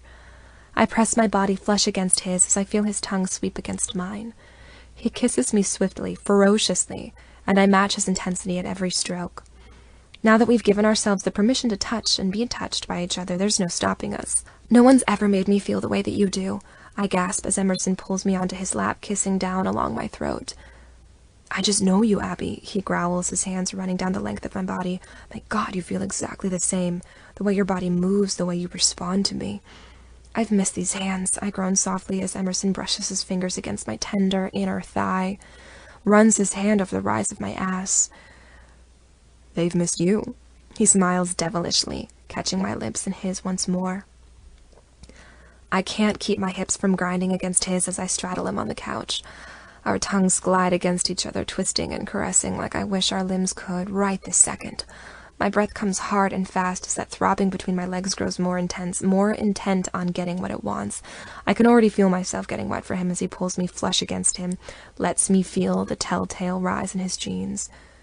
"No one's ever known how to turn me on like you do either," he says, his fierce blue eyes hard on my face. "I can't believe we've gone so long without this," I breathe, taking his gorgeous sculpted face in my hands. "We don't have to wait any longer," he replies, turning his face to lay a kiss against my palm. "Not if you don't want to."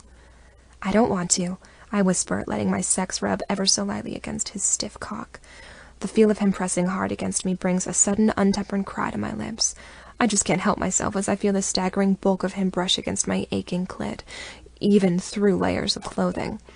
The second my moan escapes into the air, my eyes grow wide. I clasp my hands over my mouth, but it's too late. Riley's bedroom door flies open, and I scramble off of Emerson's lap as she appears in the doorway in full action mode. I'm surprised that she isn't carrying a frying pan or something.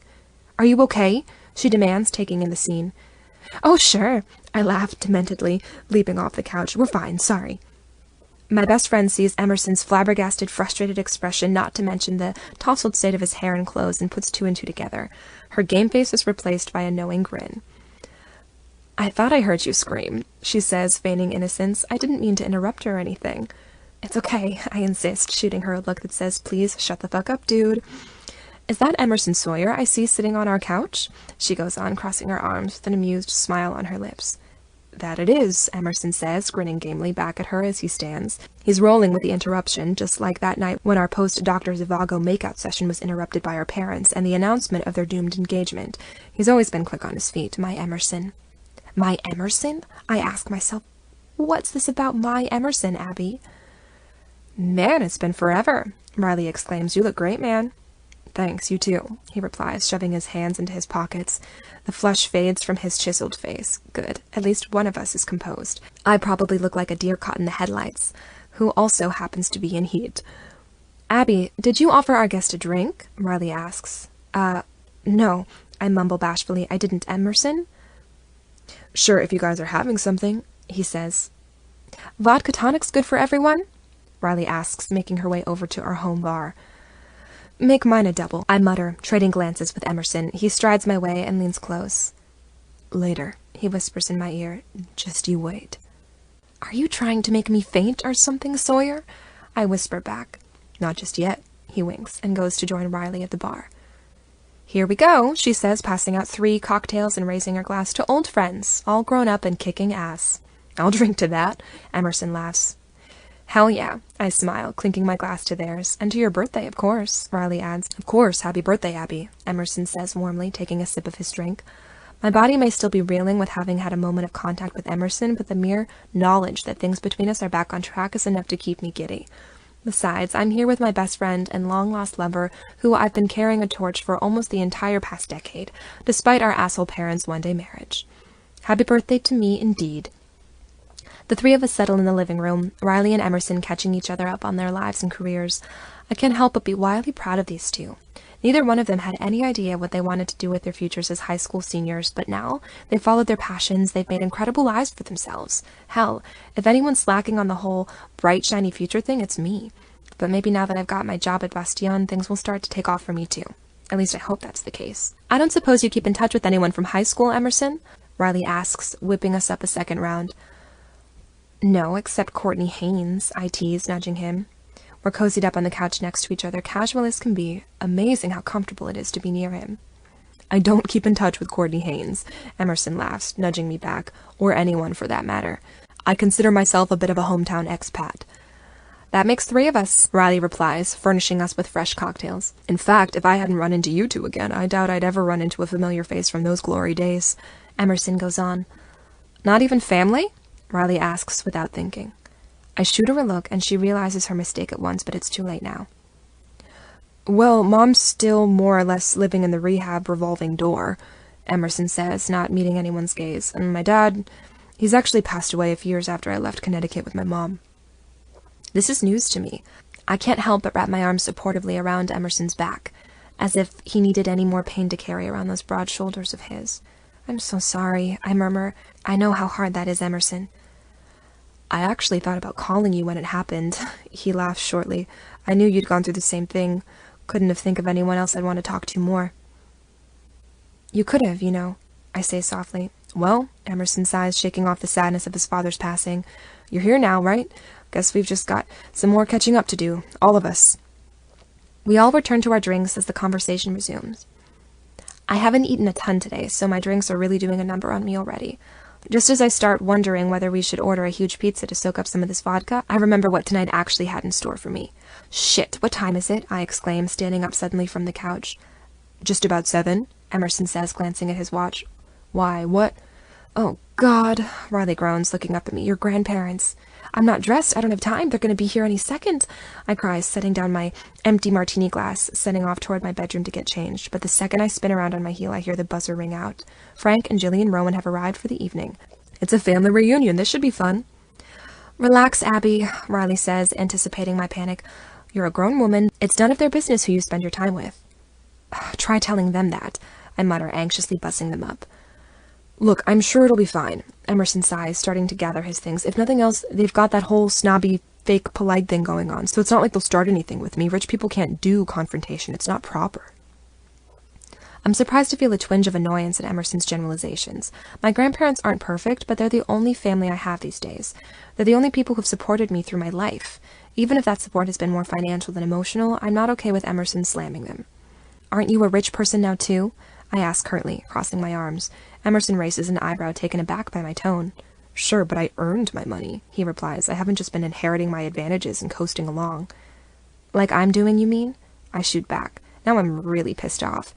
I thought that he, of all people, wouldn't be judgmental about something like money, but I guess maybe I was wrong. Maybe having money has changed him. You know I'm not talking about you, he says, actually shocked by my reaction. Abby, you don't coast. You work your ass off. You're great at what you do. Well, when you spend your whole life inheriting your advantages, you have a lot of time to devote to your interests, I say dryly. Don't put words in my mouth, Emerson says sternly. Don't spout orders at me, I return. Whoa, whoa, Riley says, placing herself between us. Back to your corners, you two. He started it, I mutter, crossing my arms. Excuse me? Emerson scoffs. Oh my God, Riley groans. Just because you're in the same room again doesn't mean you get to revert back to your angst-ridden teenage selves. Before I can reply, the doorbell chimes. My grandparents are right outside. That's McHugh, Emerson says, walking toward the door with me.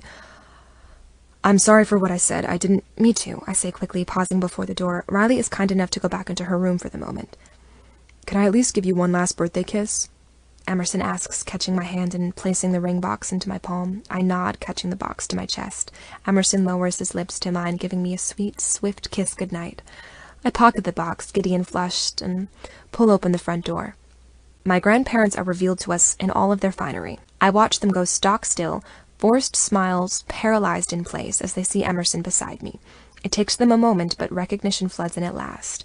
And the second it does, the goodwill drains from their eyes in an instant, replaced by their sheer revulsion. Is that? My grandmother breathes. It is, Emerson smiles, drawing himself up to his full, towering height. Good to see you again, Jillian. Frank? What the hell is he doing here? My grandfather says to me, refusing to look at Emerson for another second. He was just leaving, Emerson replies, but you all have a good night. Happy birthday again, Abby. He leans over and gives me a kiss on the cheek, and I watch as my grandparents' eyes bug out of their heads. I'm surprised they don't keel over as he moves past them to the stairs and disappears from sight. A long moment of silence unfolds as my grandparents stare at me, absolutely seething. So, do you guys want to come in, or? I offer faintly. Abigail Cecily Rowan, my grandfather blusters, charging into the apartment with my grandmother on his heels. How dare you subject us to that? Excuse me? I replied, taken aback by his outrage. I knew they wouldn't be happy to see Deb's son after all these years, but they're absolutely livid. How could you blindside us like that? My grandmother asks, her nose wrinkled. Seeing that boy here in our apartment.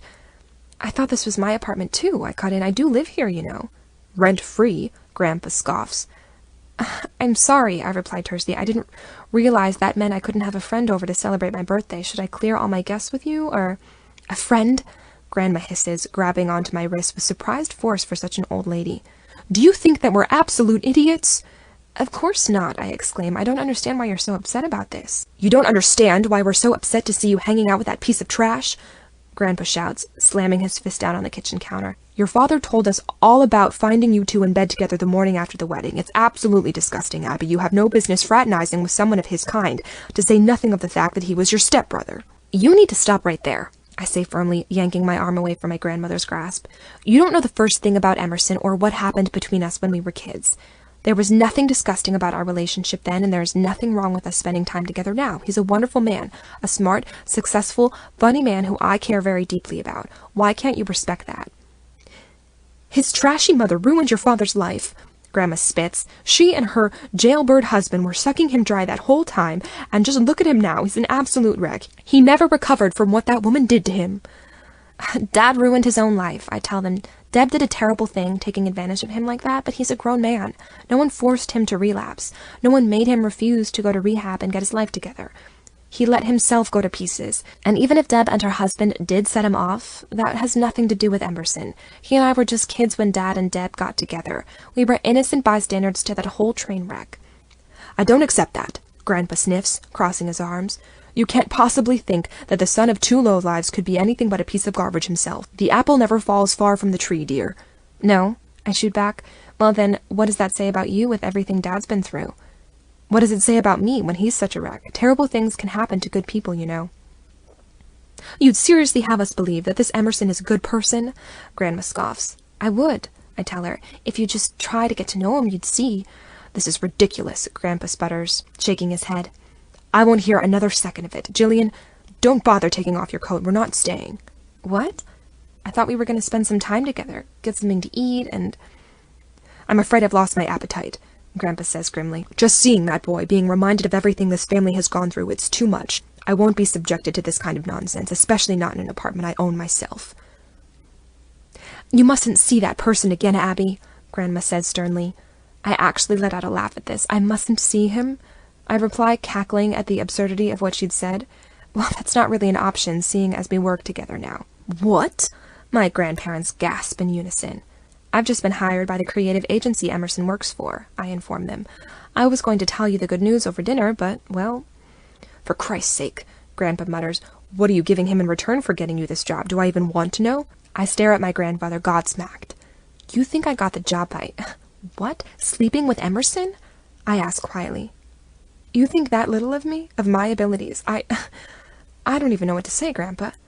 "Say that you won't get involved with that man outside of work," Grandma pleads. "Especially not here, under our roof." "If you're so concerned with Emerson not being under your roof, maybe I'd better move," I say, exasperated. "If that's what you want," Grandpa says coldly, "you can carry on with that man all you like, but you'd best not expect to have anything to do with us if you choose to do so. If you keep on with your disgraceful little relationship with him, I'm afraid we won't be able to continue being a part of your life, Abby. You'll have to leave this apartment, of course, and be content with never seeing us again. If you can live with all that, go ahead." "You'd cut me out of your lives?" I ask quietly, "just for being with Emerson?" "We would," my grandfather assures me. "We'd have no other choice," my grandmother agrees with him. There's a hint of sadness in her voice, but she's always gone along with what Grandpa decides. "Well," I say, my voice hollow, "you certainly have given me a lot to think about this evening. And would you look at that? My appetite seems to be gone too." "Why don't you just call us when you've come to your senses?" Grandpa says, heading for the door. "Or at least call us to let us know if we need to start looking for a new tenant. If we don't hear from you, we'll assume you've made your decision and act accordingly." "I don't care what you decide to do about your apartment," I tell him. "I'm more than happy to find a new place to live.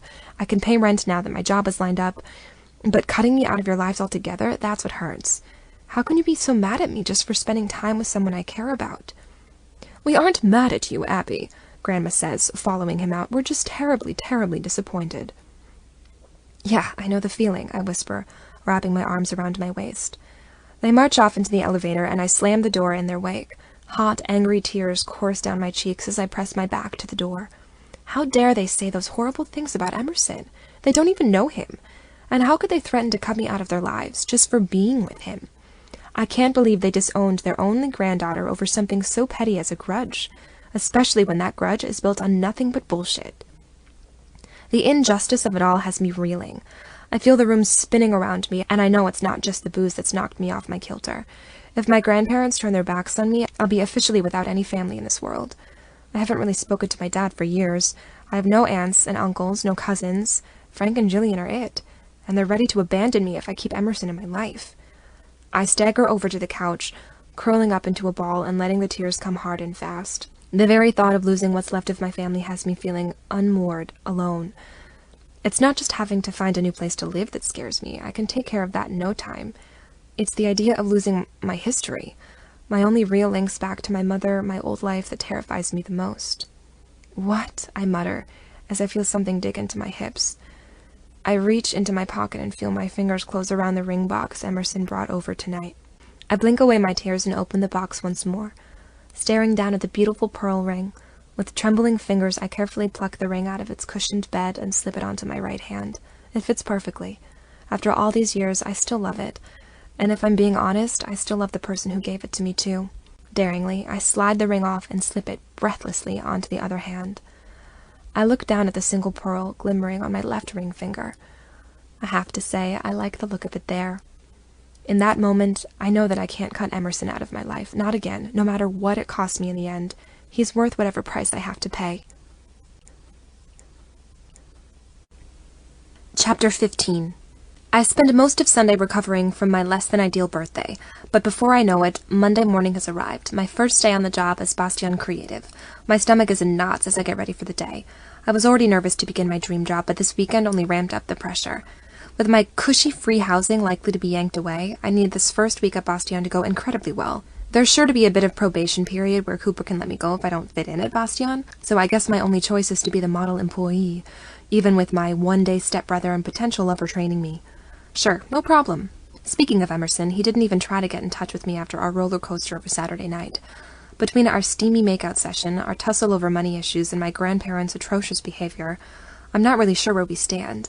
And now, we're going to spend this entire week in each other's company as I learn the ropes of my new job. This should be interesting, that's for sure.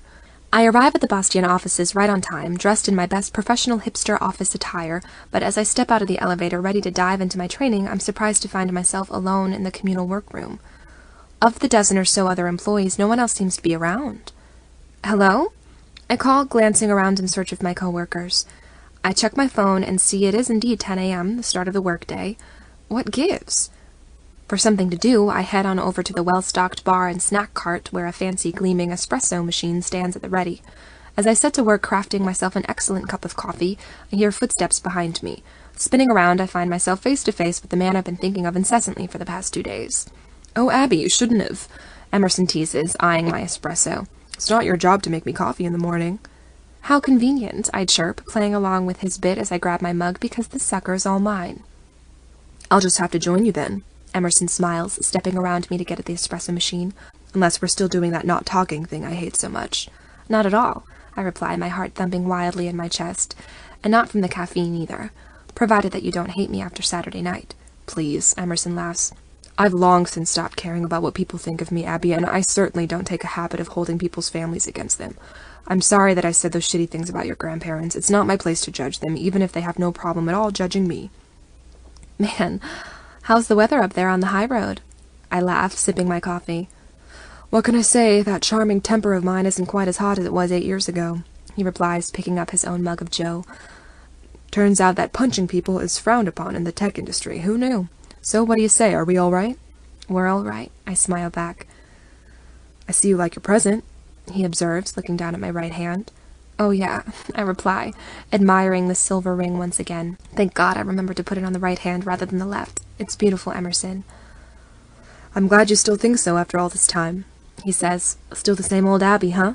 More or less, I shrug. Though I seem to be more obnoxiously punctual these days. Where is everyone?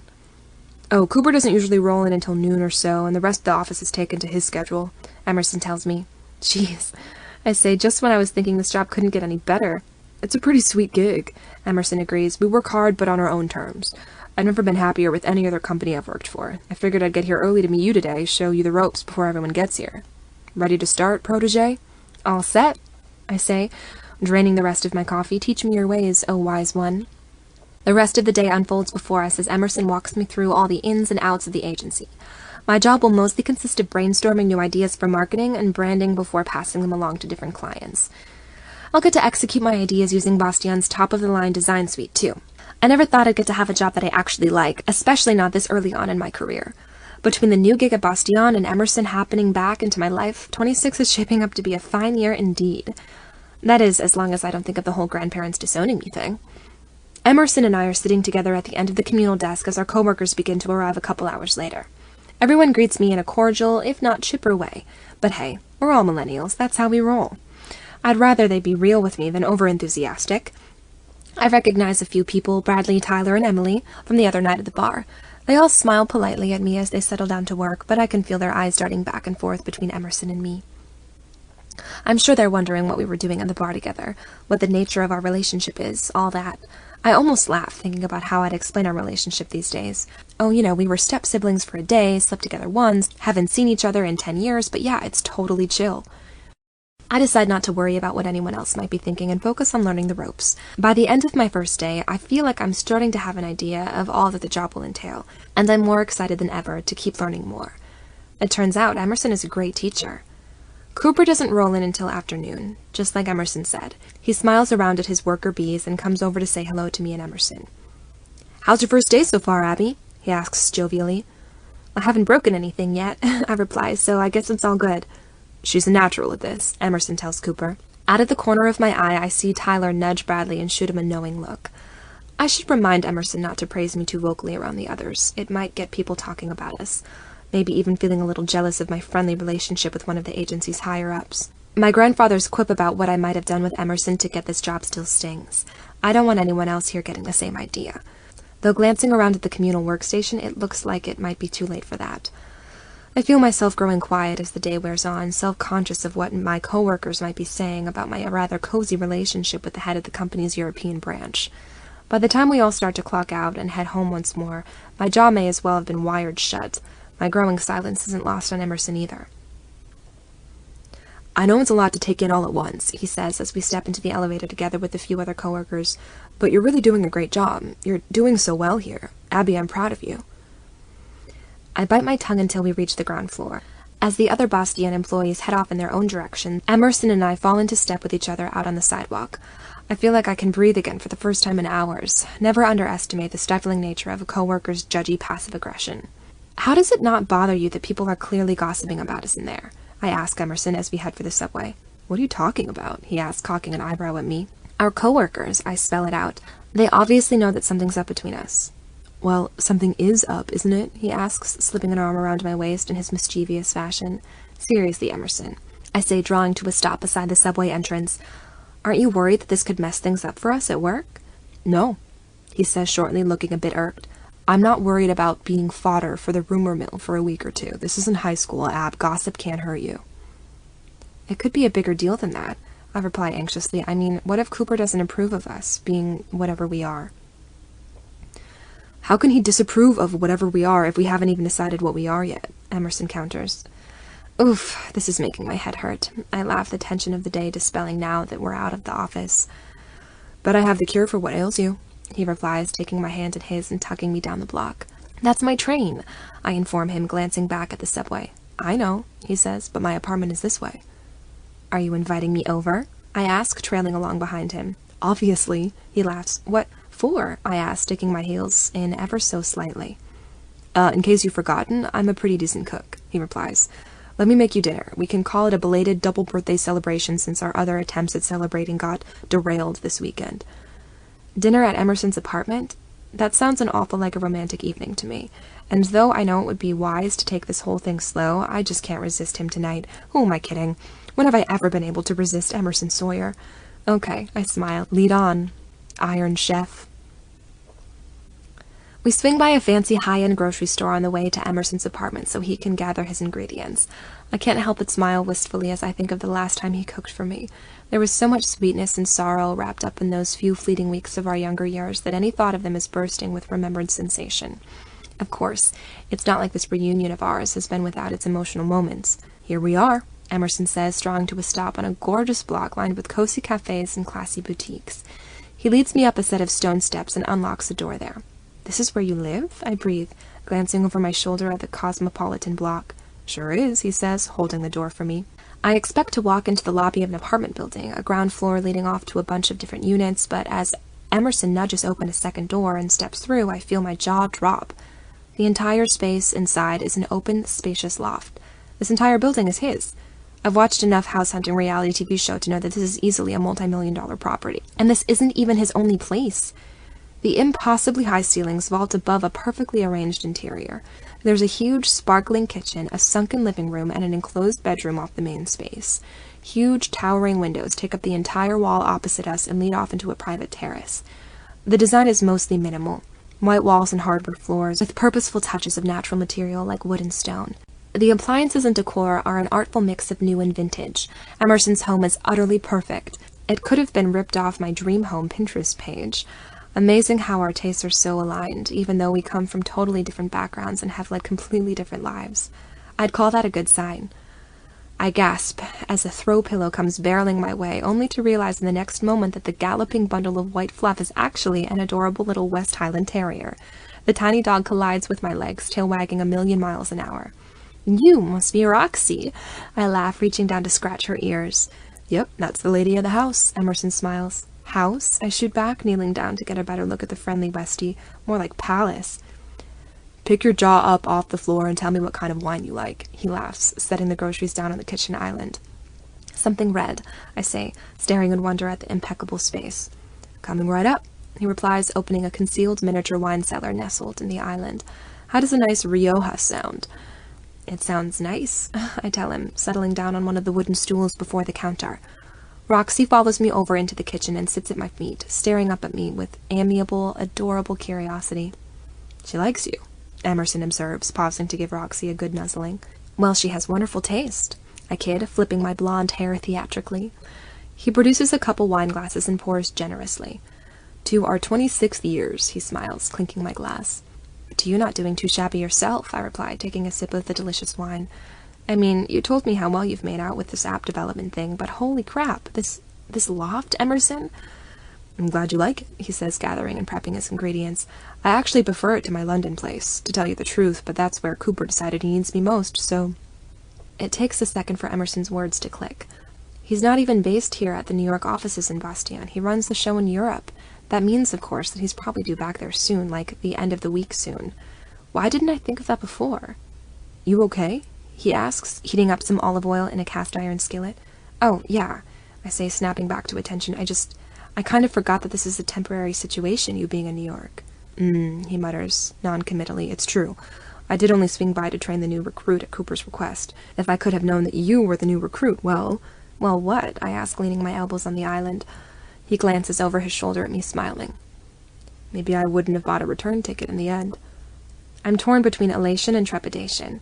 Best not force the issue of what's going to happen between us once my training is complete, and focus on the moment at hand. I watch as Emerson grills 2 delectable salmon fillets, blanches some broccoli rabe, and prepares a small batch of pesto pasta. The food smells amazing, the wine is fantastic, and I'm here with one of my favorite people on earth. Today may have been a little bit rough, but sure is shaping up nicely. If I try real hard, I can pretend that this is what my life is like every day, and forget that it is just a fleeting anomaly. "Here we go," Emerson says proudly, plating our food and nodding toward the terrace. "Shall we?" I follow him out onto the secluded patio with Roxy right on my heels. We settle down at a little table beneath a canopy of string lights and overgrown ivy. I know I shouldn't get attached to this place, this feeling, but I can't help it. This is all so perfect. And that's even before I taste the food. "Oh my God," I murmur, taking my first bite of perfectly grilled salmon. "Better than my risotto, even?" Emerson asks, helping himself to his meal. I never would have thought it was possible, but yes, I exclaim, savoring the taste. "I kept up with the hobby," he says modestly. "Spending a bit of time in France certainly whipped my cooking skills into shape." "You lived in France?" I ask, wide-eyed. "Oh yeah," he nods. "France, England, Spain, even Finland for a while." "Damn," I whistle. "I've been in the same apartment since I was 18. "Nothing wrong with having roots," he replies. "Yeah," I murmur, thinking of my grandparents' threat to tear those roots right out from under me. We savor our incredible meal, the fine wine, each other's company, and, of course, the delightful presence of Roxy. It's shaping up to be a pretty good first day at the new job after all, even if this is strictly extracurricular. The evening wears on, a couple more glasses of wine are poured, and Emerson even manages to find a record we can both agree on, Iron and Wine, an old favorite of ours. We retire back onto the loft, and I meander around the space at my leisure, taking in all the little details that make his house his home. I'd offer you a grand tour, Emerson says, watching me from the center of the room, but this is pretty much it. What about in there? I ask, nodding towards the bedroom door. You trying to get a peek at my bedroom, Rowan? He asks, grinning. Maybe I am, Sawyer. I shrug, unless you're afraid of me finding your Playboy stash or something. This from the girl who kept a vibrator within arm's length through her entire adolescence, he laughs, walking towards his room. I have needs, okay? I exclaim, feigning defensiveness. Is that so? He replies, his voice going raspy about the edges as he pauses in the doorway of his bedroom. The delicious wine has lowered both of our inhibitions, and my body becomes alive as I feel us transitioning into the more sensual part of the evening. We haven't mentioned our steamy kiss from the weekend yet, but we seem to be coming back around to right where we left off. Emerson's blue eyes flash with desire as I step up to him, resting a hand on the firm panes of his chest. You know about my needs better than anyone, I say softly, trailing my fingers down his cut-defined torso. We'll just have to see what we can do about them then, he murmurs, catching my wrist. My eyes go wide as he draws my hand to fill his lips and takes the tip of my finger into his mouth. I feel his tongue brush against my fingertip and remember what it felt like to feel his mouth other places and break off into his room, chest pounding.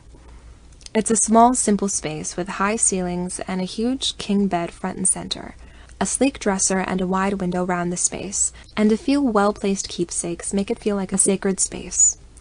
I trail my fingers along the dresser, setting down my drained glass of wine. I'm just on the far edge of tipsy, and my cares are swirling away by the second. There are a few framed pictures on the dresser, and my stomach turns to see an old wedding photo. It isn't of our parents' ridiculous ceremony, of course, but I do recognize a much younger Deb. This must be from her first wedding to Emerson's father, a man who looks remarkably like the one standing next to me now. Deb looks so happy, healthy even. It makes my heart break to think of what her life has become. I tear my eyes away from the old picture and notice that a second frame holds not a photograph but a drawing. It only takes a split second for me to recognize it, and as soon as I do, I feel my hand flip to my lips. There, on Emerson's dresser, is the sketch of him I drew when we were kids, the one I gave to him on his 18th birthday. The drawing features him in half-profile, looking serious and sure. I worked on this piece for hours, days even, before giving it to him in that seaside motel room. It's been preserved perfectly, lovingly, and for a spell I'm too moved to speak. Two strong arms wrap around my waist from behind as I stare at the picture of teenage Emerson, drawn by my very own hand. I clasp his hands where they rest against my body, letting my head lean back against his chest. You kept it, I whisper, turning my face towards his. Of course, he murmurs, resting his cheek against the top of my head. That picture has traveled the world with me. I've kept it in every home I've ever lived in, from my little apartment in Philly to my flat in London. Every time I get to thinking that I don't deserve my success, that I'm just some punk kid who's pulling one over on the rest of the world, I just look at this picture. It always reminded me that there's someone in the world who thinks I'm strong and worthy, someone who loved me once. Loves you, I whispered, turning to face him. Not loved, loves, present tense. I thought I was supposed to be the teacher this week, he murmurs, running his hands down the sides of my body. What are you doing, giving me a grammar lesson? Oh, I think we still have plenty to teach each other, Emerson, I say, taking his scruffy, sculpted face in my hands. You mean it, then? He asks, grabbing hold of my slender hips. You still... I love you, Emerson, I whisper, letting those blue eyes swallow me whole. I always have. I always will. Thank God, he grins, pulling me to him. Unrequited isn't a good shade on me. You mean... I breathe. I love you too, Abby, he says, but right now, I need you too much to waste another second talking about it. Fine by me, I murmur. I throw my arms around Emerson's shoulders as he brings his lips to mine. He scoops me up into his arms as his powerful jaw works my mouth wide open. I clasp my ankles around his tapered waist, and he bears my weight as if it were nothing. His tongue glides against mine, caressing it as he spins around me in the air, laying me out flat across his king bed. He lowers his staggering body to mine, encompassing me, subsuming me. I can feel his every muscle ripple as we move together, a tangle of limbs in lust. I bury my fingers in his hair, letting my tongue sweep against his as his hands roam down the length of my body. He tastes exactly the same, beneath the fine red wine. While our bodies find the same easy syncopation we've always known, there's more sureness and grace in our motion. Emerson was all raw power at 18, but now he's totally comfortable in his body, assured and knowledgeable. His every muscle is a tightly coiled spring of power and finesse. I've been craving his touch for 8 years, but I never could have guessed how good it could possibly feel to have it again.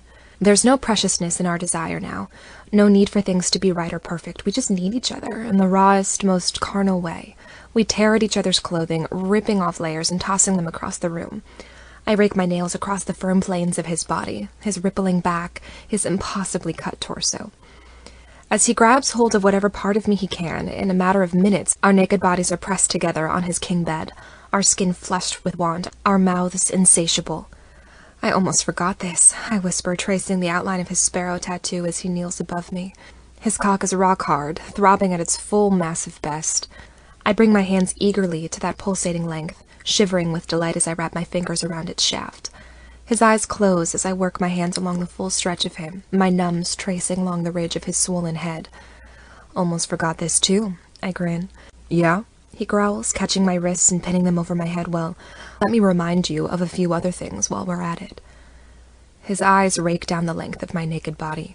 My back arches, as if his very gaze is caressing me. I let my knees fall open as he brings his lips to the hollow of my throat, leaving searing kisses all along my skin. He lowers himself to me as he moves his mouth over my body, letting me feel the tip of him brush against my wet slit. You're so ready for me, he growls, pressing his cock forward by just a hair as he kneads my tits with capable hands. He pinches my nipples just hard enough, and I cry out as the first thundering shockwave of pleasure runs through me. Christ! I breathe, my eyes wide with wonder. You know exactly how to touch me. In reply, he lowers his lips to my nipple. Keeping his eyes on me, he takes that hard peek into his mouth, rubbing against it with the tip of his tongue. I gasp as his fingers skirt down my lean torso and find my wet, aching sex. Sucking and biting at my tits, he traces his fingers along the slick length of me, working farther into me with every pass before he finally, gloriously lays 2 strong fingers against my hard, throbbing clit. My head falls back against the pillows as he bites my nipple, tracing firm, quick circles over that tender nub between my legs. I grab onto huge handfuls of bedding, forcing myself to breathe as he rolls his fingers over my clit faster and harder with every movement. My knees begin to tremble as I dig my nails into his back, holding on for dear life. Right there, I moan, as he flicks and kneads that pulsing bundle. God, that's good. You think that's good? He growls, catching a handful of my blonde hair in his and turning me to face him. The sudden jolt of force, coupled with his expert touch between my legs, nearly makes me come right then and there. Just wait. He gives me a swift, hard kiss, working my jaw open and letting his tongue sweep deeply into my mouth. I wrap my arms around his neck, shuddering on the edge of orgasm as he bears down on my clit. I'm so close, I whisper. How close? He growls in my ear, forcing my knees further apart with his. So... I gasp, my eyes screwing up in bliss. I teeter on the edge, ready to tumble, but the room spins around as Emerson grabs hold of my hips, flips me roughly onto my stomach. Shock and illicit delight confound me as I look back at him over my shoulder. There's a savage hunger burning in his blue eyes as he kneels over me, letting me feel his enormous cock against the tight, forbidden circle of my ass. For just a moment I think I know where we're headed, but again he surprises me, pulling me forcefully onto my hands and knees. Emerson runs his fingers into the firm rise of my ass. I arch my back, knowing how much he loves to drink in the sight of me, wild with needing him. With a low, guttural growl, he tugs me back towards him, lowering his mouth to my sex. My mouth falls open in amazement as he pushes against my flesh, parting me before him from behind. The illicit thrill is almost too much, which makes it just enough to drive me absolutely crazy. I savor the sensation of his tongue tracing all along my slit, licking me from behind. The very next moment, I feel the tip of his tongue against my raw, tender clit. I buck against him as he has his fill of me, licking up every drop of my desire as he works that hard button. I barrel toward the edge of bliss, blinded by the force of it. My screams echo around the small room as Emerson wraps his lips around my clit and gives it one last forceful suck. I'm done for. With an elated scream, I come hard into his waiting mouth. My limbs shudder with the force of the orgasm that rolls wildly through me, lighting up every nerve ending with unprecedented sensation. Emerson drinks me up, unable to get enough, until I'm absolutely spent. I turn to look back at him, dizzy and amazed. In the throbbing aftermath of my bliss, I can only think of one thing. I need you to fuck me, Emerson. I breathe, on my hands and knees before him. I need to feel you inside of me, now. As if I could wait another second, he growls, taking my face in his and kissing me deeply. I can taste myself on his tongue and shudder with delighted anticipation. With his mouth on mine, he lifts my body and presses me hard against his wooden headboard. I grab on tight as he moves behind me, flattening me against the steady surface. There's just enough time for me to take a breath as he produces a condom from the bedside table, tears the package open with his teeth, and rolls it down his throbbing shaft. I brace myself, lifting my ass to Emerson as I feel him poised behind me, his hard chest heaving with anticipation. Our voices rise together in a roaring moan as Emerson drives his cock into my waiting, eager body. My fingers dig into the headboard as he splits me open, slamming into the very core of me. I've never felt him this way before, never dreamed anyone could reach me so deeply, so fully. I press myself back into his every thrust, taking him in as far as I can. My head falls back between my shoulders as Emerson pounds into me, his fingers digging into my hips and his thumb pressing around my ass, the feeling so intensely illicit it drives me crazy. With every pass, I feel more of him. I swear he grows harder by the second as I cling to the headboard, dashing myself against him with all my might. His grasp tightens as he careens toward the edge himself. I bear down as his pace becomes quicker, his bucking hips more intent. I know he's about to lose it. "Come," I gasp, turning to meet his gleaming blue eyes. "I want you to—" He rears back and drives into me with one last breathtaking thrust. We cry out in unison as he erupts inside of me. Our bodies are run through with sweeping sensation, and we ride the crashing wave together. We peak and collapse together, folding into one tangle of spent limbs. Our chests rise and fall like mad as I curl into Emerson's muscular side. He pulls me close, enclosing me in his arms as our breathing slowly evens out. The record finally ends as we lay in Emerson's bed together. In the warm, easy silence, we finally swim back to the surface of reality, gazing at each other in the half-light. "I can't believe I went nearly a decade without this," I laugh softly, running a hand through his closely cropped brown hair. "Me either," he grins, kissing my palm. "Let's not do that again, okay? The being apart thing, I mean." "Sounds good to me," I sigh happily, resting my cheek against his chest. I couldn't stand to lose this again. "You won't," he says, his voice taking on a serious cast. "Whatever happens, Abby, I won't let anything ruin this." As the world reforms around us, the nagging intrusions of the real world creep back into my mind. I want to believe that nothing can derail us now, that we're home free. But what about my family, our parents, our history? What about our careers and the fact that we live on different continents? But as Emerson kisses away the worried crease between my eyebrows, all those unknown factors fade away. It's only him and me now, alone in this beautiful Soho apartment with another bottle of wine just waiting to be opened and a little bundle of white fur leaping up onto the bed to cuddle at our feet. I wonder if this is what things would have been like if we hadn't been separated all those years ago. Would we have been able to continue on as a pair and wind up here eventually? Or did we need to be apart for that time, grow into our own selves before we could be together? It's impossible to know, of course, but still, it's a comfort to think that all the pain we've been through separately and together hasn't been in vain. That our whole lives have been leading up to something wonderful that we now get to share. "Come on," Emerson says, easing me up from the bed and handing me my top. "We haven't even had dessert yet." "You're perfect, you know that?" I sigh, slipping back into my clothes. "Yeah, I know," he teases, leaning in for another kiss. We head back out into the loft, half-dressed, open a bottle of Pinot Grigio, and dig into a couple of pints of ice cream. Tahitian mint for me, black cherry for him. Settling down onto the expansive, pillowy couch, we talk late into the night, halfway paying attention to some mushy rom-com that's playing on TV as we revel in playing house together. I hardly even notice as I start drifting off into a sated, happy sleep. My appetites, all of them, have never felt so satisfied as they do tonight. Chapter 16. Sloppy kisses land all over my sleeping face, dragging me out of the slumber. Man, has Emerson lost his smooching prowess already? I think to myself, prying my eyes open. But as I blink into the morning sunlight, it isn't Emerson's blue eyes I find staring back at me, but Roxy's chocolate-brown peepers. I laugh, giving her a good scratch behind the ears and pulling myself to sitting. I've fallen asleep on the couch with my head in Emerson's lap. He's still out, and I help myself to a moment of watching him sleep. His features are soft and relaxed, as gorgeous as ever. I can't believe I have the privilege of seeing him this way again. Swinging my legs over the couch delicately so as not to wake him, I reach into my purse and grab for my phone. I blink down at the welcome screen and see a dozen texts from Riley asking me where I am. There were missed calls too, a good handful. And not just from Riley either. The Bastian offices seem to have called my phone more than a few times. At first I can't imagine why. That is, until I see what time it is. Fuck! I cry out, tumbling off the couch. Huh? What? Emerson mumbles, snapping out of his slumber and looking wildly around. What's the matter? It's 12:30 already, I tell him, scrambling to my feet in panic. We're supposed to be at work. How the hell did we oversleep? I guess we wore each other out last night, huh? Emerson smiles, reaching for me. Don't, I snap, tearing off in search of my clothes. We're going to be an hour late to work, Emerson, and it's only my second day. Relax, he says, following me into the bedroom. I'll vouch for you. Oh yeah, that'll look awesome, I shoot back, me strolling in on my superior's arm, getting special treatment because I happen to be fucking the right person. Whoa, slow down, he says. First of all, I didn't mean to offend you.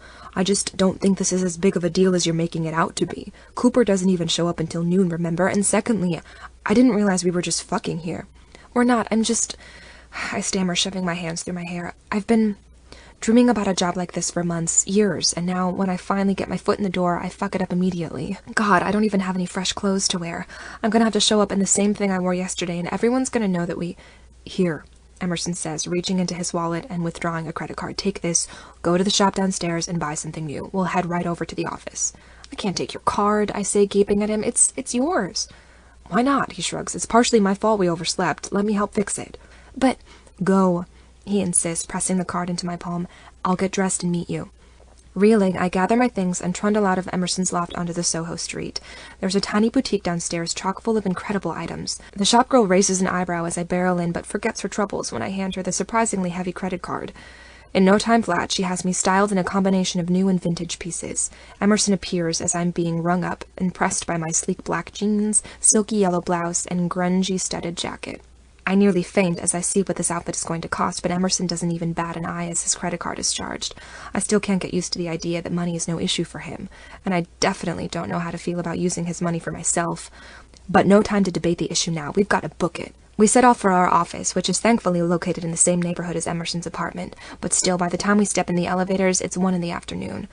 I bounce on the balls of my feet as the elevator lifts up to the offices, feeling anxious and guilty. Take a breath, Abby, Emerson tells me as we draw level with our floor. I'm sure no one's even going to notice that we're... As the doors slide open, I feel the breath catch in my throat. A dozen faces whip around in unison as the entire office turns to stare at us. Every face at the communal desk stares at me and Emerson unabashedly as we step onto the floor side by side. I can feel my cheeks burning as my coworkers' gazes go from curious to smug.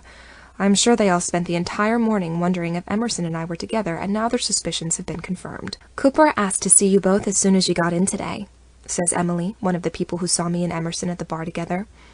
The corners of her mouth are turned up in a grin that's starving for scandal. Thanks, Emerson says curtly, drawing himself up in his full height. He has no reason to be cowed by our coworkers' scrutiny. He has seniority, and $1 billion bank account. I, on the other hand, am absolutely leveled. I can't believe I've let myself become a joke within my first 48 hours here. Nice duds, mutters Tyler, scoping out my outfit as Emerson and I hurry past the desk towards Cooper's office. That's what a sugar daddy will get you, Bradley stage whispers. Delighted chuckles go up around the table, and my embarrassment hardens into anger. Why don't you focus on the task at hand instead of sniping like a little preteen, Beardy?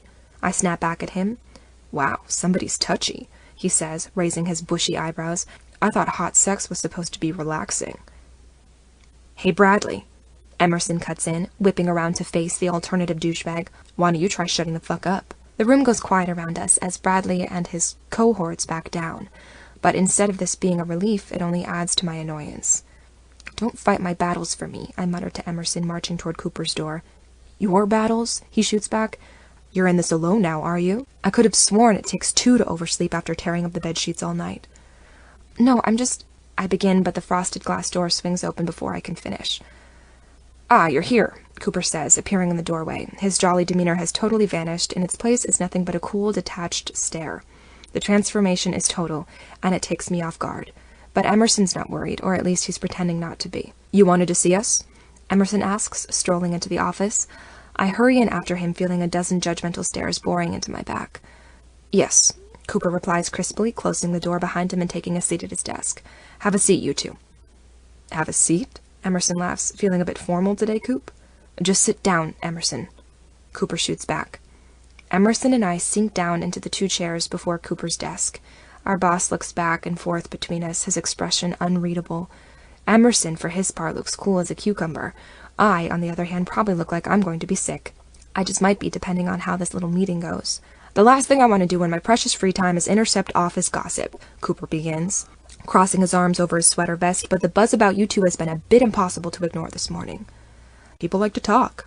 Emerson shrugs, leaning back in his chair. I glance at him nervously. His nonchalance could very easily read as disrespect. Be that as it may, Cooper goes on, whatever it is that's going on between you two is distracting the rest of your coworkers. Again, I don't see how that's news, Emerson presses. They need to mind their own business and focus on their work. That's rather rich coming from you, Cooper says testily. What are you talking about? Emerson replies, I take my work for Bastion very seriously, Cooper, you know that. Oh? Cooper shoots back, is that why you missed your conference call with New Zealand this morning, because you take this work so seriously? I watch as the color drains out of Emerson's face. For the first time since we woke up this morning, he falters. Damn. Emerson murmurs, sitting up in his chair at New Zealand. I forgot, Cooper. I'm sorry. Just what? Cooper cuts him off. Overslept? Blew it off? What explanation could you possibly have? You're my right-hand man in Europe, Sawyer. But that doesn't mean you can just come and go as you please. I thought you were committed to your position here. I am, Emerson insists. It was just a mistake. Look, Abby and I have been having a pretty strange week. I wince as I'm brought into the conversation. Cooper raises an eyebrow looking at me. A strange week? He says flatly. Miss Rowan, has your first week here been so prohibitively strange that you've just decided not to come into work at all? I'm not, I stammer. It's a really long story, Mr. Cooper. I'm listening, he says, training his eyes on me. I look over at Emerson, who nods for me to go on. I draw a deep breath and continue. I probably should have mentioned this right after my interview. I begin, meeting Cooper's steady gaze, but Emerson and I aren't exactly strangers. We, know each other from high school, actually, and when I ran into him that first day, even after our interview went so well, I was going to turn down the job because of that. I was afraid things might be difficult. So you know each other from when you were kids, Cooper replies. Why would that mean you had to turn down the job? We didn't just know each other, Emerson cuts in. Our parents were together for a while. They were even married for a very short time. Cooper's eyes cloud over as he looks back and forth between us. But the talk in the office has been, you showed up here together this morning, he blusters, looking more disturbed by the second. I was under the impression that there was some sort of romantic relationship happening between you two. For once, even Emerson is silent as we stare at Cooper. Our boss shakes his head, unable or unwilling to put the pieces together. But you can't be seeing each other then, not if your parents... It's complicated, I say quietly, my fingernails digging into my palms. That's not the word I would have used. Cooper scoffs. Hey, Emerson jumps in. You don't have all the details, Cooper. And believe me, I don't want them, our boss says quickly, shoving a hand through his hair. What I want is for you two to tell me what the hell am I supposed to do here. What do you mean? Emerson says, his jaw tensely angry. I mean, I have a new employee who can't seem to show up for work, a senior employee who's more interested in carrying on some perverted relationship with a stepsister than pulling his weight, and an office full of people who can't talk about anything but the two of you. Cooper rants furiously.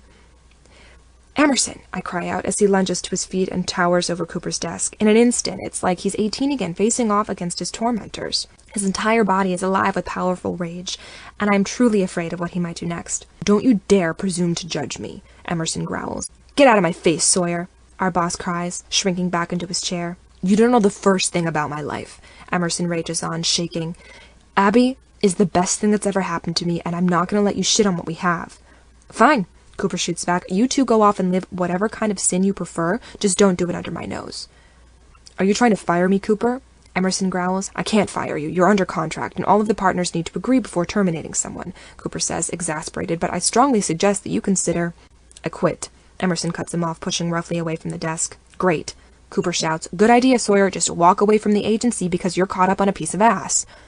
My vision flashes bright white as my boss's words sink in. Before Emerson can launch himself across the desk at Cooper, I leap to my feet and block his path.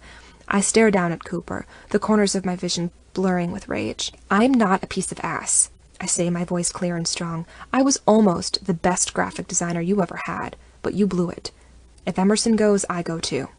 Fine, Cooper sees, looking back and forth between us. Just get out before I call security on both of your asses. No problem, Emerson says, grabbing my hand.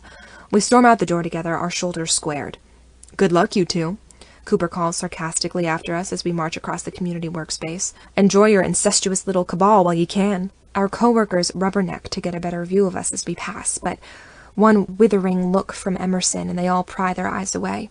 We charge down the stairs and back into the light of day. Just a few days ago, I was walking into this office and landing my dream job. Emerson was one of the most important people in this agency, and now here we are, out on our asses, and all because we tried to make a go of being together. Well, Emerson says through gritted teeth, guess I was wrong about oversleeping not being a big deal, huh? I open my mouth to answer, but the ringing of my cell phone interrupts me. I snatch the device out of my purse and see that Riley is calling. After her dozens of texts and calls over the course of last night, I figure I'd better at least answer once. Rye, it's really not a good time, I say into the phone, turning away from Emerson. Yeah, tell me something I don't know, she replies, sounding panicked. Where the hell are you, Abby? I'm at work, I tell her, or the place that was work for a second at least. What's going on, Riley? Are you okay? I've been trying to call you all night, she hurries on. Abby, there are some papers delivered to the apartment last night from your grandparents' lawyer. They're kicking us out of the apartment, effective immediately. What? I ask, nearly voiceless with shock. This can't be happening, not right now. Apparently they weren't kidding when they said that you had to choose between them and Emerson, she goes on. They hadn't heard from you, so they're kicking us out. Unless you assure them that Emerson won't be a part of your life, that is. I'm silent for a long moment, just watching as the other people on the sidewalk pass me by. Then, for lack of a rational response, I start to laugh, wildly. Emerson looks at me as if I've sprouted a second head, but his confusion only sets me off further. This can't all be happening to me, and yet here it all is, landing in my lap in a heap. Have you totally lost it? Riley asks me over the phone. It's possible, I cackle, gripping my sides. It's very possible. I should have known better than to feel sunny about my 26th year. In a matter of hours, I've managed to lose my new job, my apartment, and the only family I have left. Every stable thing I've muscled into place has disappeared. Abby, Emerson says as I let the phone drop from my ear. Why don't we head home now and talk all this out? Home, I repeat, my voice going hollow on me. I don't think I have one of those anymore, Emerson. What? He asks, his brow furrowing. I've been evicted by my grandparents, I tell him, wondering at that statement even as it leaves my lips. I don't understand. Why would they do something like that? He asks, outraged on my behalf. You're their granddaughter. Cooper isn't the only one who disapproves of us being together, I reply. My grandparents forbade me from seeing you after the other night. They said I could either be a part of their lives or a part of yours. I watch the news sink into Emerson's mind. His outrage softens as he understands what I've sacrificed for him, and why losing my job now is such a huge deal. Well, you can borrow my home then, he says, the hardness draining from his voice as he drapes an arm over my shoulder. Everything's going to be okay. I feel shell-shocked, blindsided, like every bit of context organizing my life has fallen away all at once, or at least every bit of context besides Emerson himself. For now, just having him by my side is enough. We can figure out the rest along the way. Chapter 17. After I've made sure that Riley isn't going to be left out in the cold tonight, I settle in for a long, befuddled evening at Emerson's place. The hours creep past as I try to process everything that's happened and what I'm supposed to do now. Emerson and I are both out of a job, I'm out of a home, and he's bound for Europe at the end of the week. So much for that bright, shiny future I'd been so optimistic about. Emerson spends about an hour on the phone with Cooper and the other Bostonian partners when we get back to his loft. They argue incessantly, trying to hammer out a truce. No one at that company wants to see Emerson leave, least of all Emerson, but with everything that went down between him and Cooper this afternoon, I don't see what other choice there is. For my part, I spend the better part of the afternoon absent-mindedly patting Roxy's head and trying to work up the nerve to call my grandparents. Surely they're just bluffing. They don't actually expect me to bend to their will and never see Emerson again. Or do they? Well, Emerson sighs, emerging from his bedroom, having hung up on an hour-long conference call. They've backed off the whole firing me front. Now it's just a matter of whether or not I want to back off the I quit front. So, I ask as he sits down beside me, what do you think they're going to do? For starters, he says, brushing a lock of hair out of my face, I'm going to open another bottle of wine. Helps me think. He offers me his hand and pulls me off the couch, towing me back to the kitchen island. Have you talked to your grandparents yet? He asks me, selecting a bottle of Merlot to start with. No, I say faintly, burying my face in my hands. I don't know what the hell I'd even say to them. Say they're a couple assholes who should fuck right off? Emerson shrugs, fetching a wine opener. I don't want them to fuck off, I exclaim. They're my family, Emerson. Why can't you understand that that's important to me?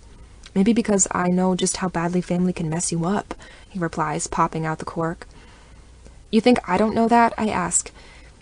If you do, you seem to have forgotten, he remarks, taking 2 wine glasses down from the cupboard. Maybe I'm just not ready to give up on my family so easily, I say without thinking. Emerson pauses with his back to me, his shoulders going stiff. What is that supposed to mean, Abby? He asks, his voice deathly quiet. Just that I've never been the type of person who cuts and runs on the people who care about her, I say, wavering in my stance. And I am? He asks, irate as he turns to face me. I was my mother's nurse for years while my father was away. I'd probably still be taking care of her if she'd ever gotten well enough to be in outpatient treatment again. I know, Emerson, I say, edging away from his rage. After the flare of anger I saw go through him in the office today, I don't want to provoke him any further. For fuck's sake, I had to raise my mother rather than have her raise me, Emerson fumes, clutching the edge of the counter. His knuckles go white with the force of his grip. I didn't mean to upset you, I tell him, trying to keep my voice calm. I know how much you've sacrificed for your mom, but you know better than anyone how painful it is, having your family not be there for you. Cutting my grandparents out of my life should be easy, but it's not for me. It's not like they're giving you much of a choice, Emerson says. I just have to figure out a way to get through to them, I say, shaking my head. Without this job, I'm going to need a place to stay, at least for a little while, Emerson replies, quizzically. Right here. I know you're letting me stay here tonight, I tell him, but I mean long-term, Emerson.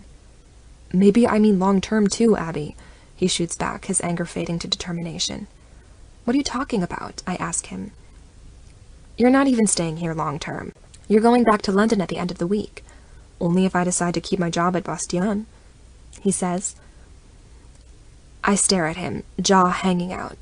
You're not seriously considering quitting, I ask. That job is once in a lifetime. Bastion is best in the field. You can't walk away from that. Sure I can, he challenges me, stepping around the island toward me. After the way Cooper disrespected us this morning, why would I want to stay? No, I say. No, Emerson, you can't leave that agency on my account. Why not? He demands, placing his hands on my hips. Because, I sputter, staring up at him. I can't. That's too much pressure. I can't be responsible for you losing your job. I'm responsible for you losing yours, he points out. Yeah, but... I stammer, resting my hands on his firm chest. I was doing perfectly well before Bastion hired me, Emerson says. I can do perfectly well without them now. But what if you start resenting me, for making you leave? I ask, unable to meet his gaze. That would never happen, he says, turning my face toward his. You don't know that, I insist. Yes, I do, he says, his eyes flashing angrily. I know myself, Abby. I know what I care about. And what I care about, above all, is you. I don't want to work for any company that doesn't value you as much as I do. Then what are we supposed to do, huh? I ask, taking a step away from him. Anything we want, he exclaims. I have enough money saved up for my first few app sales to last us 2 lifetimes. And I'm just supposed to be content living off your money? I ask arcly, crossing my arms. Remember how well that worked out for my dad and your mom? It's not the same thing, he says sternly. I don't see any difference, I say, shaking my head. My dad never had any pride in himself because he just lived off his parents' money his whole life. I was already headed down that road with my grandparents, but Bastion was finally going to get me on my own feet. I need to find another job, another way to be independent, not another meal ticket. Is that what I'd be to you?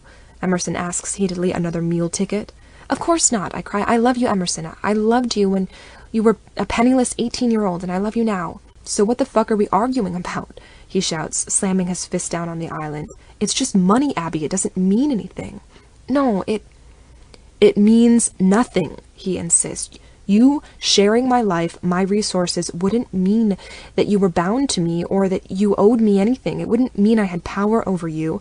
It would just mean that you were here with me, that we were in this together. Emerson, I whisper, trying to wrap my head around what he's suggesting. I don't know how to think of money as anything but a bargaining chip. Your family is fucked up, pardon my saying. He cuts me off. Your grandparents use their money as a weapon, but me? I'd like to use mine as a gift, a way out for both of us. Why don't you let me do that for you, for us? I'm sorry, I say, trying to blink back the tears that have sprung to my eyes. I just need to think. Fine, Emerson says, his jaw set. He turns on his heel, storms across the loft, grabs up a retractable leash from the side of the table. I know I should just be some alpha man idiot and storm out into the wind or whatever the fuck, but Roxy needs a walk. The Westie goes galloping over to Emerson when he whistles. Emerson attaches the leash to her collar and looks up at me. I'll give you some time to think everything over. Have some wine if you like. If you want to leave before I get back and find some other way, I won't hold it against you. Just make up your mind, Abby. You know what I want. Before I can say another word, he wrenches open the front door and disappears with Roxy on his heels. I fall back against the kitchen island, letting the baffled tears stream down my face. With shaking hands, I fish out a bottle of Cabernet from the stockpile. Pouring myself a very tall glass, I let my warring thoughts pour out through my mind as well. Emerson is willing to leave his job and share everything he has with me. I, on the other hand, have no choice but to abandon my job at Bastion, have no place to live, and hardly any money to my name. If he and I were to start a life together now, I'd be bringing nothing to the table. Shudderingly, I remember how I felt about Deb when she showed up on the scene. I thought she was desperate and manipulative and a helpless dependent. How would what Emerson is proposing make me any different from her?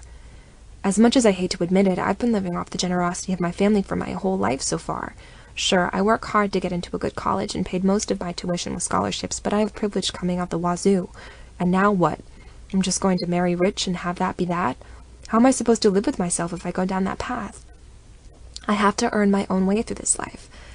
It's what I've always wanted. I take a huge gulp of wine and feel it go straight to my head via my empty stomach. Getting trashed is not the solution here, but I have no other brilliant ideas. I wish that I had someone to talk to about all this. Riley's probably furious with me for getting us evicted, and it's not like I'm going to call my grandparents up. It's times like these when I most keenly feel the loss of my mother. I wish more than anything that she was here for me to talk to. She'd probably be able to help me through this mess, but of course that's just a dream. I'm all alone in this, as ever. Well, Self, I mutter, raising the wine glass to the empty apartment. It's just you and me again. Let's figure out what we're gonna do. I nearly lose my balance on the bar stool as a loud knocking rings out from the front entryway. That's weird. Emerson just left 5 minutes ago, and besides, he has a key. We didn't order any food, and there's no way Riley's swinging by to say hello after what I've done to her, so then who could possibly be knocking at this door? Cradling my wine glass, I stand and cross to the front door. Probably it's just Emerson's dry cleaning or something. Billionaires have things like dry cleaning delivery, right? I step into the entryway and unlock the front door, swinging it open with my free hand. There's a man standing on Emerson's front steps. He wears a dated but clean sport coat, a fair amount of stubble, and scuffed shoes that must once have been very expensive. His hands are clasped nervously in front of him, and his hunched shoulders give him a look of preemptive defeat. There are red splotches across his nose and cheeks, signature features of an alcoholic. The man is staring at his shoes, and for a moment I can't place him, but then he lifts his face to me, and I feel the wind rush out of my lungs. "Dad?" I breathe, paralyzed in the doorway. "Hello, Abigail," he replies with heartbreaking formality. "I hope this isn't a bad time. Well, I know it is, but can I come in?" "Oh, of course," I tell him, stepping aside to let him in. My dad shuffles past me into Emerson's loft, looking as frail as I've ever seen him.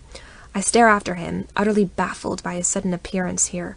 I haven't seen him since my master's program graduation ceremony, and even then he barely said hello before disappearing into thin air again. He's not exactly an active presence in my life, so what the hell is he doing here, on one of the most intense nights of my life? "Dad," I begin, watching as he stands awkwardly in the middle of Emerson's loft. "Why are you here?" "Your grandparents, they told me what was going on," he mutters. "I figured you might be in a tough spot, so I thought I'd come try to, I don't know, help." "But how did you even find this place?" I ask. "Your friend, roommate, she mentioned you were with Emerson. This address wasn't too hard to find." He shrugs. I take a nervous sip of my wine and immediately feel horrible for doing so as my dad shifts uncomfortably. "I'm sorry, I shouldn't," I murmur, setting down my wine glass. "No, it's okay," Dad assures me. "I've been sober for a solid 6 months." I bite my lip. 6 months is always about how long he lasts between relapses. I don't want to set him off. What I do want is to understand what possessed my father to track me down tonight. We haven't had a real conversation in years. Really not since his falling out with Deb. His endless cycles of relapses and recoveries has broken him. He looks feeble now, broken. I hate to see him like this. "So," I prompt him, "are you here to save me from the evil Emerson Sawyer? Oh, are you going to tell me that Grandma and Grandpa are right and that I should steer clear of him if I know what's good for me?" "No," my dad replies, shoving his hands into his pockets. "No," I reply, taken aback, "but I'm not here to save you from Emerson." My dad goes on, "I'm here to try and save you from yourself. You're gonna have to drop a few more breadcrumbs if you expect me to follow this," I tell him, crossing my arms. "I know this is going to sound insane coming from me. my dad says, struggling with his heart-to-heart dynamic. But when your grandpa told me what the situation was, it's like I knew what you'd be thinking. You'd be thinking I should just give up on Emerson, and it's too hard, and it's not right to let someone help me. I need to go it alone. I stare at him across the room, flummoxed by how spot on he is. My dad and I have never understood each other, not once. He's never even made the attempt to understand my experiences. We don't talk. We especially don't listen. But here he is now, speaking to what I actually have been thinking and feeling. What the hell am I supposed to do with that? Dad, I say slowly, are you telling me that I should stay with Emerson? I think I am, he says, as if surprised by the conclusion. But you hate Emerson, I remind him. You two nearly killed each other that day. Please, Dad says, holding up his hands for me to stop. Let's not go there. Sorry, I backtrack. I'm just a little confused here. I never knew how to do right by you, Abby, my dad says quietly, lifting his eyes to mine. But that's not your fault. It's on me. When you were growing up, I never gave your needs the same weight as mine. Never thought about how things would affect you. I was totally blindsided by how much Emerson came to mean to you back then. I didn't even stop to consider how wonderful it was you'd found someone you could talk to, share things with. God knows I wasn't helping you on that front. Don't say that, I reply, a knot forming in my throat. I've always loved you, Dad. You know I have. And I love you, he says, crossing the room tentatively toward me. I've just been pretty terrible at letting you know that. With great care, Dad takes my hand in his. He looks at me intently, and for the first time in my life, I feel like he's actually seeing me. Abby, he says, do you love Emerson as much as you did when you were a kid? No, I whisper hoarsely. I love him so much more now. Then don't run away, he says, squeezing my hands. Stay and work through this with him. Don't refuse him out of pride or some idea of property. It's okay to let people help you, especially the people who love you more than anything. But what if something goes wrong? I ask earnestly. What if we start to resent each other or feel tied down or change our minds? Then at least you'll know for sure where you stand. My dad cuts me off. I know you've been in pain since you and Emerson were forced apart. It was my fault that happened, mine and Deb's, but can you honestly tell me you haven't spent the past decade wondering what would have happened between you and Emerson, if only? I can't let you spend the next 10 years wondering, hurting. I need you to hear me now, Abby. I hear you, I tell him, and it's true. I know it's scary, sweetheart, Dad says, resting his hands on my shoulders. But you've got to jump, now. It's time. Okay, I whisper. Okay, Dad. Okay, you'll jump? He presses. I'll jump, I tell him. But I may fall, you know. There's always that chance, he says sadly. Trust me, I know, but you know what'll happen if you don't fall? You'll fly. He kisses my forehead and wraps his arms around me. I hug him back ferociously.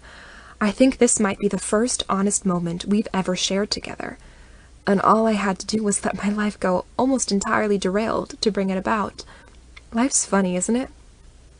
My dad and I both look up as the front door swings open and a small bundle of fur bounds into the loft.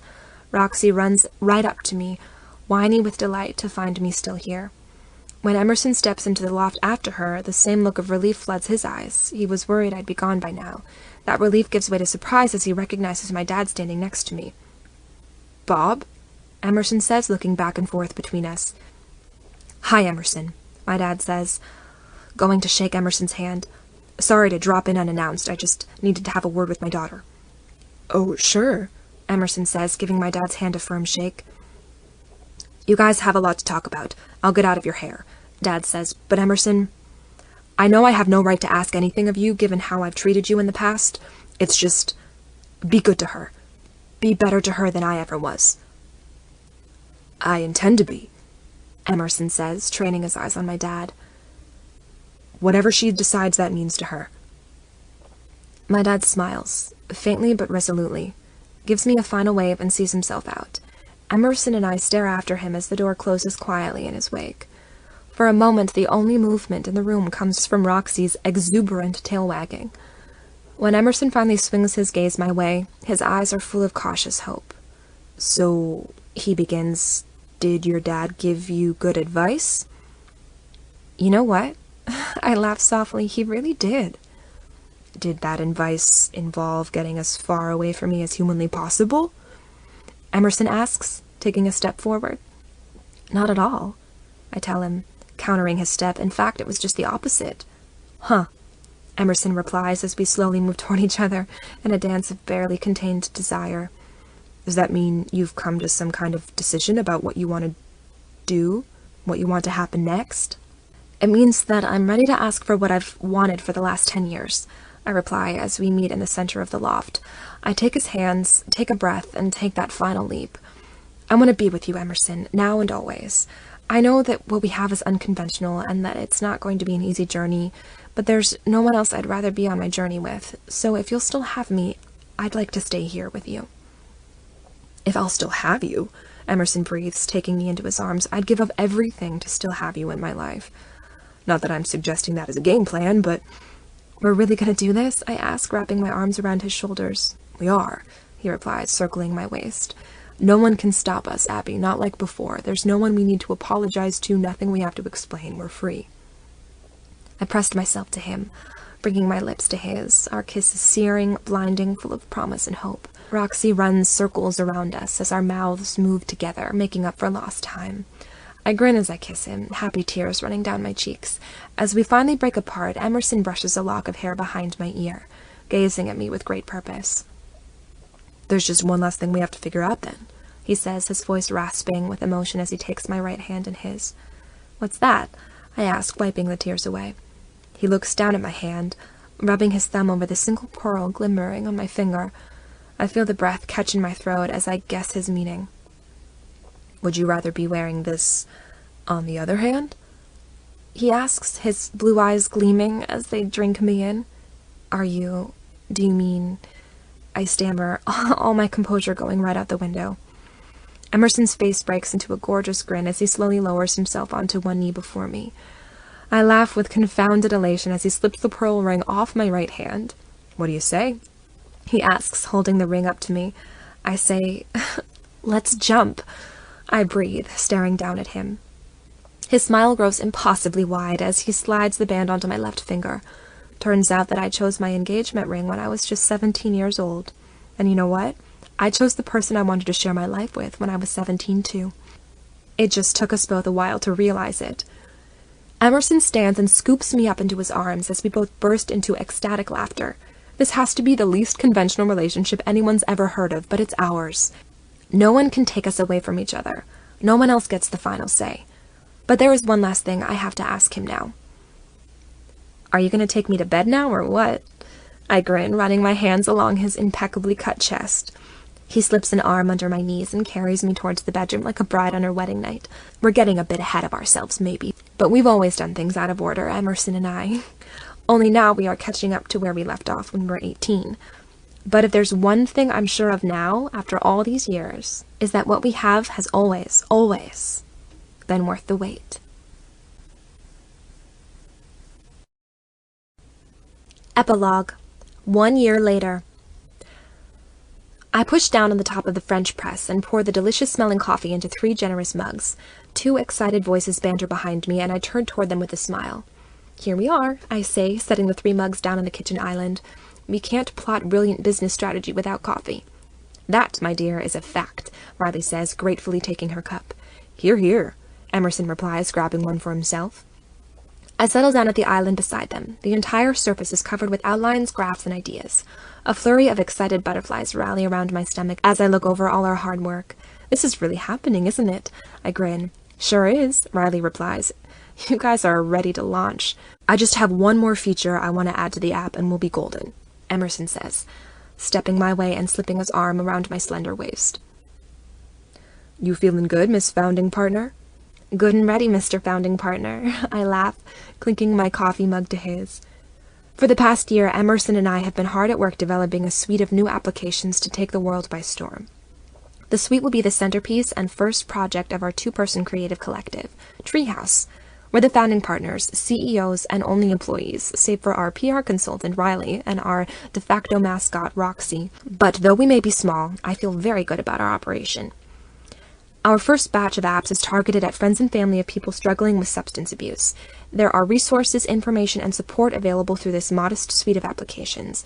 There's even a way for individuals to get in touch with each other, share the burden of living with and loving someone who's self-destructing. Basically, it's everything Emerson and I wish we had as kids, everything we were eventually able to give each other, only in app form. Hey, it's 2015 after all. All you need to do is press publish and you'll be good to go, Riley says excitedly. Would you like to do the honors? Emerson asks, sliding a tablet my way with a suite of apps pulled up, ready to be launched. We'll do it together, I say, taking his hand in mine. I feel his wedding band brush against my hand and get a little thrill. We only just said I do at a small city hall ceremony last month, so seeing his wedding band is still new. Together, Emerson agrees, naturally. Get on with it, lovebirds, Riley says excitedly. I want to put out the press release. With hands clasped, Emerson and I each lower a finger to the big red button and introduce the world to our latest idea. After months of tireless effort, it feels wonderful. There may have been a time when starting my own business, launching a brand new product, and subjecting myself to the crazy world of the internet may have been terrifying. But as I look up at Emerson, I realize that I've already taken the biggest, best risk of my life. Nothing can stop me now. Scratch that, I think, as Emerson scoops me up in a celebratory kiss. Nothing can stop us now. The end. This has been Stepbrother Billionaire, a novel written by Colleen Masters, narrated by Eli Walker. Copyright 2014, Hearts Collective.